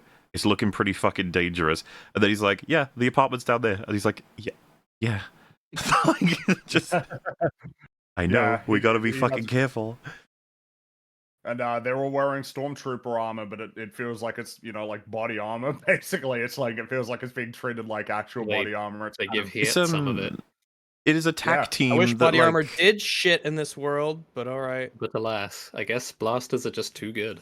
Well, Or I just mean, too one could good, also even though argue. random sheet metal you can take cover behind it, but whatever. Don't worry about it. This is an ironic reverse Okay. case of the nano helmet thing I'm about to say as well. That you could say is a criticism they're not wearing helmets for protection, but simultaneously, at the very least, it gives more humanity to all of these guys, which is rare for what is essentially a group of goobers that are going to get killed. Yeah, I mean, and it's kind of a cool design anyway, because they've got other sort of gear on, like Yeah. they've got their sort of officer hats they're wearing with like goggles and everything. So I kind of like it. So Andor gets to the wow. So something to note is that Hiet is using a device to geolocate Claire's communication device because it's still on. And he gets a location, and they're gonna head up there. And Andor gets to the safe house and calls for Luthen, but is met by Claire, who is looking quite disheveled at this point. Mm-hmm. And she says, "It would be you, wouldn't it?" That's she's having a really bad time, which is of course being alone It in this just horrible situation right after Luthen is dead by your hand, trying to communicate an incredibly important bit of information to the rebellion. It's tough. Yeah, and just the perfect lie, the perfect amount of weight in all these sequences. She's not even thinking about who might answer the call and what that might entail. She's solely focused on, I have information, it needs to get out, which gets reflected in the scene coming up as well. This stuff gets really fucking good, and a lot of it is just to do with how these characters feel about Luthen. Well, so after telling them what happened to Luthen, that happens off screen. She starts frantically relaying the information that Luthen shared with her, and she's struggling to recall specific details. Like it's getting a bit tricky for her. And then she demands that Andor repeat the information back to her, but he only quietly nods before telling Claire that they have to leave. It's like they're having 2 different conversations. Like he's hearing all of this, and it's like that's okay. We're leaving. You got to come with us. Like that's the end of the conversation. We're leaving. We got to go now. I was thinking about the decision to, because everything's deliberate in this show. But why would they not have done the conventional, which is she says Luthen is dead, and then we have a big old shot of Andor's reaction, and then we cut down to the Empire guys doing their thing? Why instead did we not see that and we saw something else? And I was looking at it and I was like, oh, it's because they're trying to make a point about what is happening between these two right now. So she would have said Luthen is dead and he died to get this information, and then she's rolling off all of it, desperately piecing it from what she remembers, back and forth, doing it all. And, we cut back to her rushing through all of it, and then Andor's just like, you sure Luthen's dead? Like, that's the part that he's not yet accepted. And you cut back to her fucking expression. Do you remember she's like frozen, and then she sort of like glitches almost? This small little movement of just like, what? like almost, that's not important. And it's like, well, Well, it is. It is. and that I think they may have opted that moment hits better if we don't also do the moment of the initial reaction, because it's like a doubler. I think that makes sense. I just, again, another unconventional choice, and I thought it was really effective because she's so focused on, in a sense, what he taught her. It's like you've gotta be careful. We need to make sure we do everything right here. But for Andor, it's like I hadn't Andor's seen him in a focused year, on and now he's people. gone. It's one of those He's cases where focused the on years him gap and her. actually helps as well, because like he's never seen her like this. So she's No. prattling off this information in this scattergun way. She's not with it. She's not in control. So she might have told him that Luthen is dead, but fuck it, she's not making any sense in anything else she's saying. Is this absolutely, definitely, 100% sure? Yeah, because she could be mistaken, or it could be weak information, like she was told by someone, or that he was hurt. Luthen was faking his own death. Yeah, that's always possible, but it's just not important right now as far as she's concerned. No, but he's concerned about her, but she does not want to go to Yavin because she knows what they think of Luthen, and it pisses her off. This is one of those things that slightly bugged me, I think, because like, obviously we've had bits and pieces of like this growing discord between the various different rebel factions. I don't think we've had enough for my liking between like Yavin and Luthen. But then on top of that, like this is going to be the excuse for them not just hightailing out of this apartment straight away. Like she has to believe this so strongly that she is willing not to go, which can only really mean her death, even if she is irrationally thinking this through. To an extent, it I still mean, has to be the case. what's worth remembering is they have no idea the Empire's on the way. They think they're safe. I wouldn't necessarily lean on that. Oh no, because I like, 100% know point it. of- That's what the reason why the comms link is severed, is to justify that they don't know, because K2SO can't warn them. Obviously, they wouldn't be doing this if they thought the Empire was on the way. I don't think it's wise for them to think they're safe. When have they ever thought they're safe anywhere on Coruscant? Even in the safe house, they have to stay in hiding. Like, they might not think the Empire is That's the safe right house. That's around where they sleep. Yeah. Sure, but then she's been sort of, she's obviously on edge. She's been on edge the entire time trying to break through. I'm not saying that there is no reason to think that the safe house is safer than somewhere else. I'm saying that I don't think they should consider themselves like the Empire is never going to find them. No, of course, there. absolutely. They don't plan to stay here. It's where does she go from here? That's the important decision to make, and they've got time to make it as far as they know, but actually they don't. Yeah. I'm still not entirely satisfied with that. And also, but it's partly because I'm not satisfied with the build up for the complete divide between her and Yavin. I think that would probably go a long way to solve the problem. It's there. I just think there could have been and should have been more of it. My assumption is she wants them to have the information to go back, and then she'll figure out exactly what her plan is. And they're just like, you should come with us, because Yavin's like a guarantee of safety. And then, of course, we get into that. Because I'm with you on, I would have loved to have seen more of the conflict for Luthen versus the rebellion. It would have been cool to have had a mission that relates to this, that goes kind of wrong, or at least less efficiently, because of the disconnection between Luthen and the Yavin sort of people, and maybe it causes someone to die, like and that both sides blame each other for whatever. Like that would have been a really great sort of foundation for all of this.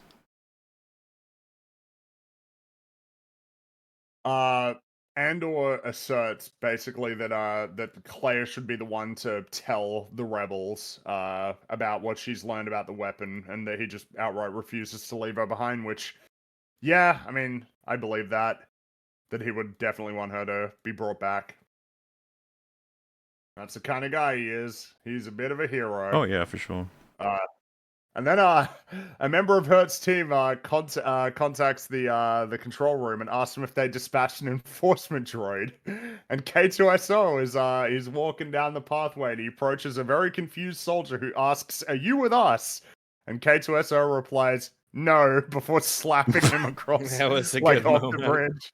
Might be that's Just in slapped off. contest for one of his best moments. It's so funny. Yeah. That's a K2ism, if I've ever heard one. No. Lets himself get a little closer before saying that. And then gets onto the ship as well, and kills the soldiers on there before destroying the radio. And Partagaz is stunned because he's hearing all of this. What an insane partial report that everything's going wrong because there's just a rogue KX droid killing everyone. It's like, what the fuck are you talking about? What's he like? How do you account for that? Like, he's looking at the cards he's been dealt. He's like, dude, what the fuck? What am I supposed to do with this? A rogue KX unit showed up and killed everyone. And it's kind of like his last chance at salvation as well, and it has been foiled by the very reason he's in this position. Everything is now uncontrollable. You can't control for all these variables. And here he is thinking that he can, and fucking droid shows up of all things. That's it. Done.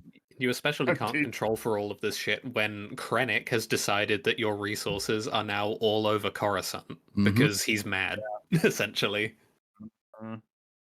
And we also see that Hertz team went to the wrong floor. They believe they're at the safe house and it's occupied by civilians. They gotta go one floor up.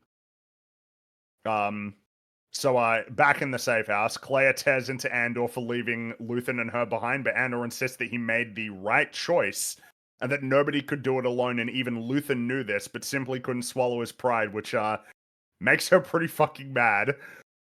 She grabs Andor and says, "Thank the galaxy he didn't.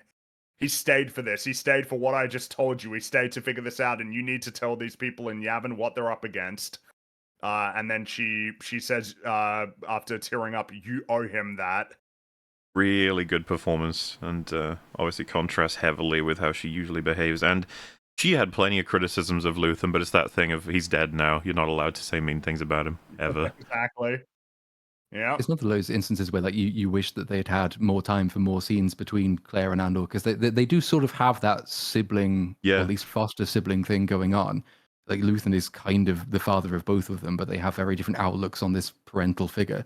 And they have, with more seasons, more time, more story arcs, more interactions between the two of them, you could really have put, like, you don't need it for this scene to play out, but you could have done a lot with that particular dynamic. By the way, that bit you were mentioning, for me, where they were on the wrong floor, I just like that as they leave, you could just see the old guys in the background, one of them with like a drink of tea sort of thing, just like, huh.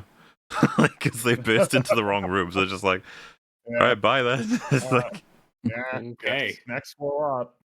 And they do. They get on that floor and they are working their way down the corridor, and that is the end of episode 11.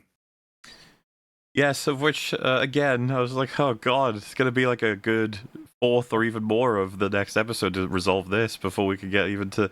It's just like, I remember thinking to myself, like, I'm guessing we're not having a Saw scene, we're not having a, just label all the characters and be like, oh, gee.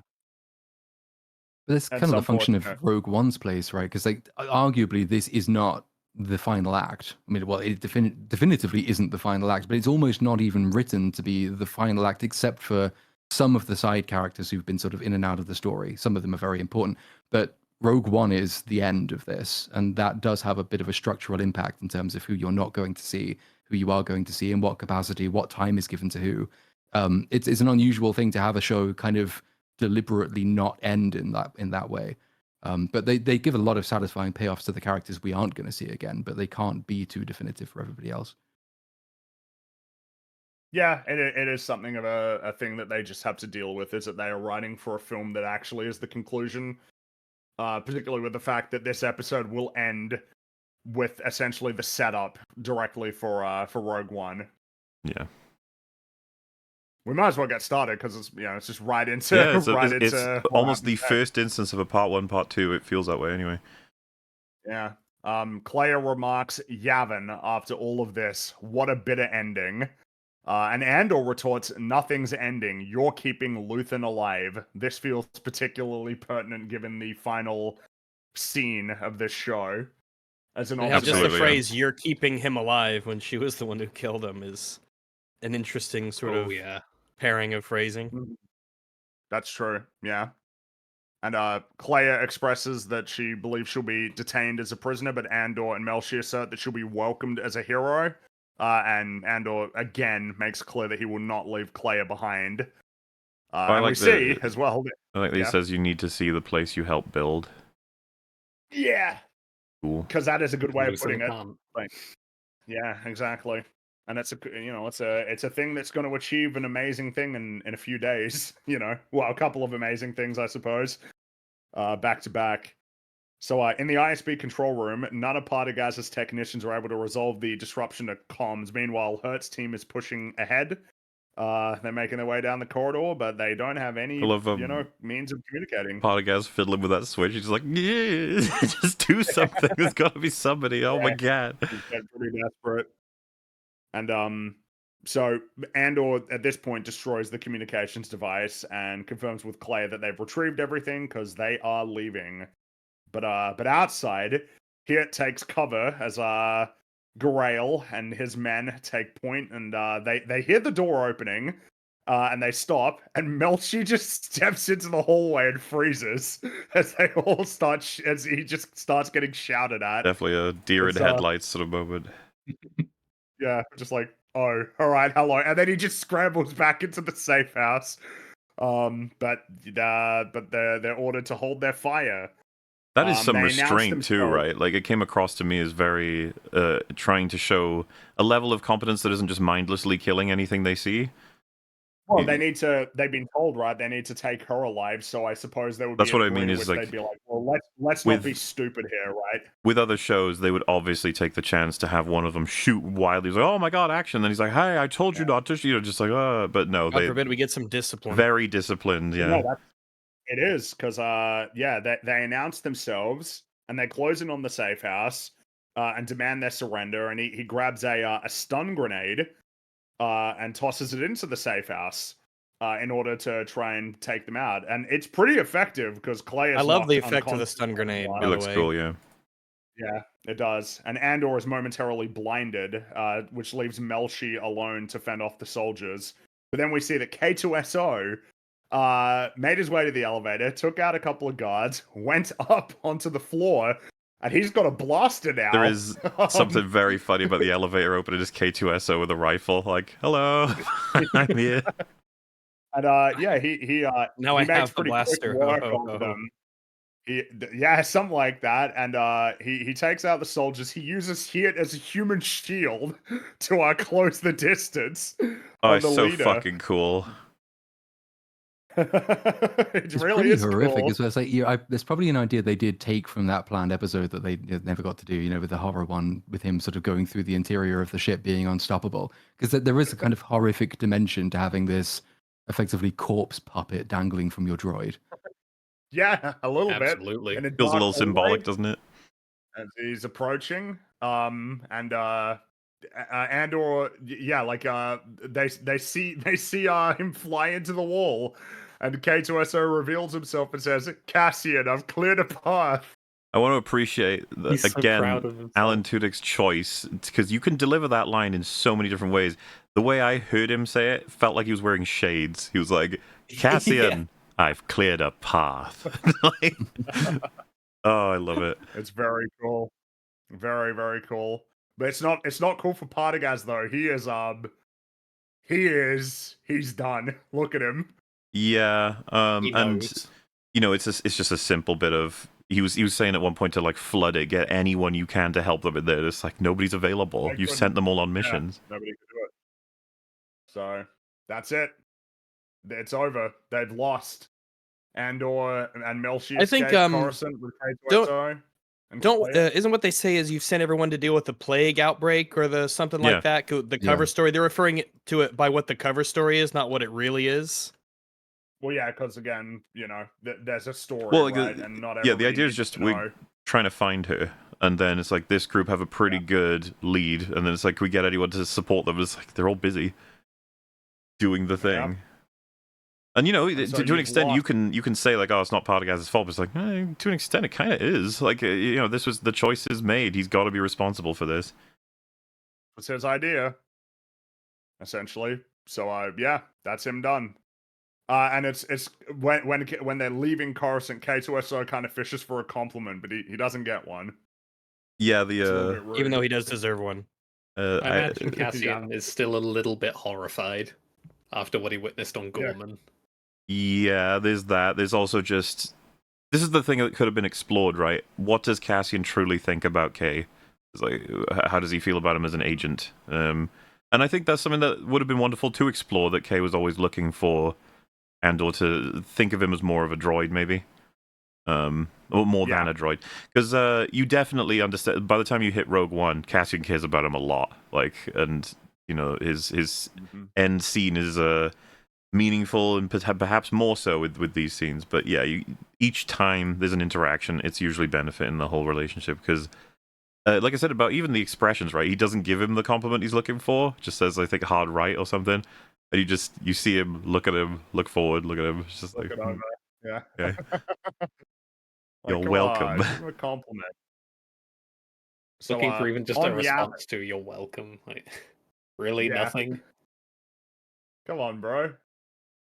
So on Yavin, Mon, Draven, and Bale are on a call with Saw, who is on Jeddah, which they know that. He didn't tell them that. They figured that out, which This- it's not This is strictly a we gotta sync up with Rogue One, okay? Like, that's Yeah. all this scene is.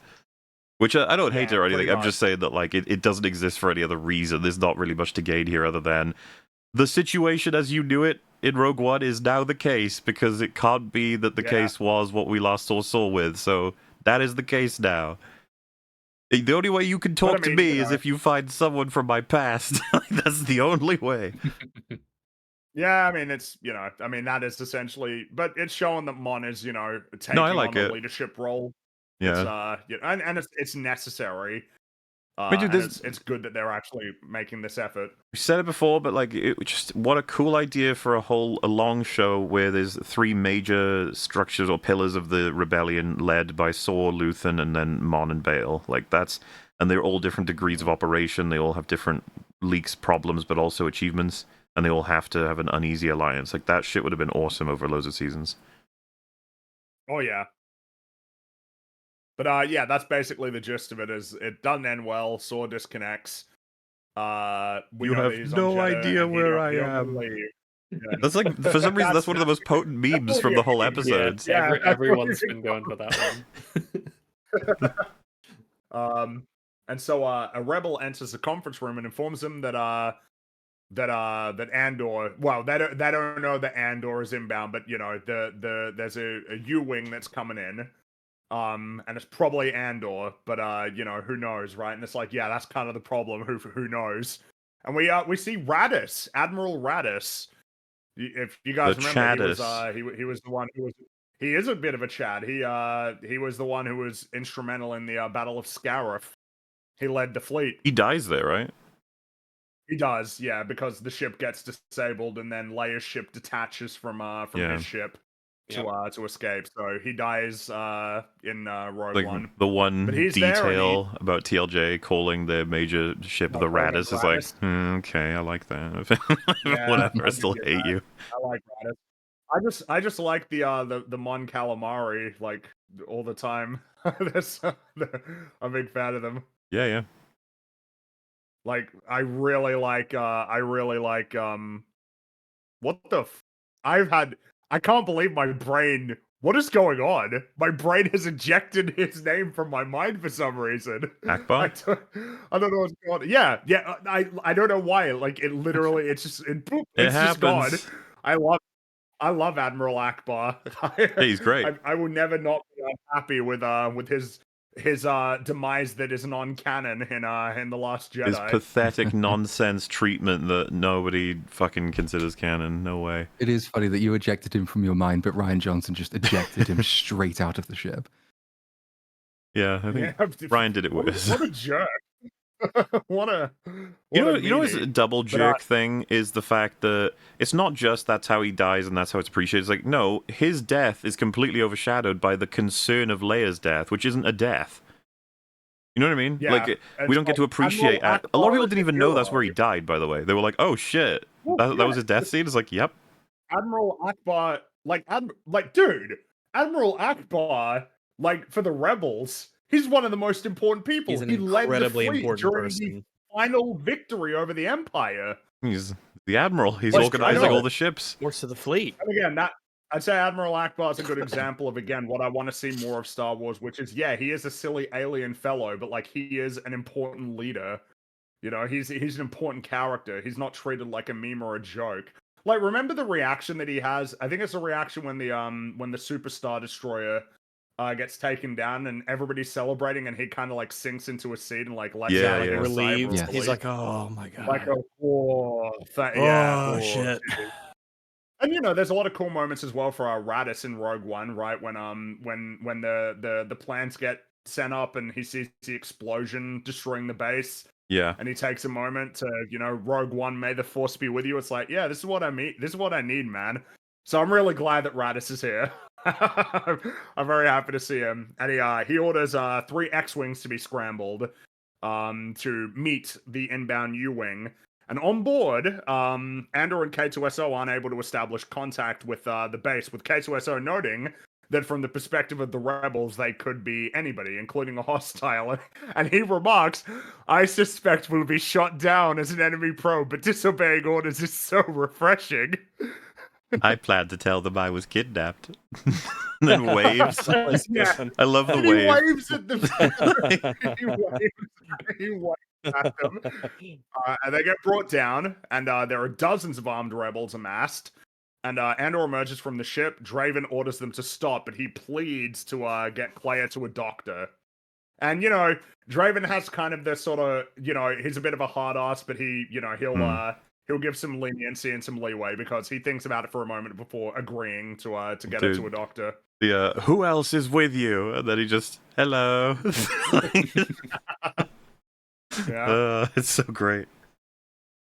And Andor insists he has important news, and Draven escorts him to, you know, I guess you call it the conference room, where a whole bunch of the leaders are assembled. A few of them you would recognize were in Rogue One as well.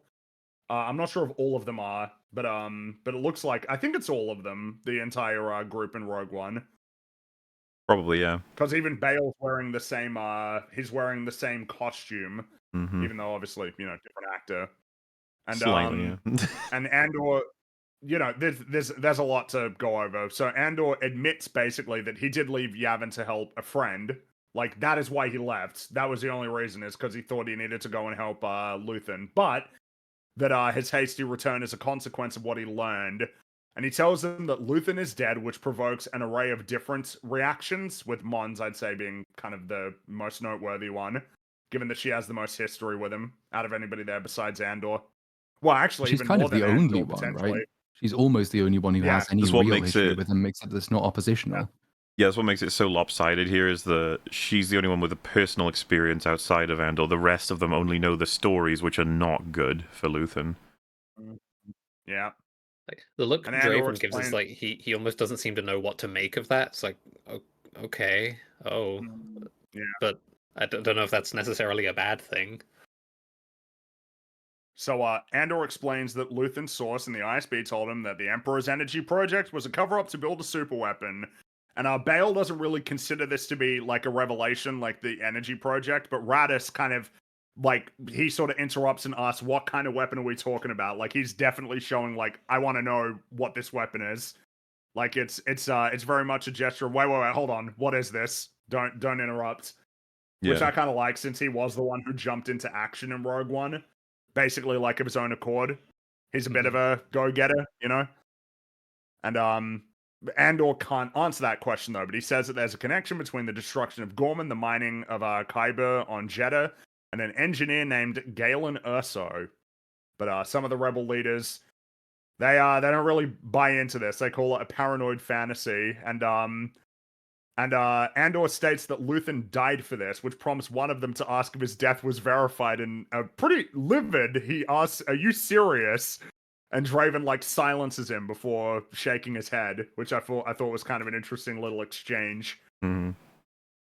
Well, Like a bit of a, hey, calm down. Like, this isn't that won't help. There's just an awkward dynamic at play here, which I think is Bale highlights. Is like you might be less than objective right now. You clearly, you know, the connection to Luthen still makes you do wacky things, as we have pointed out several times, and you may believe wacky things. The thing is that Andor, yeah, like Luthen operated in this veil of secrecy that means like sure, he could tell you to tell us that he's dead, but we have no fucking idea what that means, and you know that we have no fucking idea what that means. That's kind of the point, and that's their frustration with him. Hmm. But it Though is interesting Andor that does the have a people who've got that experience with him, the people who are actually speaking up most in his defense, are the people he's arguably used more than anybody else. Because if you think Mon Mothma's experience with Luthen is very much not positive, she left him thinking that he might just as easily have her killed. And Cassian's had all of these disputes with him over time, being used, being denied his own agency. Another person who Luthen almost got around to killing. But because they recognize ultimately what he did and what it was all in service of, the people that Luthen has kind of wronged the most are the people who will still see, like, effectively the honor in the man, and they are most likely to defend him. Well, yeah, it's kind of how Andor goes about defending him when it's sort of suggested that Luthen only served to obstruct the rebels' efforts on Yavin. He points out, like, does anybody here besides Mon even recognize how much they owe Luthen? And he says, I know what's wrong with him. I know what was wrong with him. I had a front row seat on that, and I made my choice 2 years ago to join here and be a part of this. But none of that can take away from what he did and how hard it was. I don't know if what he was told was true or not, but it's insulting to hear him run down by people who have given a fraction of his sacrifice to this rebellion. And obviously, while he's saying this, he's getting more amped up. Oh, well, once again, and it's really cool to hear this from Andor. Well, yeah, it's once again, it's like he has more criticisms possibly of Luther than anybody, and that it's like, but you guys can't make fun of him. He's dead now. Stop it. Stop being mean. You can't, and he sacrificed a lot for this. He died for this. And it's a Yeah. pretty bold, almost like atypical choice to have Bail Organa on the other side, because like the conventional thing to do would be, well, all the characters you know and like the person you know and like.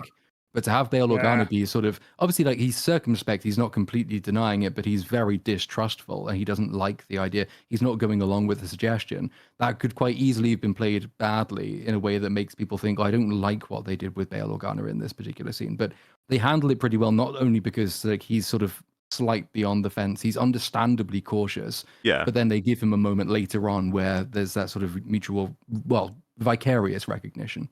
Well, yeah, because that's what Ryan was talking about. He wasn't happy that Bale was the one that seems to be like very definitively not believing this information. But I thought for the reasons that you've just said, as well as this does conclude with Bale saying this will be discussed further and more excessively. Like like he hasn't written it off, but he just makes the observation, like, dude, Luthen like deliberately created like a doubt.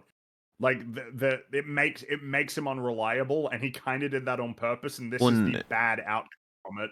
Yavin runs on accountability and knowledge of everything, and then he says, when was the last time you, person who's advocating for him, spoke to him? It's like a year ago. A year is insane for the stuff they do. Everything can happen in a year. Think of all the things that could have happened in a year.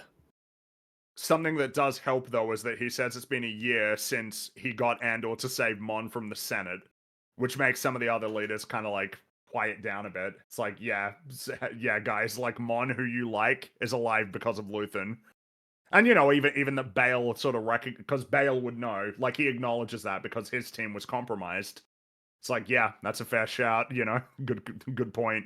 But that, you know, Luthen stayed too long on Coruscant, and maybe he got played, you know, rather than the other way around. Like, that's possible. And through the veil of secrecy, like, of course that's possible. Like, what else can you possibly, like, how could it not be? You haven't spoken to him in a year.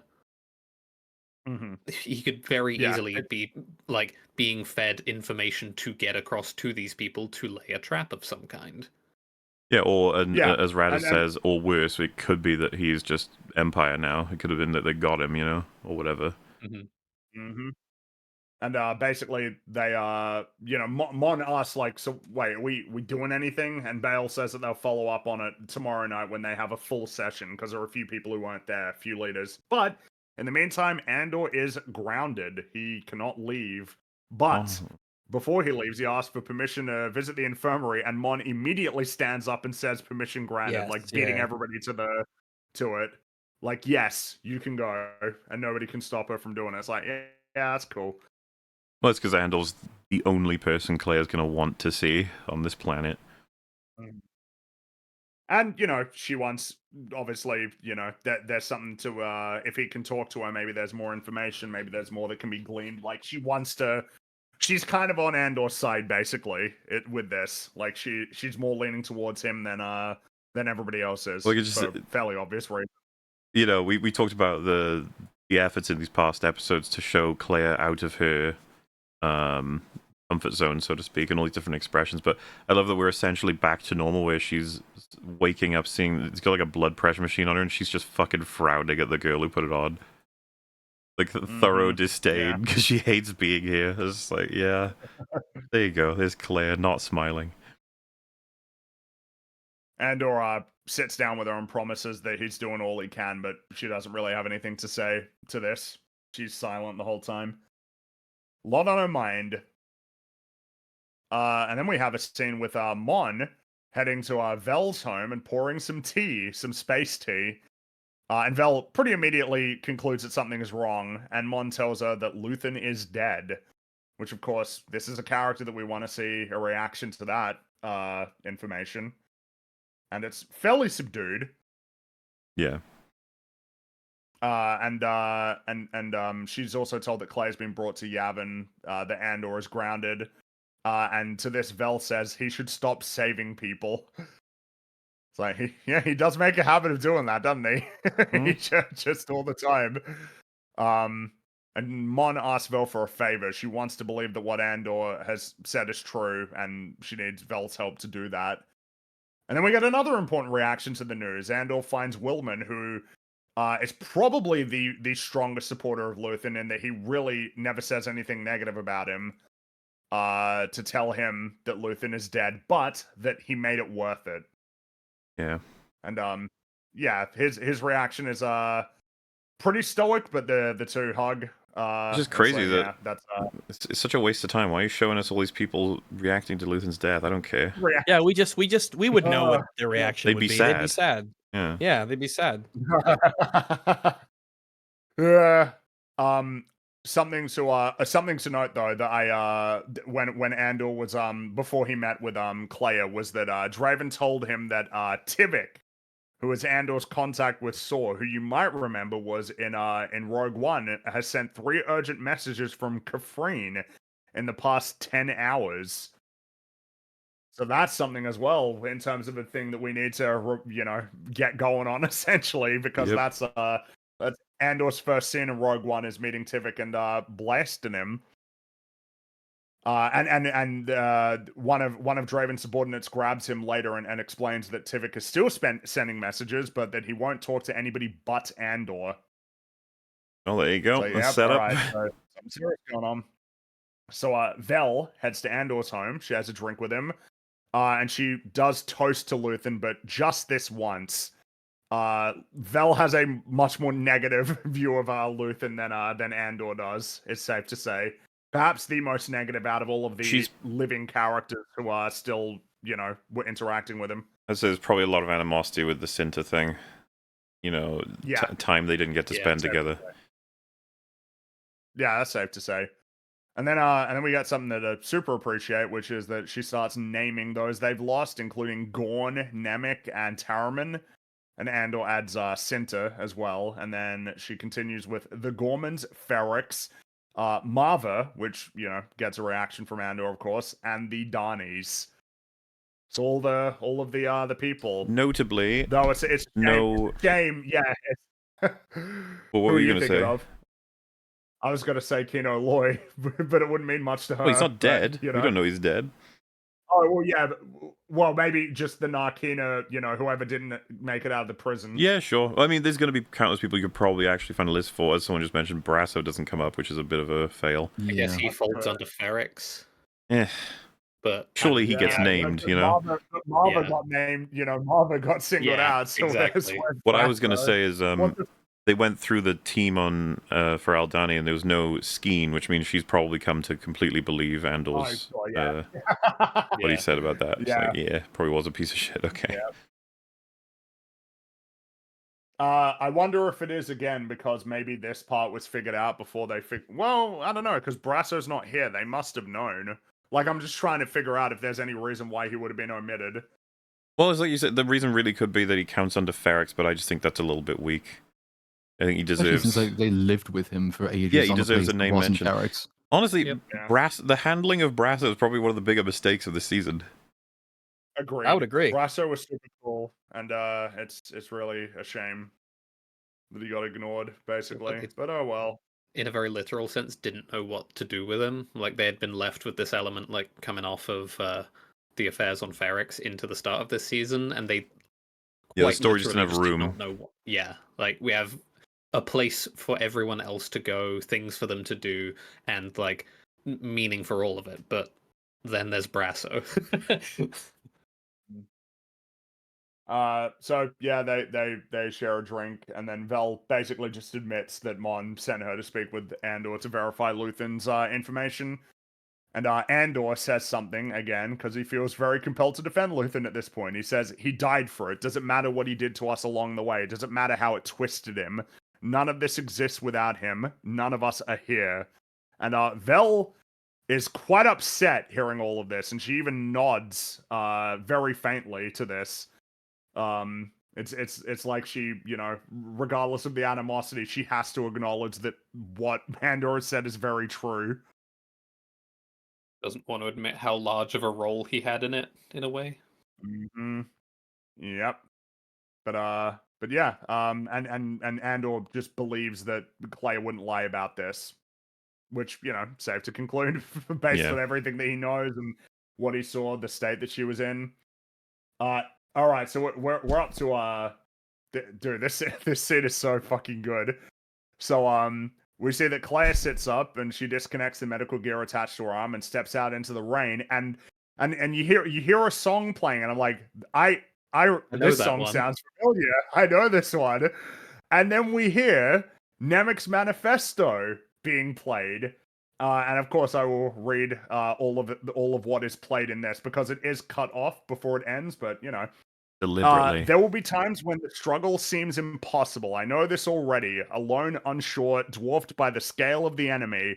Remember this: freedom is a pure idea. It occurs spontaneously and without instruction. Random acts of insurrection are occurring constantly throughout the galaxy. There are whole armies, battalions that have no ideas they've already enlisted in the cause. Remember that the frontier of the rebellion is everywhere, and even the smallest act of insurrection pushes our lines forward. And then remember this: the imperial need for control is so desperate because it is so unnatural. Tyranny requires constant effort. It breaks. It leaks. Authority is brittle. Oppression is the mask of fear. And it cuts off there because Partagaz is listening to Nemec's manifesto. Oh, so great. Already that just in concept is already great. Yeah, like hard to really say much about it and just you got Partagaz to listen to Nemec's manifesto, and clearly like it is having some effect on him as well. Oh yeah. The fundamental truth of it is undeniable to him. As he says, his first line afterwards, it just keeps spreading, doesn't it? And like his entire job has been the antithesis of this manifesto.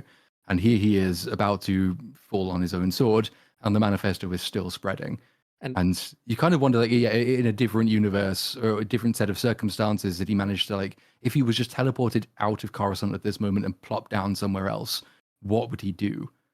Having like realized this, the fundamental truth of it, and like having just failed so totally in his job, sort of like the Cyril thing. Like he can't possibly be allowed to live on, but if he did, what would be his reflection on it? Well, no, I think it was deliberate to cut off tyranny being, brittle. It's leaking, it's breaking, and authority being brittle. Right? That is literally what's going to happen in this scene. His authority and his role in the Empire, it was easily broken. There was only a few mistakes that need to happen, and he's basically responsible for an entire system having collapsed and potentially caused immense damage. And it's all in that manifesto as to why. It's like it's unnatural.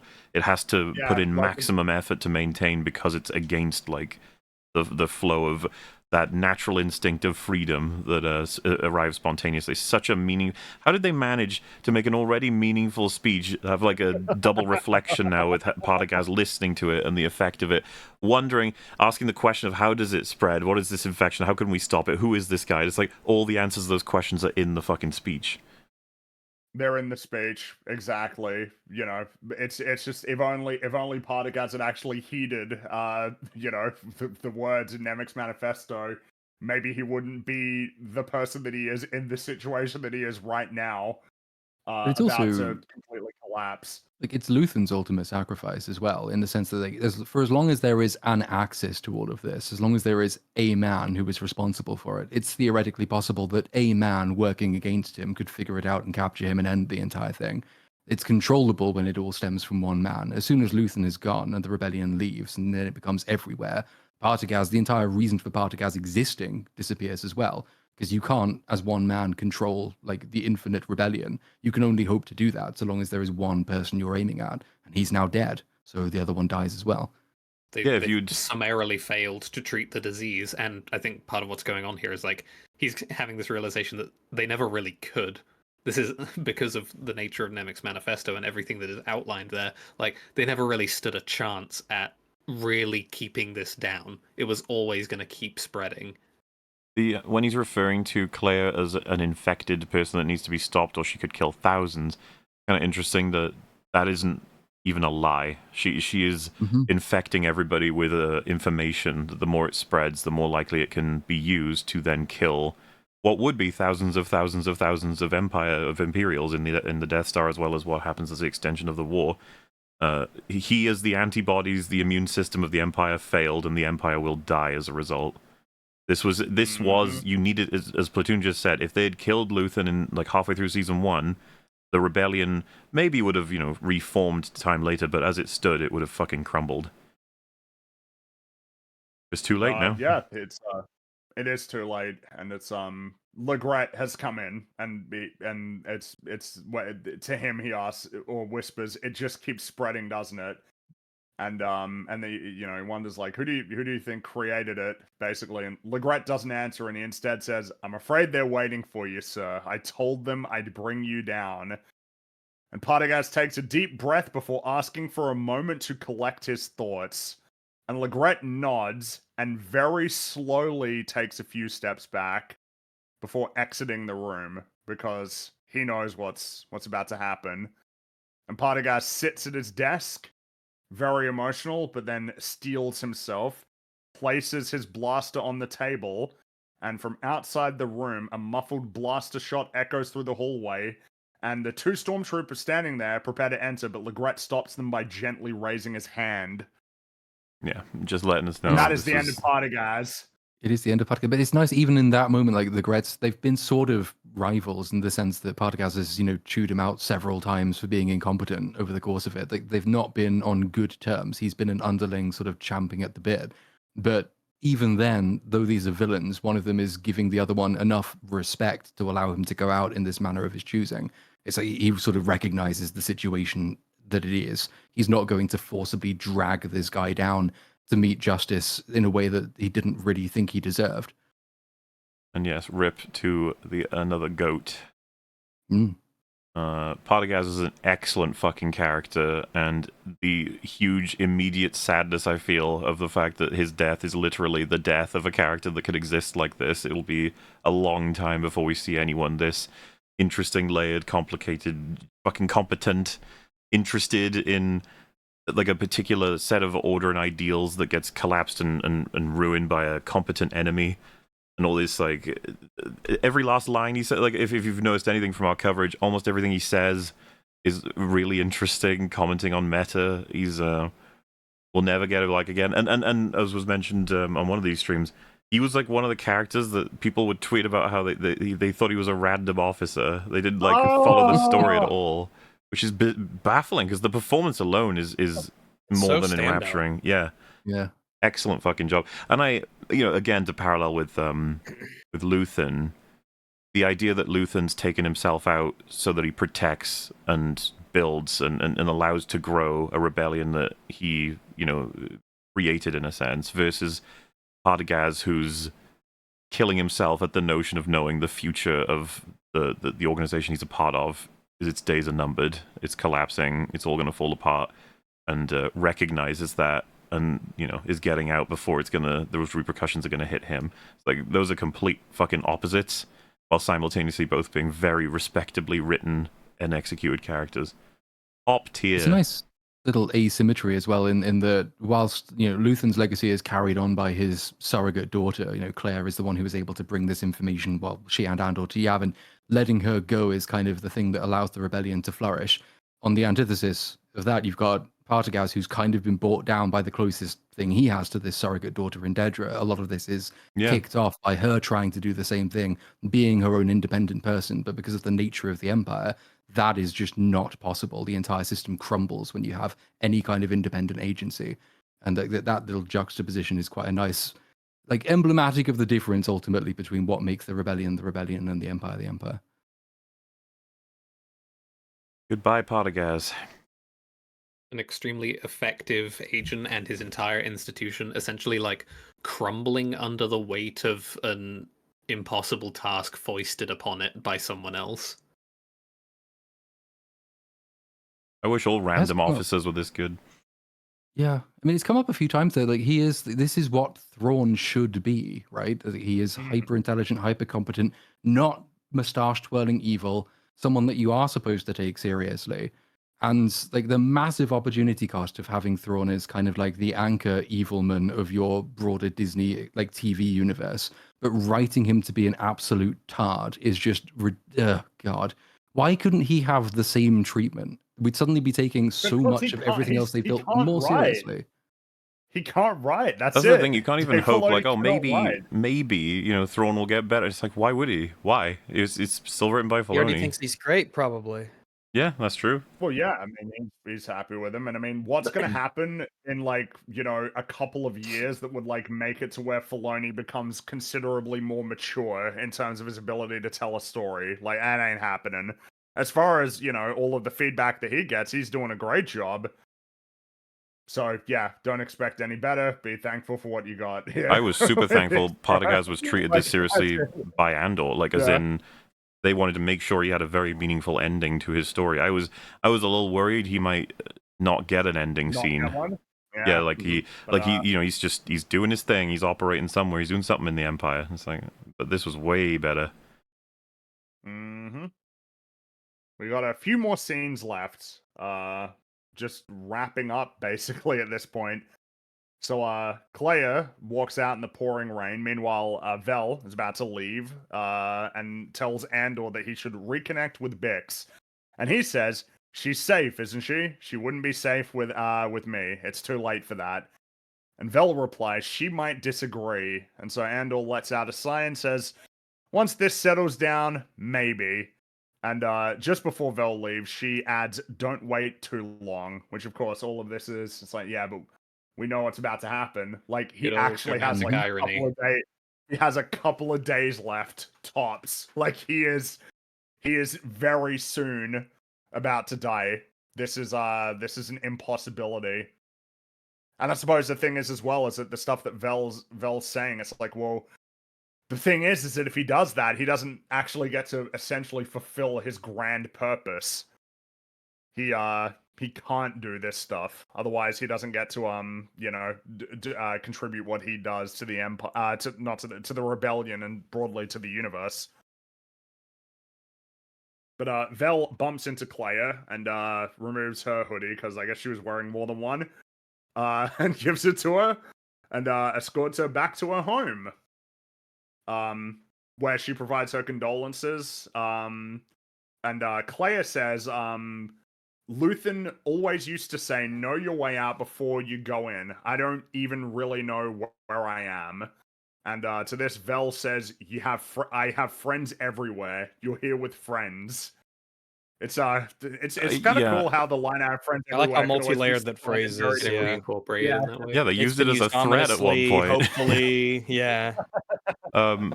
I really enjoy the effort for that line to be listen, Yavin, as much as there's going to be hostility for who is essentially the partner of Luthen, is this is a safe place and you're welcome.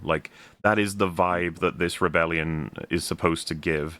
It's one of the things, if you remember, that when the OT was set in stone and Rogue One happened and that prologue scene, people were oh, we're going to see a more negative version of the rebellion. It's yeah, there seems to be a dirtier, harder to run, doing more difficult things, more dubiously operated, which is all of what Andor was showing us, and that they did all of the extremely difficult, rushed and difficult, like secrecy work, sabotage, backstabbing, all this sort of stuff, so that the rebellion has its opportunity to form and provide a much more stable, welcoming, warm base for the rebellion against the Empire, you know? And that will ultimately enable Luke Skywalker to be like the great hero that the galaxy needs in order to bring an end to the Empire. Like it's kind of a relay race that's getting passed on, and he gets to be a hero because of the choices that other characters made that weren't so overtly heroic, or were, morally dubious or anything like that. It's cool. And so we have K2SO, who he had to get powered down, but he's up and about now. Cause Draven needs to talk to Andor. And he tells him that Tivik is only going to be on Kafrene until tomorrow, and that Andor is the only person that he'll speak to. And he also mentions that an Imperial destroyer parked over Jeddah 2 days prior. It's becoming pretty clear that Draven now believes that Andor, if he's not telling the truth, then this is like an incredible trap that has been, crafted by the Empire. And Jeddah seems to be a place of interest now. It's like, what's going on over there? Because that's where we're going to meet Baze and Chirrut. Is that his name? I don't remember their name, but that's where they'll meet him. Funny, if we have more seasons, it's like getting them back would probably actually be a really good move for being able to turn them into characters instead of, they're like... That could be cool if you expand the scope of the final season of Andor to start feeding into the Rogue One characters. Maybe give Jyn something that makes her less boring. As much as it sounds silly, you can double up Jyn with Saw. When you draw back further seasons, right, where it would be appropriate, if you could have scenes of Thor's leadership, how it developed, why it was important, and he's taking care of a little girl, and it's like, what's that about? And you're like, well, gonna come up. It's gonna be really important eventually.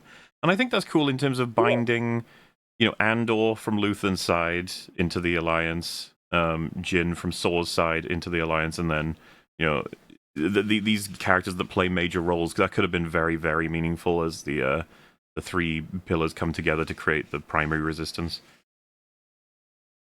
Yeah. But, oh well. Another time, which feels apt given, so after all of this, Draven and Mon meet with Bail to essentially convince them they need to talk to him, but we don't see the conversation. But we do see that Andor is having a dream of his sister patiently waiting for him to return to their home on Canary. You might remember it's the shot of after the group has left, to go and investigate the crash ship. Yeah. This, by the way, should be confirmation for people who think that that's something they forgot. It's like, don't you think no way there's purpose here? I mean, Tony Gilroy has said what the purpose is, but it's just, I would have thought it's very easy to pick up at this point. But, it's like a meme at this point. It's like, haha, they forgot about it. Like, no, they didn't. But okay. Nope. It's just that life got in the way. That's it. And I mean, it feels clear that that's the case because Andor gets awoken by K2SO to go on a mission. Like that's what distracts him from the dream. I like his line as well. The man you don't like is here. Yeah, it's good old Bail. And the two of them sort of bond over their mutual inability to sleep well before Bail tells Andor to head to Kafrene and speak with his contact. Andor asks him what's changed, and Bail replies, "If I die fighting the Empire, I want to go down swinging." And Andor chuckles at this before saying, "You and Luthen would have gotten along much better than you think." And Bail says, "Let the Force be with you, Captain," before leaving Andor to his work, which I will say, I appreciate the restraint of not having that phrase appear it's the only one until the very end. Yep, and the only time. And that it's Bail who says it. It's like, how did you end up saying, "Let the Force be with you"? How'd that happen? Oh, may the Force be with you. Let it flow through you. Why the fuck? Let it in. Yeah. Let it in. Yeah. Let it run wild.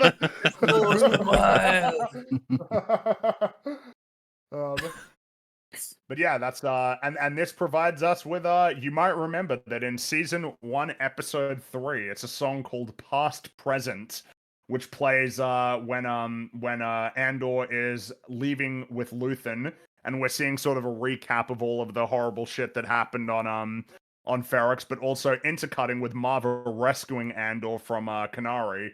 And now it's again, but now I believe it's called Past, Present, and Future. The future will become apparent once we're, right at the end. I really like this song, but as Andor gears up and waters a few of his plants, he leaves his home and makes his way to the hangar, and he passes by his fellow rebels, and we get sort of a summary of even characters who aren't here. What is the state of all of the characters? What are they up to? What's going on?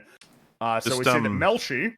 Oh yeah, because I was going to say Yes. there's a behind the scenes thing about how when you first get to Yavin that they wanted to show that there was pieces and bits of culture coming in from all different worlds and places and sources, but that by the time we get to this point, they want them to look unified.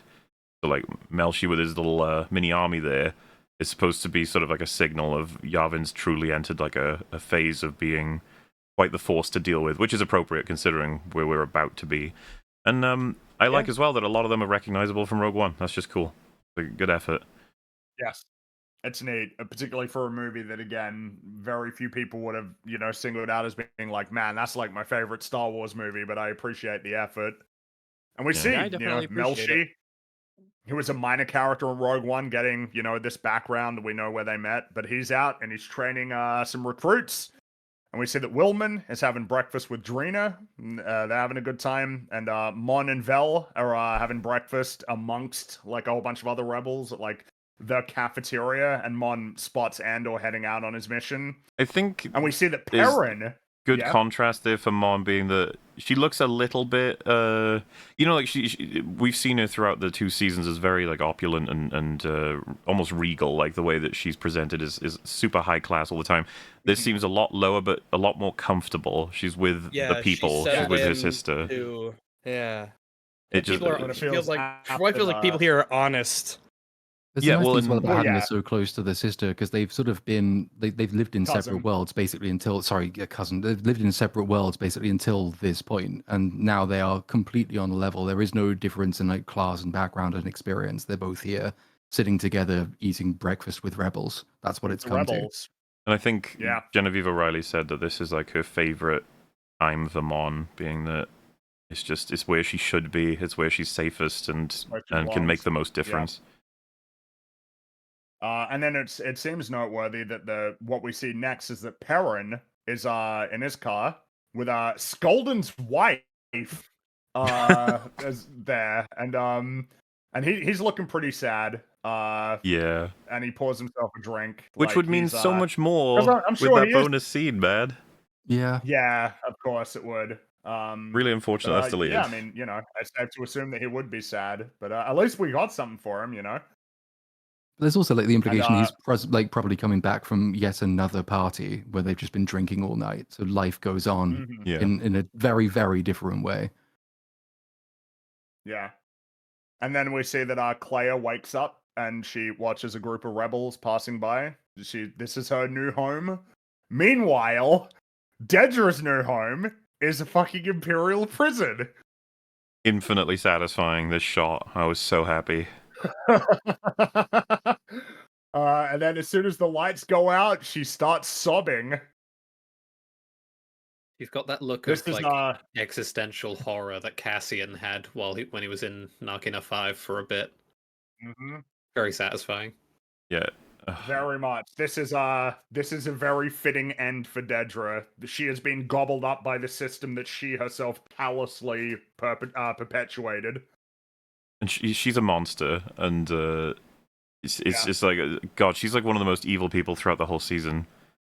And I would even argue that Cyril was like her opportunity to realize that she's on the wrong path, and it just didn't do anything. All of his efforts. Yeah. It just drove her after Axis more. Yeah. Yep. And landed her in here, and there she will be. And I do. I mean, that's her fate. Just the order of scenes here, because we've seen the shot that I adore for Clea. This this would be, as far as I'm concerned, a bit of a reference to Luthen's speech. It feels like there seems to be a sunrise somewhat here. The sun is hitting her face pretty big, and it's something that he doesn't get to have. He knew he wouldn't get, but that she does, and but she got. It's combined with episode 10.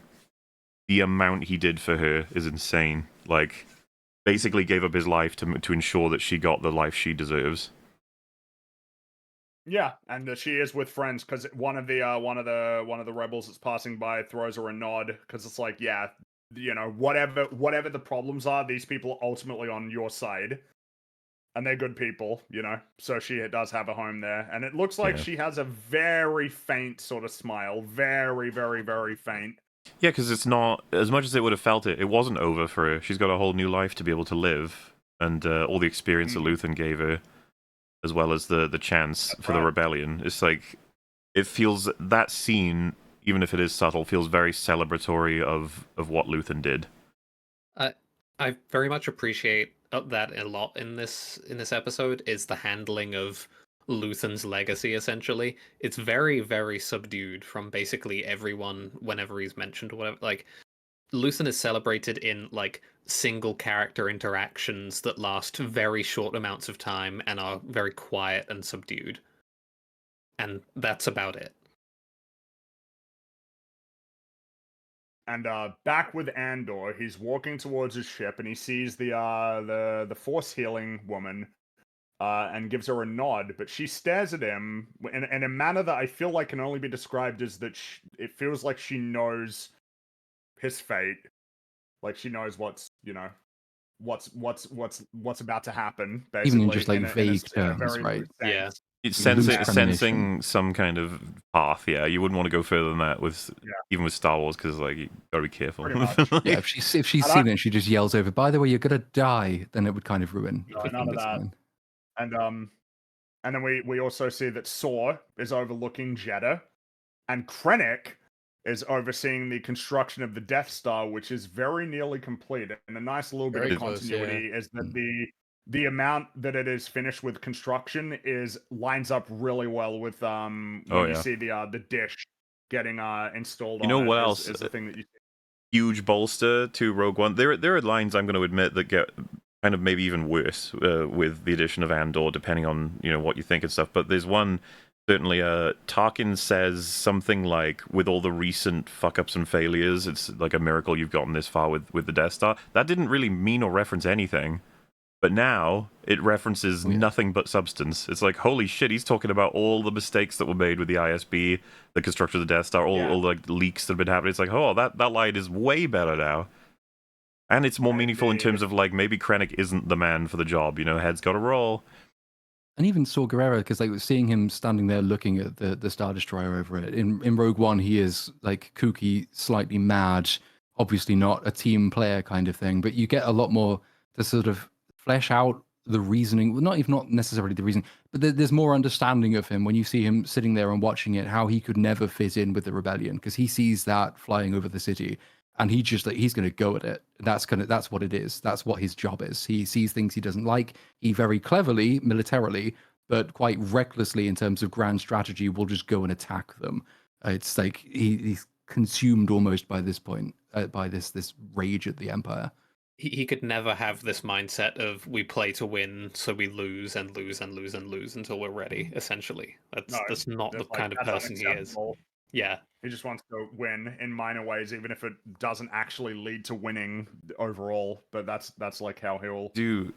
Like as well, what was said about this is like, this is just an average walk to his ship, but the whole audience knows how meaningful this is, because it's like dawn of the final day, so to speak. Not actually, but close enough.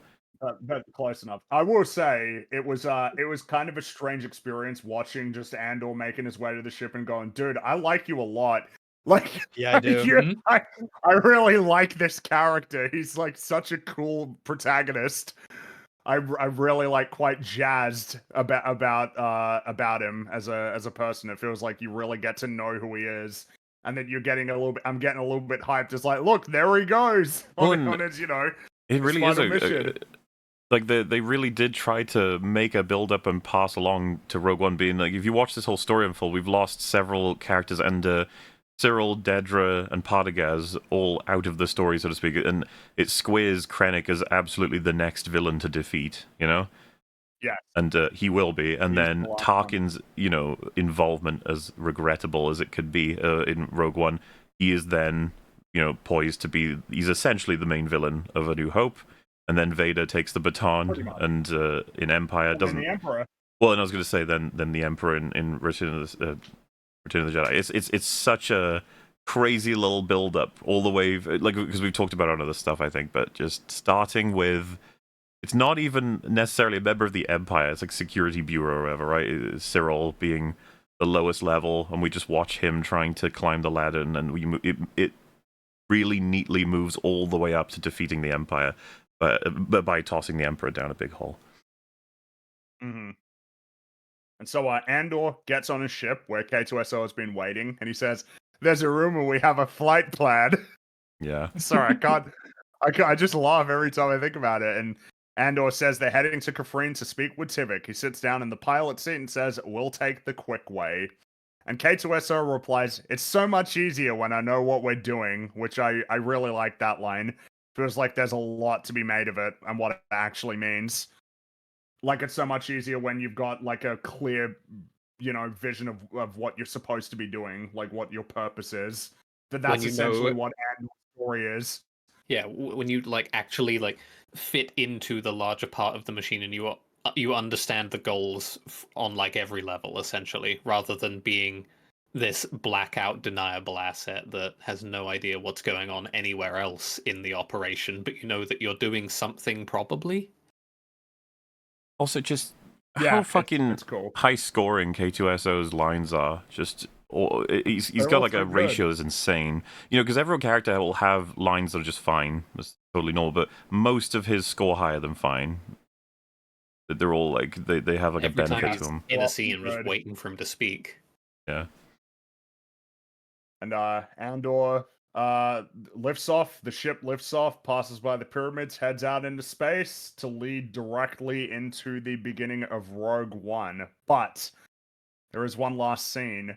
We're back on Minorau, and B2 is there, and he's got a fellow droid that he's He's playing having a with. good Droid time. friend. He's found a companion.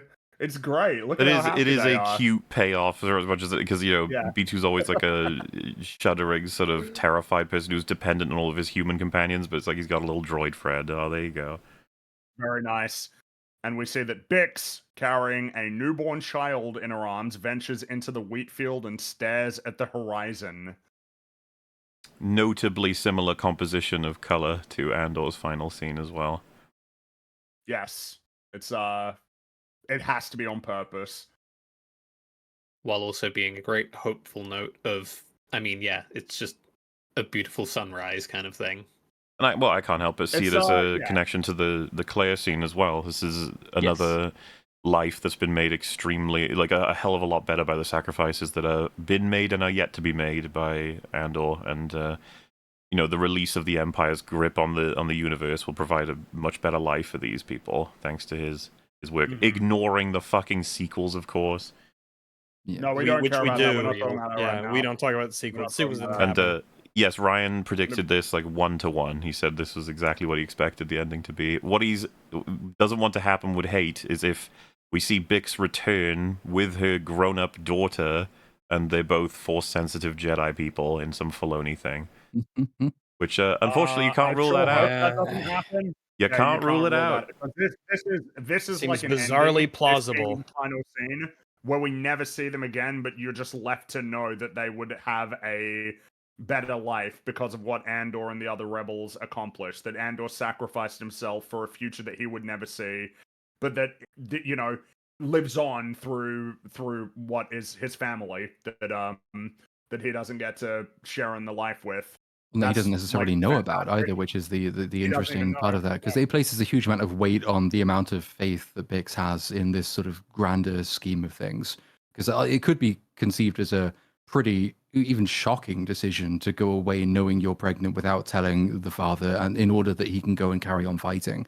But that means that scene with the Force healer is one of her most important scenes, because that's the one that sort of gives you this quite definite sense that she does have a grander awareness of even in vague terms where this is going to go next. This has to happen in order for Andor to do his job properly, and his job is so important that he can't be allowed even to be distracted by his own family. It could be construed as selfish, but it could equally be construed as like ultimate sacrifice, even if it's sacrifice that she's kind of making for him. I found this. I mean, it is a sacrifice in the sense that wait, what have you? What? Found this quite meaningful. Someone put it together, and it's just like, oh shit, yeah, that's well That's a pointed out cool- parallels. That's a kind of Yeah. a cool parallel. Yeah. Oh shit. Even Rogue One getting included. Yeah. Yeah. Look at you, Only Rogue if One. only.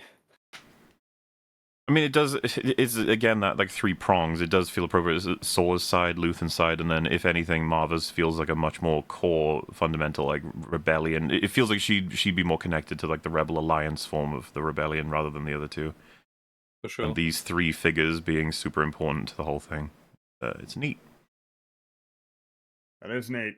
From what I understand but of with Rogue One, that- didn't Gilroy come in sort of quite late in the day when Rogue One Yeah. was being written? Essentially rewrote large parts and was responsible for large parts of the reshoots. But it's kind of like one of those unanswered questions and unanswerable questions, really, is like, what would that film have looked like if he had written it from the beginning? Would say like would've the been Saw better. Gerrera. Well, I think it would have been better is the easy answer, right? But like, would you have had more interesting beats between, say, Saw Gerrera and Jin? Like, would you have had more fleshing out of that at the beginning? Would Jin have been a more interesting character? Would she even have been the main character, or would Andor have been the main character? I mean, I don't know if it's a hot take, but Gareth Edwards is like not great. In terms of like his storytelling abilities. Like he ain't that great. Sorry. The creator was kind of shit, and that was really annoying yeah. because I was hoping it would be really good, but it wasn't. Yeah. And Jurassic World Rebirth will suck. So it's very easy to conclude that Rogue One would have been way better if Tony Gilroy had made it from the start. I think that's a safe assumption. It's something notable for a lot of people who went straight into Rogue One after Andor, which a lot of people probably did. I've seen notice that like apparently Rogue One is now the most popular film on Disney Plus Yeah, I saw that. temporarily, because it's just like loads of people are just like, well, got to see how this all fits in, and everyone just notices, wow, that is a stark decline in dialogue quality that just suddenly arrives. It's like, yep, unfortunate, but that's it. Such a shame. And then, of course, Jin Erso, not a great character at all. She's kind of annoying. Really boring. Yeah. Very boring, yeah. It's very stereotypical. And, who you adore in this as a result of this series is, like, side characters now. It feels so fucking weird to watch Andor just be, oh, it's that guy over there. It's like, okay. I guess. Like, get out of his. This should be his movie. Get out of his way. He gives a shit about Jin Erso. Yeah, the third act has some good highlights in it, but, For sure. But as an overall thing, it feels like it's a reasonably good package, even though, Rogue One is clearly a step down, like, overall, in terms of quality. But it's like, I'm happy to group them together. And I suppose that's the thing. It is a complete group that is now over and ended, and there will never be any good Star Wars content again for the next decade, at least. Until it becomes public domain. It's like, okay. Unironically, that might be the case. That's a terrifying thought, but that might be true. It was I know I felt this way, and I'm pretty sure Mauler, you felt this way as well. There's a strange sort of melancholy at the end of Andor on its completion, because as much as there's plenty to be happy about, I might go further than that. I was downright unhappy. You go further? And I think anybody would be like, "Did you not like it?" And it's like, no, it's the opposite. No. It's like when you finish a really, really good book, and you're done and it's over, and you know that all the other books will be terrible. When you know as well that there were meant to be more stories, like the book was meant to be longer, and it had to be cut down, and then it's like, yeah, sorry guys, this is the best we could do. We got less than half of what was originally planned. Less than half. Yeah, we got it in totality, I suppose, from beginning, middle, and end in terms of the total, to its end point. But 2 seasons instead of 5. Maybe 5 was always going to be impossible, but at least 3, you know? Like, at They would least have- 3. They would have had to have started much sooner, is the thing, which could have been possible. Who knows? But they were too busy with, I guess, the slop pipeline. So what can you Here's do? the frustrating thing, right? Because it's not just like we're not getting more of these stories; it's that we're not getting more stories. That's the really frustrating thing. Because like this show proves that there is so much that you can tell. It would almost be easier if it didn't exist, because then we're kind of all accepting that, well, Star Wars is just fucking dead as a creative enterprise at this point. But then Andor comes along and it's like, actually, no. This is still such a rich galaxy. There are so many things you can do. You just have to be interested in actually the smaller things rather than the bigger ones. Like, it's so big already, you don't need to keep adding shit like space witches and hyperspace whales and fucking force-sensitive wolf creatures. You don't need any of that. You just need to do what made Star Wars great to begin with, which is like, this is fundamentally a character story. And find those characters, find how they interact with an existing part of the world, flesh that part of the world up, and then out even, and then build the rest of the story up from that point. And it kind of, it reminds you how much potential there still is, which is going to make it even more disappointing when absolutely none of it gets realized anywhere. Mm-hmm.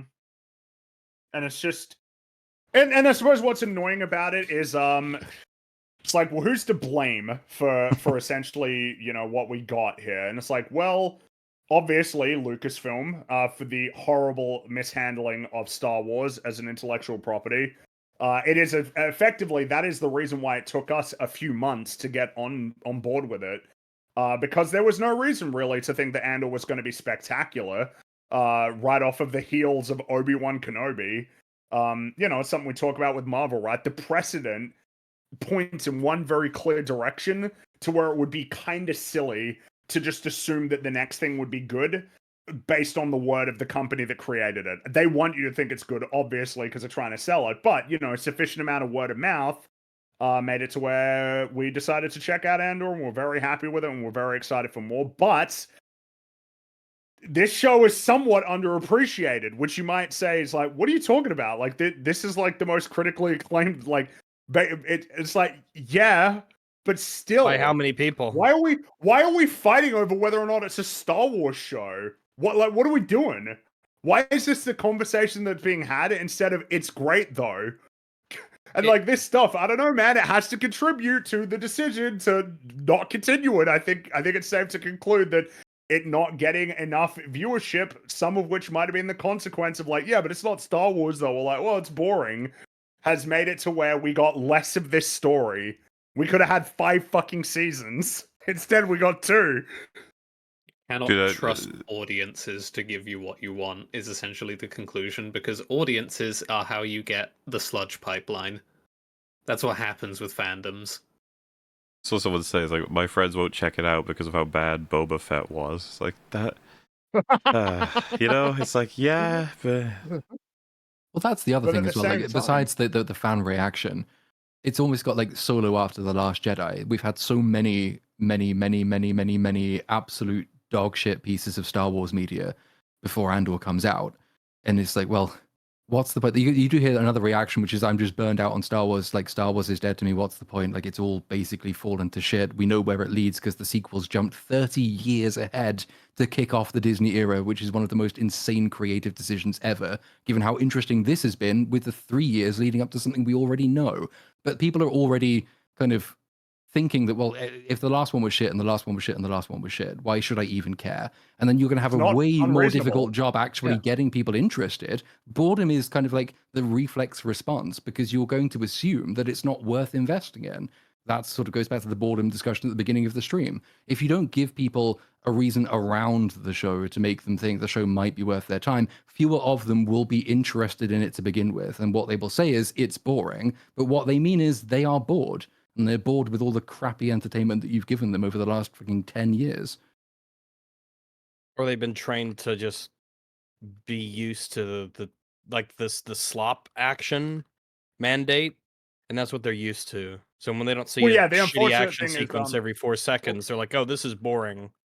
Season 2, Episode 8 of The Mandalorian is the highest rated Disney, like, it's the highest rated episode of Star Wars television. You know? It's Like, so insufferable. it is.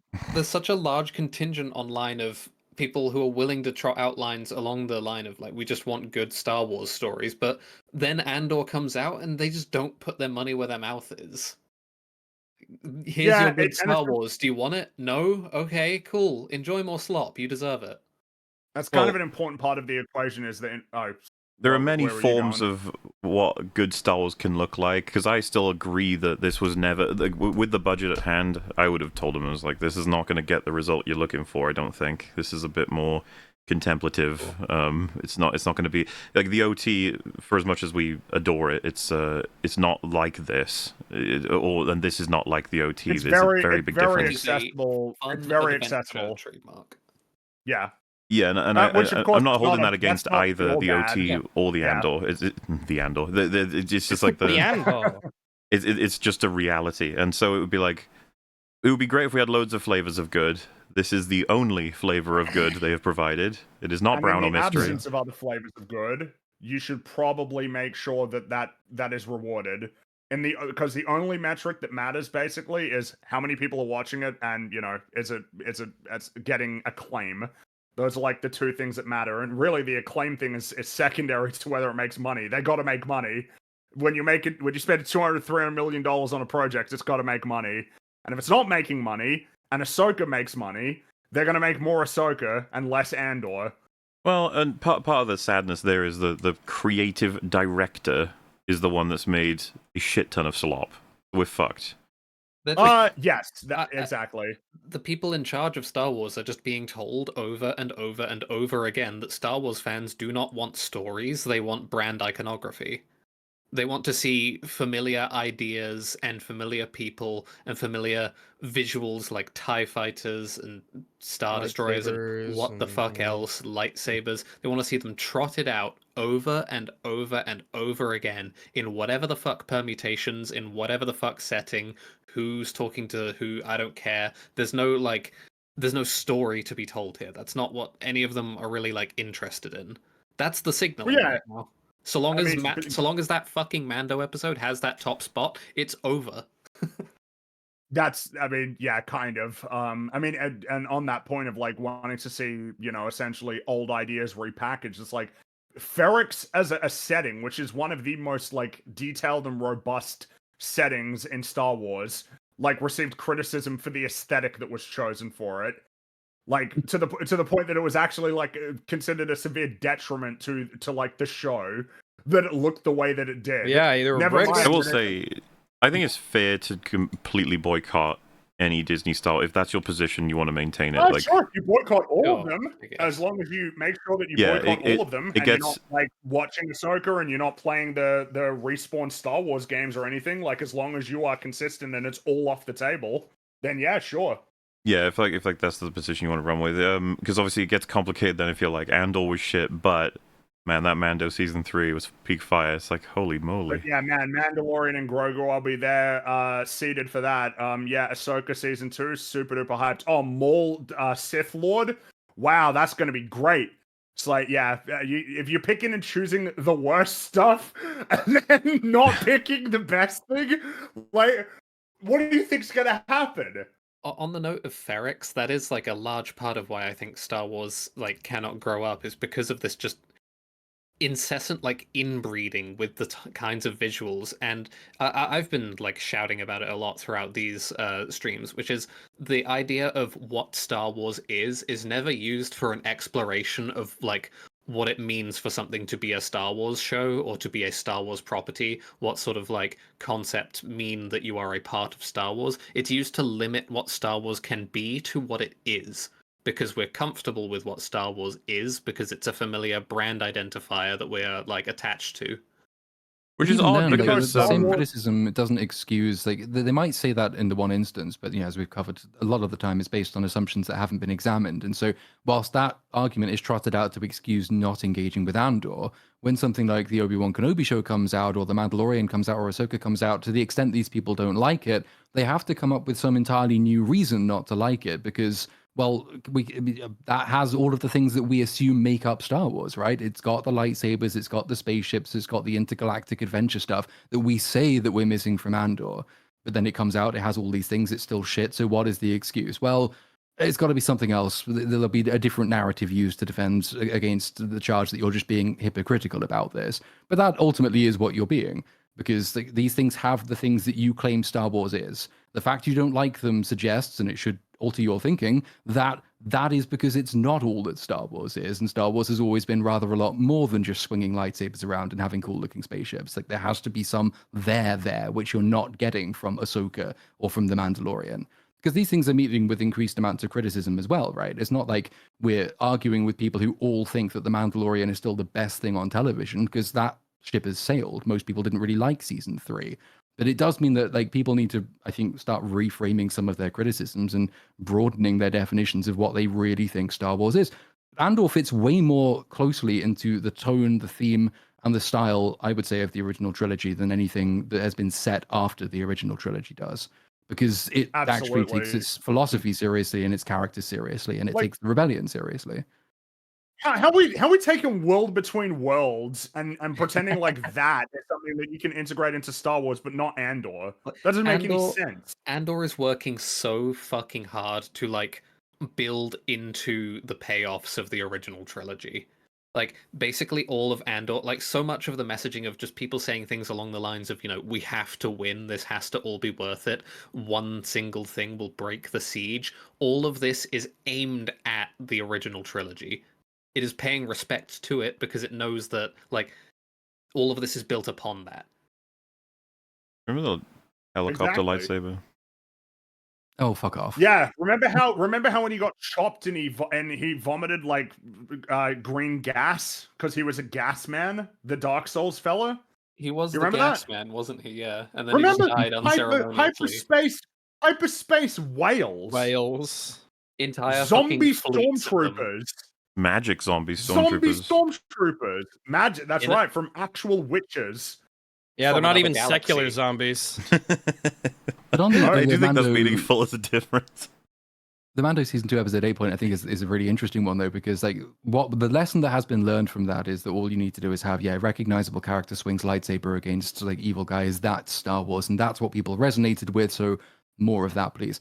I think it's a fundamental misunderstanding, certainly by the people who created it, and I think arguably by a large part of the fan base as well, is that is what they were watching there, and that is what they were responding to.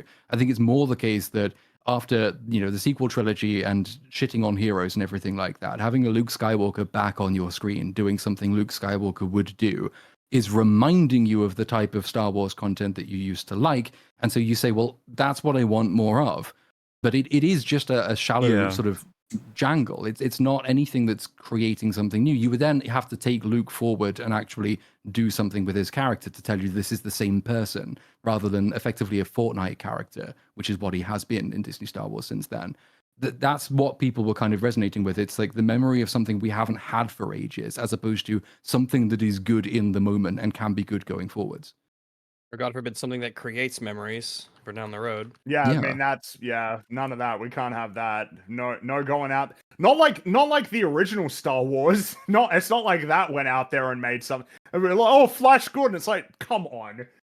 Like, look, all right. Star Wars came along and created a new experience for people that was incredibly exciting. And then was expanded upon with the trilogy. It had to start somewhere. It had to start with its own ideas and its own aspirations and add on to the story with new locations, new ideas, exploring in greater depth, the Jedi and the Sith. Different interpretations of it as presented by different characters. It had to do all of that work, and it's appreciated when it's actually was done. And it needs to happen again, and it can't really happen again because Andor has come along with its own sort of contributions and from the creator's perspective, a desire to essentially create and add on to and augment what exists with Star Wars compared to essentially just shallow, cynical fan service. Like, oh, look, he Vadered, he Red. Oh, look, it's the Clone Wars. Remember the Clone Wars? Oh, like... That feels like an all-time low Clone for the Wars. fandom. The two, it's red. Just watching a red lightsaber activate and saying it's red, as though your lizard brain is actually taking the wheel. It recognizes a color or whatever the fuck. And then, of course, evaded being one of the most honest representations of exactly what kind of processing power we're dealing with when it comes to enjoying Star Wars. It is, there is Vader. He was Anakin. He is now Vader. Therefore, he vaded. It's the most like, what the fuck is happening? That's not story.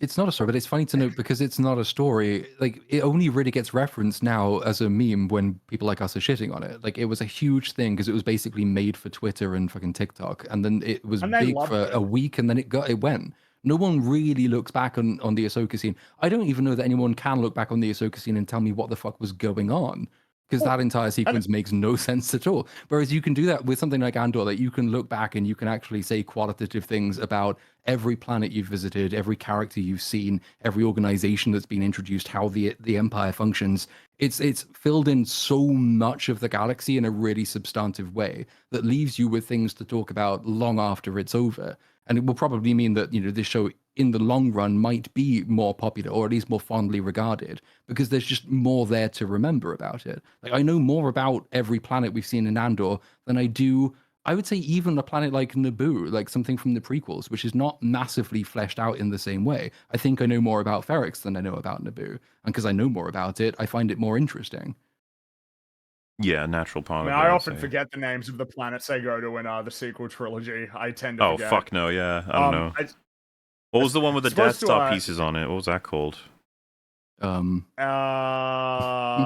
Endor-ish? I don't remember. Yeah. Knifeland. Was it one of the? Oh yeah, that was was it? Wait, was it Endor? It must I have been can't- guess it around would be there. Andor, Didn't the wouldn't it? pieces travel through? There was some kind of fucking comic that said like they went through hyperspace portals. That's why they ended up on a How? completely different system. Yeah. No, Sure. don't ask me how.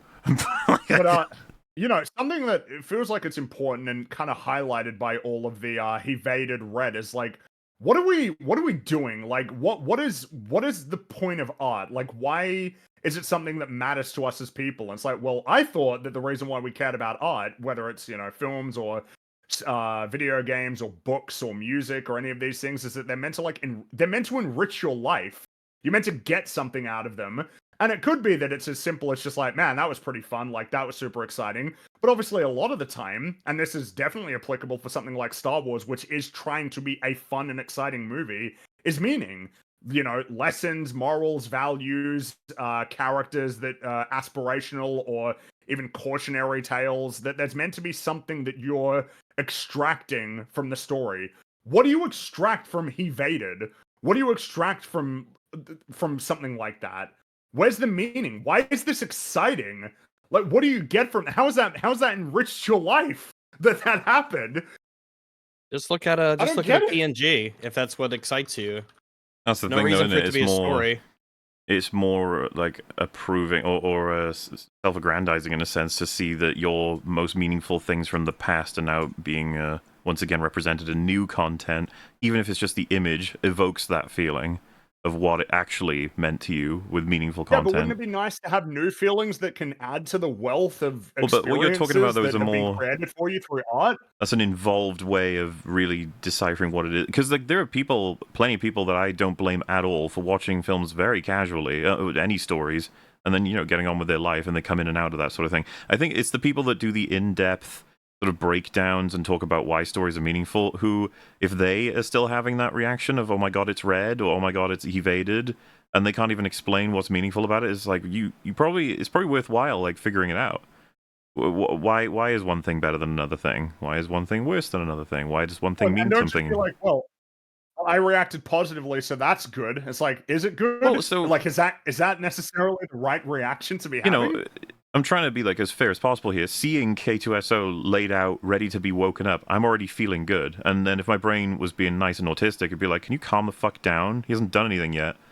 I'd be like, okay, fine. I think it's okay to be a little like excited in the hopes of what may happen next. You know, it's all right. But I mean, the reason And why that- you're excited is because of your expectations that you're going to Well, get a story with K2SO. It's not what the I'm fact trying to that get he's at there, is you're the- anticipating. That same experience is just on steroids for a lot of these people. When they see the red lightsaber, it's that, but it's just like, you know, it's just like, oh, I've already gotten it. And we know this from stories. Take Thunderbolts, for example, is one of the recent ones, but people will tell you that it's like a meaningful dissection on the concept of mental illness and the many different ways that one can approach it in order to, correct their life. And it's like, you're insane. That's not in the movie. And you may have enjoyed the movie, but that's not in the movie. But also, it's like, you're going to be talking about it in 2 weeks, or it's just going to be done and you'll never think about it again. Because, like, surely if it's having the impact that you've said, it's going to stick with you for a little bit longer than that, right? Don't we want to be in a place where stories will endure? Well, but what I'm nearly 50 years ago.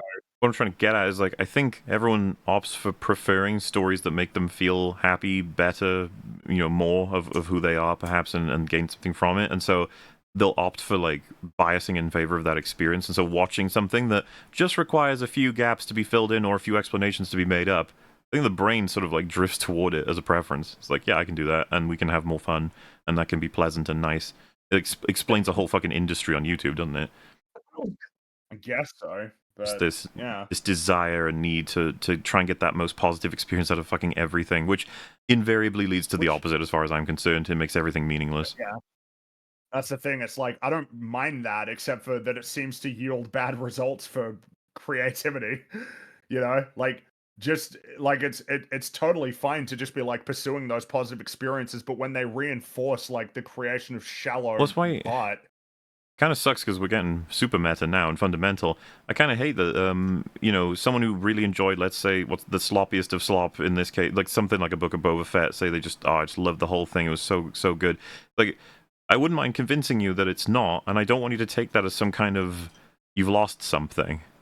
Like, no, it's just an assessment of like what they did, how they did it, and why it could have been done a lot better, and how to look out for that in future, and to identify the ones that are failing in future too, instead of, because I just think that it's seen as a prospect that's kind of like, ugh, like, why would I'm enjoying it? Why would I change that? It's like, well, your enjoyment didn't have to come from some kind of like lie. You don't have to do that to yourself. And because I've never understood it really, the whole like, don't talk to me about this, or I don't want to expose myself to this because I like it and I'd rather it stay that way. It's like, that's just. That's nightmarish. Like, I do not want to be attached to like properties, IPs, franchises, or anything in that way. Like, I seriously like have a very strong belief that that is one of the larger things that is wrong in the like media ecosystem right now. I'd be curious if you guys have any examples, but one I've thought about every once in a while is like, there's no amount of telling me a thing can be bad that would remove meaning that I have, I know this is redundant, meaningfully extracted from it. I guess what I mean is, for example, I hate what they did with Terminator overall, obviously. Terminator 2 is like my second favorite film of all time, I think. It only got dethroned in around 2006. It was a tough fight, but Prestige managed to win out. In any case, the difference between, Genesis and Dark Fate, the damage those films do to the everything to do with Terminator, is just one of the most ugly and rude things ever, sort of thing. But like, there's a moment, because for anyone who doesn't know, the story briefly is just that Sarah Connor got saved by going back. Terminator goes back in time to save her as a kid from a fucking other Terminator, and they grew up somewhat together, looking to try and defeat Skynet in the future. And there's a bit where you find out Arnie Terminator, I can't remember which era this is, but that he saved a bunch of Sarah's crayon drawings of him when she was younger. Like, that movie is abysmal, and I despise it. But there's that one moment I was like, oh man, that's neat. It's like, what does it mean? How does it play to the rest of it? And it's just like, yeah, no amount of that film is awful is going to change the fact that that's like a cool, tiny thing that they put in there that you'd probably want to rescue for something else in like a better story. And I don't see why you can't have that for anything.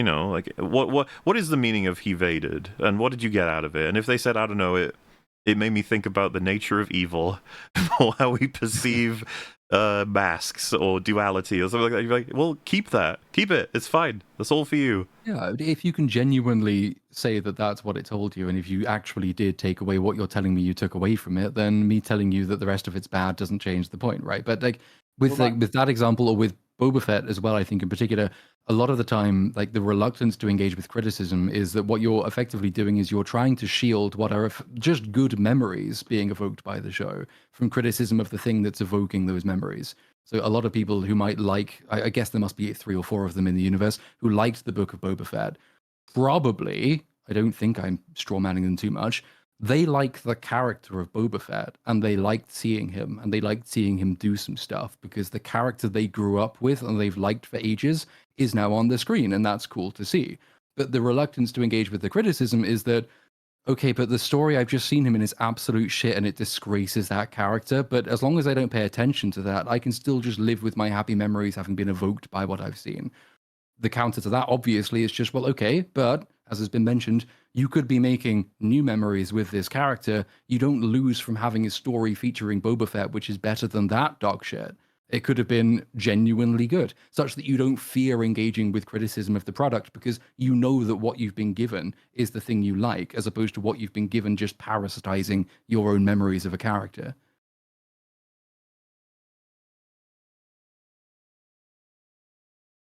Lots to think about, huh? I'm very, very optimistic about the future of Star Wars here.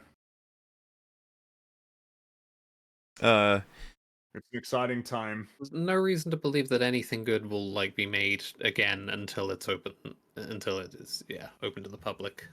But Well, yeah, because the problem is, like, if Kathleen Kennedy is done, it's like, well, the next one's either going to be Jon Favreau or Dave Filoni. Those are like those are, from the perspective of Hollywood, the logical choices. And why would there be any expectation that that would yield good results? It might be worse. It might be that it would actually make it impossible that something like Andor could arise. But I do wonder how much of that actually is down to like the commissioning process. The difference between being pitched a story by a creator who likes it and being told, well, we have to go find a creator because we need more content to fill this gap. Because there's a big difference, I think, between like, say, even like Skeleton Crew, which came about because is it John Watts actually pitched this idea on the set of one of the Iron Man films to Jon Favreau. He had an idea for a story he wanted to tell. And Favreau said, that sounds good, pitch it to Filoni. And Filoni said, yeah, that sounds good, do it. I'm not holding Skeleton Crew up as like an example of absolute pinnacle entertainment. I do think it's a fairly significant step up from like Mando season 3 or the Book of Boba Fett. And the Book of Boba Fett is the absolute antithesis of that approach. That is someone saying, hey, Favreau, when you've got a spare 5 minutes, we've got a slot to fill. You need to give us some episodes with this recognizable character. And so he has been told he has to create something. He goes away and just turns out, this absolute low effort piece of garbage. But something that someone actually wants to make, obviously, is one of the most obvious statements in the world. Something you want to make will probably be better than something you're told you have to make.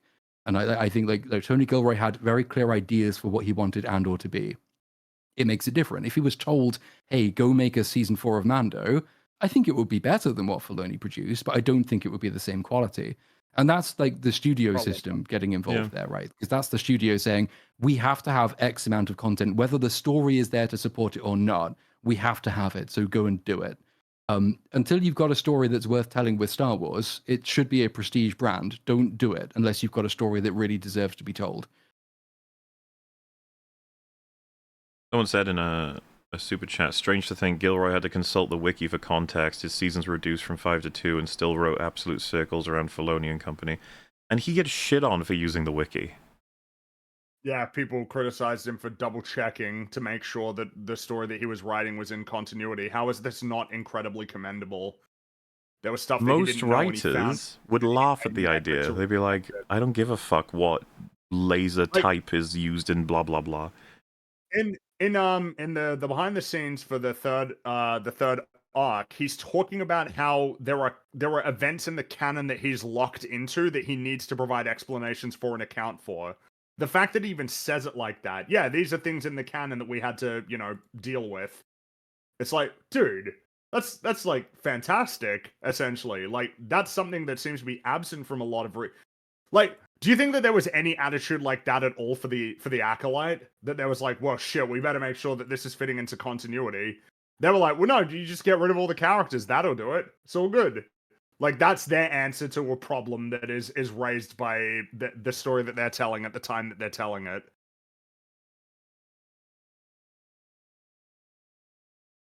Well, I don't know, man. We got really lucky. And in a sense, I suppose, as frustrating as it is, it's like we could have had 5 seasons. I guess there is some solace in that we got 2 really good seasons of television, a complete story, beginning, middle, and end.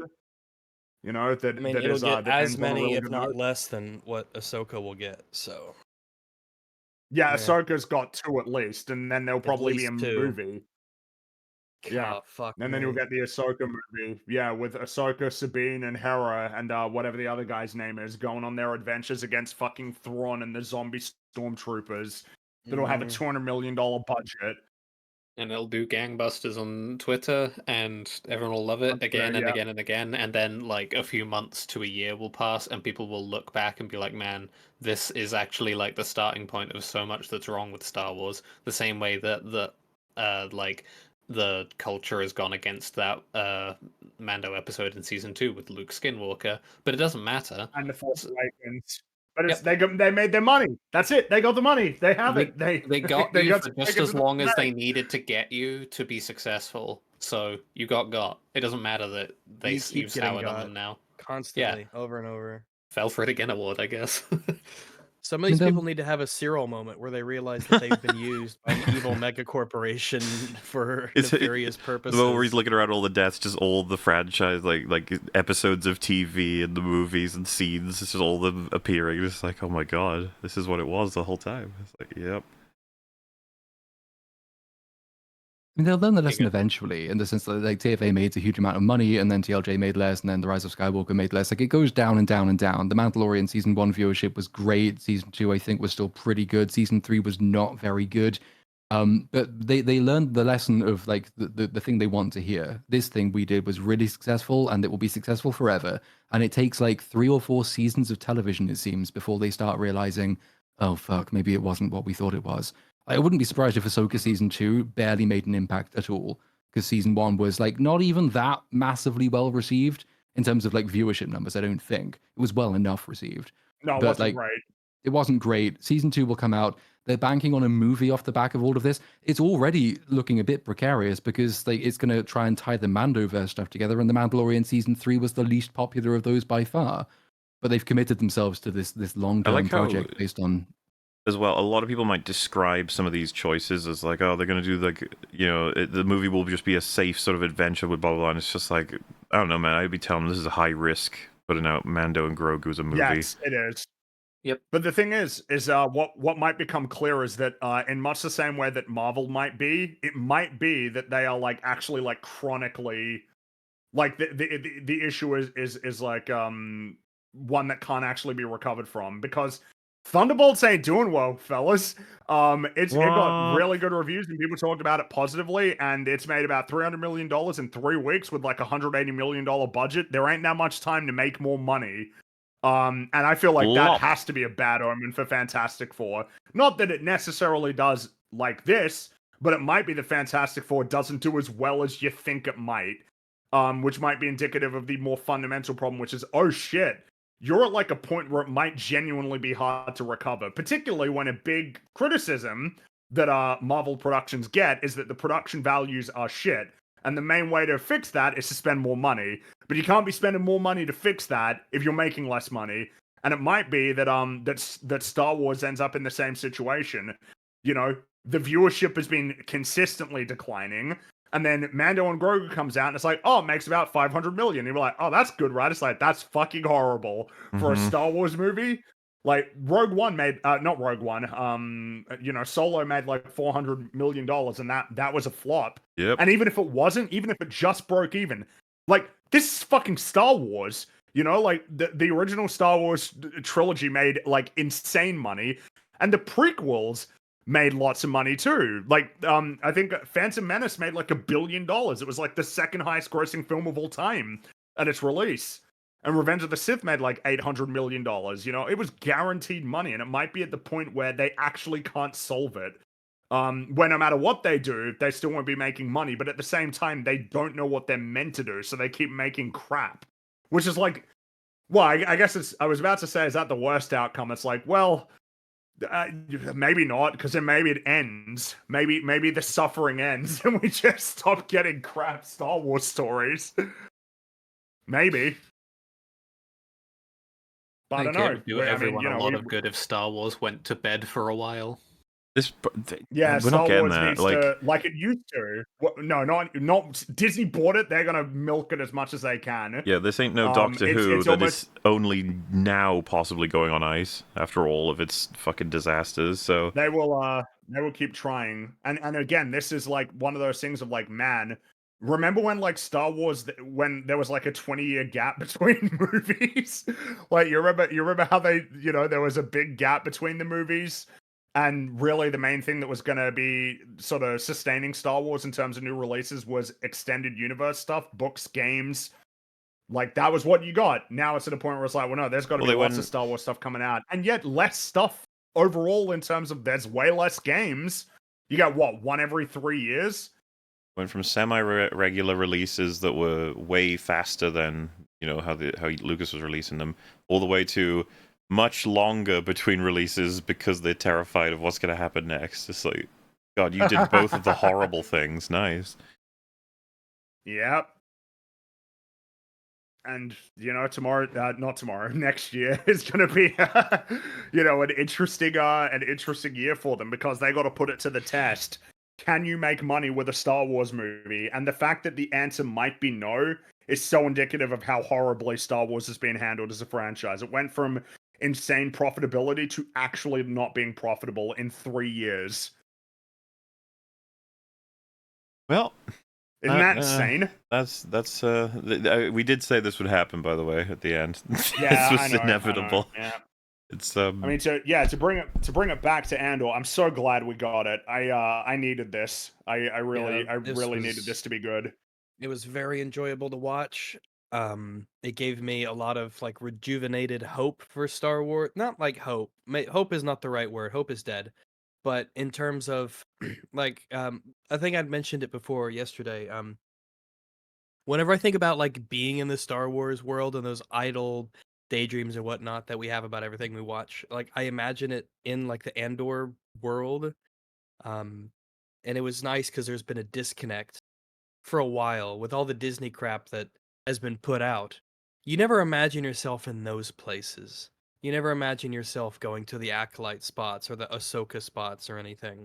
So it was good to have a place where you could just sort of imagine yourself being in, and like, oh, the Star Wars world. It actually is really good.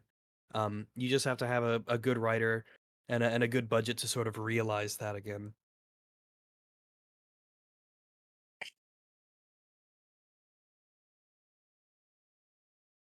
I don't know what stage of funeral we're at this point. I mean, it's acceptance, basically. I accept that Star Wars is going to be really bad after this, like, there's no denial about it. It's going to be bad. Anger is one of the stages of grief, isn't it, though? Because like, I I didn't think I'm say still at grief, anger. I just said funeral. Because it's like, Star Wars is a different... That's what I mean by, like, there's just loads of these different forms of funeral happening. Because, compared to, like, TLJ was seen as, like, the death, and then Rise of Skywalker was like, what the fuck was that? And all these TV shows just further dead, and then it's like Andor. It's like, well, Andor is not a negative thing. It's like, no, but it is kind of a big old signal for the, that we're not getting this. This is not what it is. So, just, many stage funeral that we've been going through for a while. You can watch Mobland. That's currently coming out. New episodes already out. That's currently going, and it's good. Yes. Find some games, probably an indie game, that's exciting and fun. Go read a book. There are more excellent games that are like important and special for you to play than you can play in a lifetime. So you got to go looking for it, though. That's technically applicable about every medium, right? Of all the best. Yeah. Plenty of the greatest films of all time that I still haven't seen.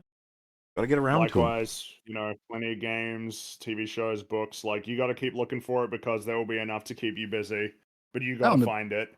On a positive note, that's like one of the really nice things about Andor is it is the first time, basically, since I've been an adult, that a Star Wars thing has come out that's made me think, shit, as a writer, I can learn a lot of stuff from this.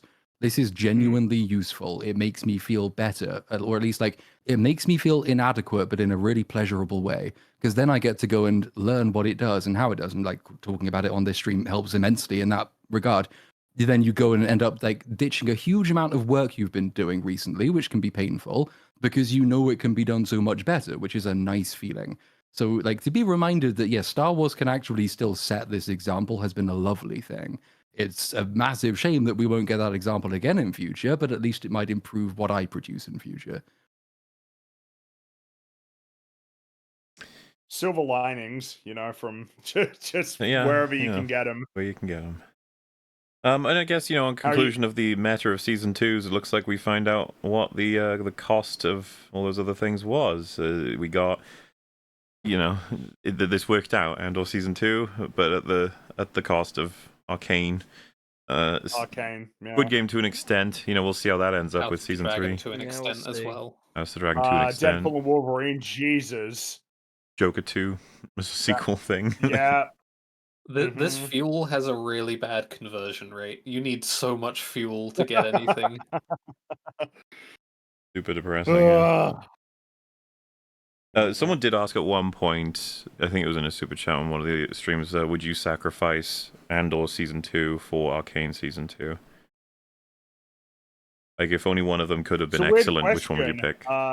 It's That a is a weird good one for me question. because I am biased by my kind of hatred for Arcane now as a thing. I There- there's a probably certain- would, because I am biased towards Arcane as a property, I guess, and away from Star Wars. So if I was Yeah, that's the held at difference for me. gunpoint, I probably would.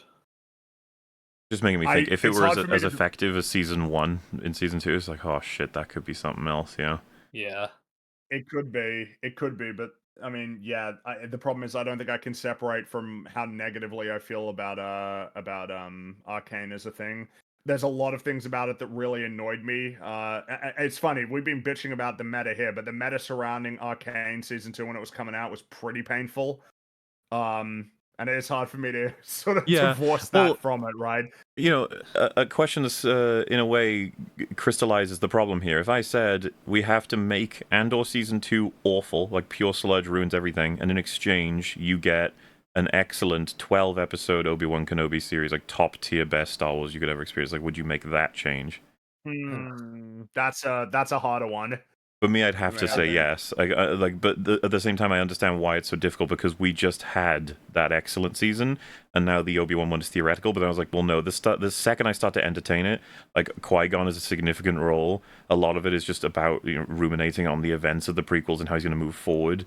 Different flashbacks to the Clone Wars that could be excellently executed, and it's all helping it. It's like, yeah, I would take that. I would in a heartbeat. It's like all the best things of Andor could theoretically be present, and they were different, And it concerns. I'm already imagining it, to be fair. Yeah. I'm already thinking about it. I would happily admit I'm biased. I just feel like, yeah, it's characters that I've loved Yeah. forever in Star Wars being able to For be me, treated I well. think I'm just more interested in the sort of thing Andor is trying to do in the Star Wars universe. So Yeah. I'd probably be willing That to makes keep sense. Andor.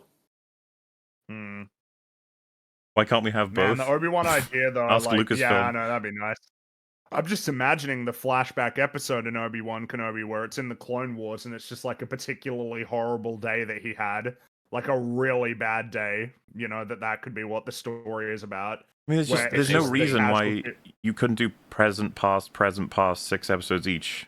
You could do that. Yeah, no, I mean, we've talked about it, right? If you're doing the sort of the inter trilogy, between the trilogy story, the present day story should be really subdued. It should just be him going about his life on Tatooine, reflecting, trying to grow, learning more, because I mean that's what he's meant to be doing. Is essentially gaining more insight and knowledge, and that this is the way that it happens, right? Is by reflecting on past events.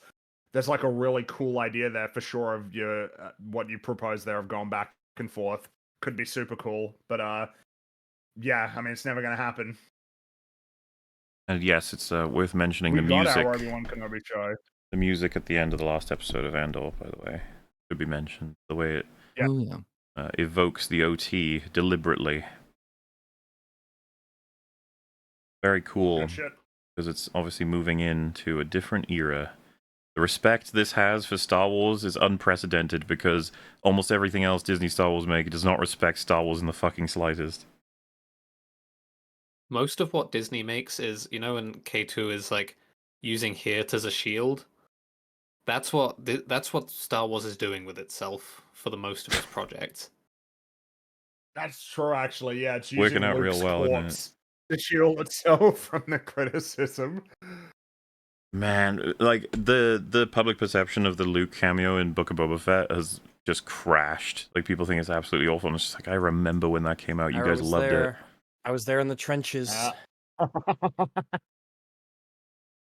I like that Doesn't as well. matter. Depending They on what got you. order of episodes you watched all this shit in, that you could be like, why'd they make that bit character from that one episode of Boba Fett a whole trilogy?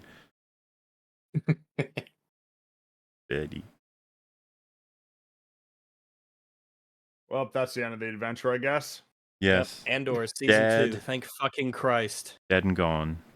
But yes, you're right. Sealed. In the sense, can't be harmed. Even if Filoni Frozen picks up in these carbonite. characters years later, we're still gonna be like, yeah, but in the same way that the OT is sort of sealed off, it's like you're not getting to this now. It's done. You have to expect that he's going to try and, like a pack of vultures, start trying to like cannibalize. Oh, bits of it, yeah, but, like, yeah. Yeah. whatever. People like this. What can we do to ruin it? Go ahead. He's already got Mon Mothma in Andor season 2 in Ahsoka. Like Clea pops up as a senator or something in Yep. Ahsoka season 2. Oh, I can it's see gonna him be do- awful. in my mind. I've got like this Jeffersonian wall erected, which is like anything there is just it's not actually that's the wrong analogy. I've erected like an exclusion zone around it. It's like radioactive shit. Yeah, you can do whatever you want, Filoni. Go off. Go have frankly. fun. Yeah. You know, yeah, I actually encourage you to run wild because the crazier and the more retarded and insane it is, the easier it will be for me to instantly not consider it canon or I mean, part easier of the Star people Wars world. So will just be able go for it. to understand the difference. See the You know? contrast, yeah. Yeah. It's starting to become apparent in places here and there.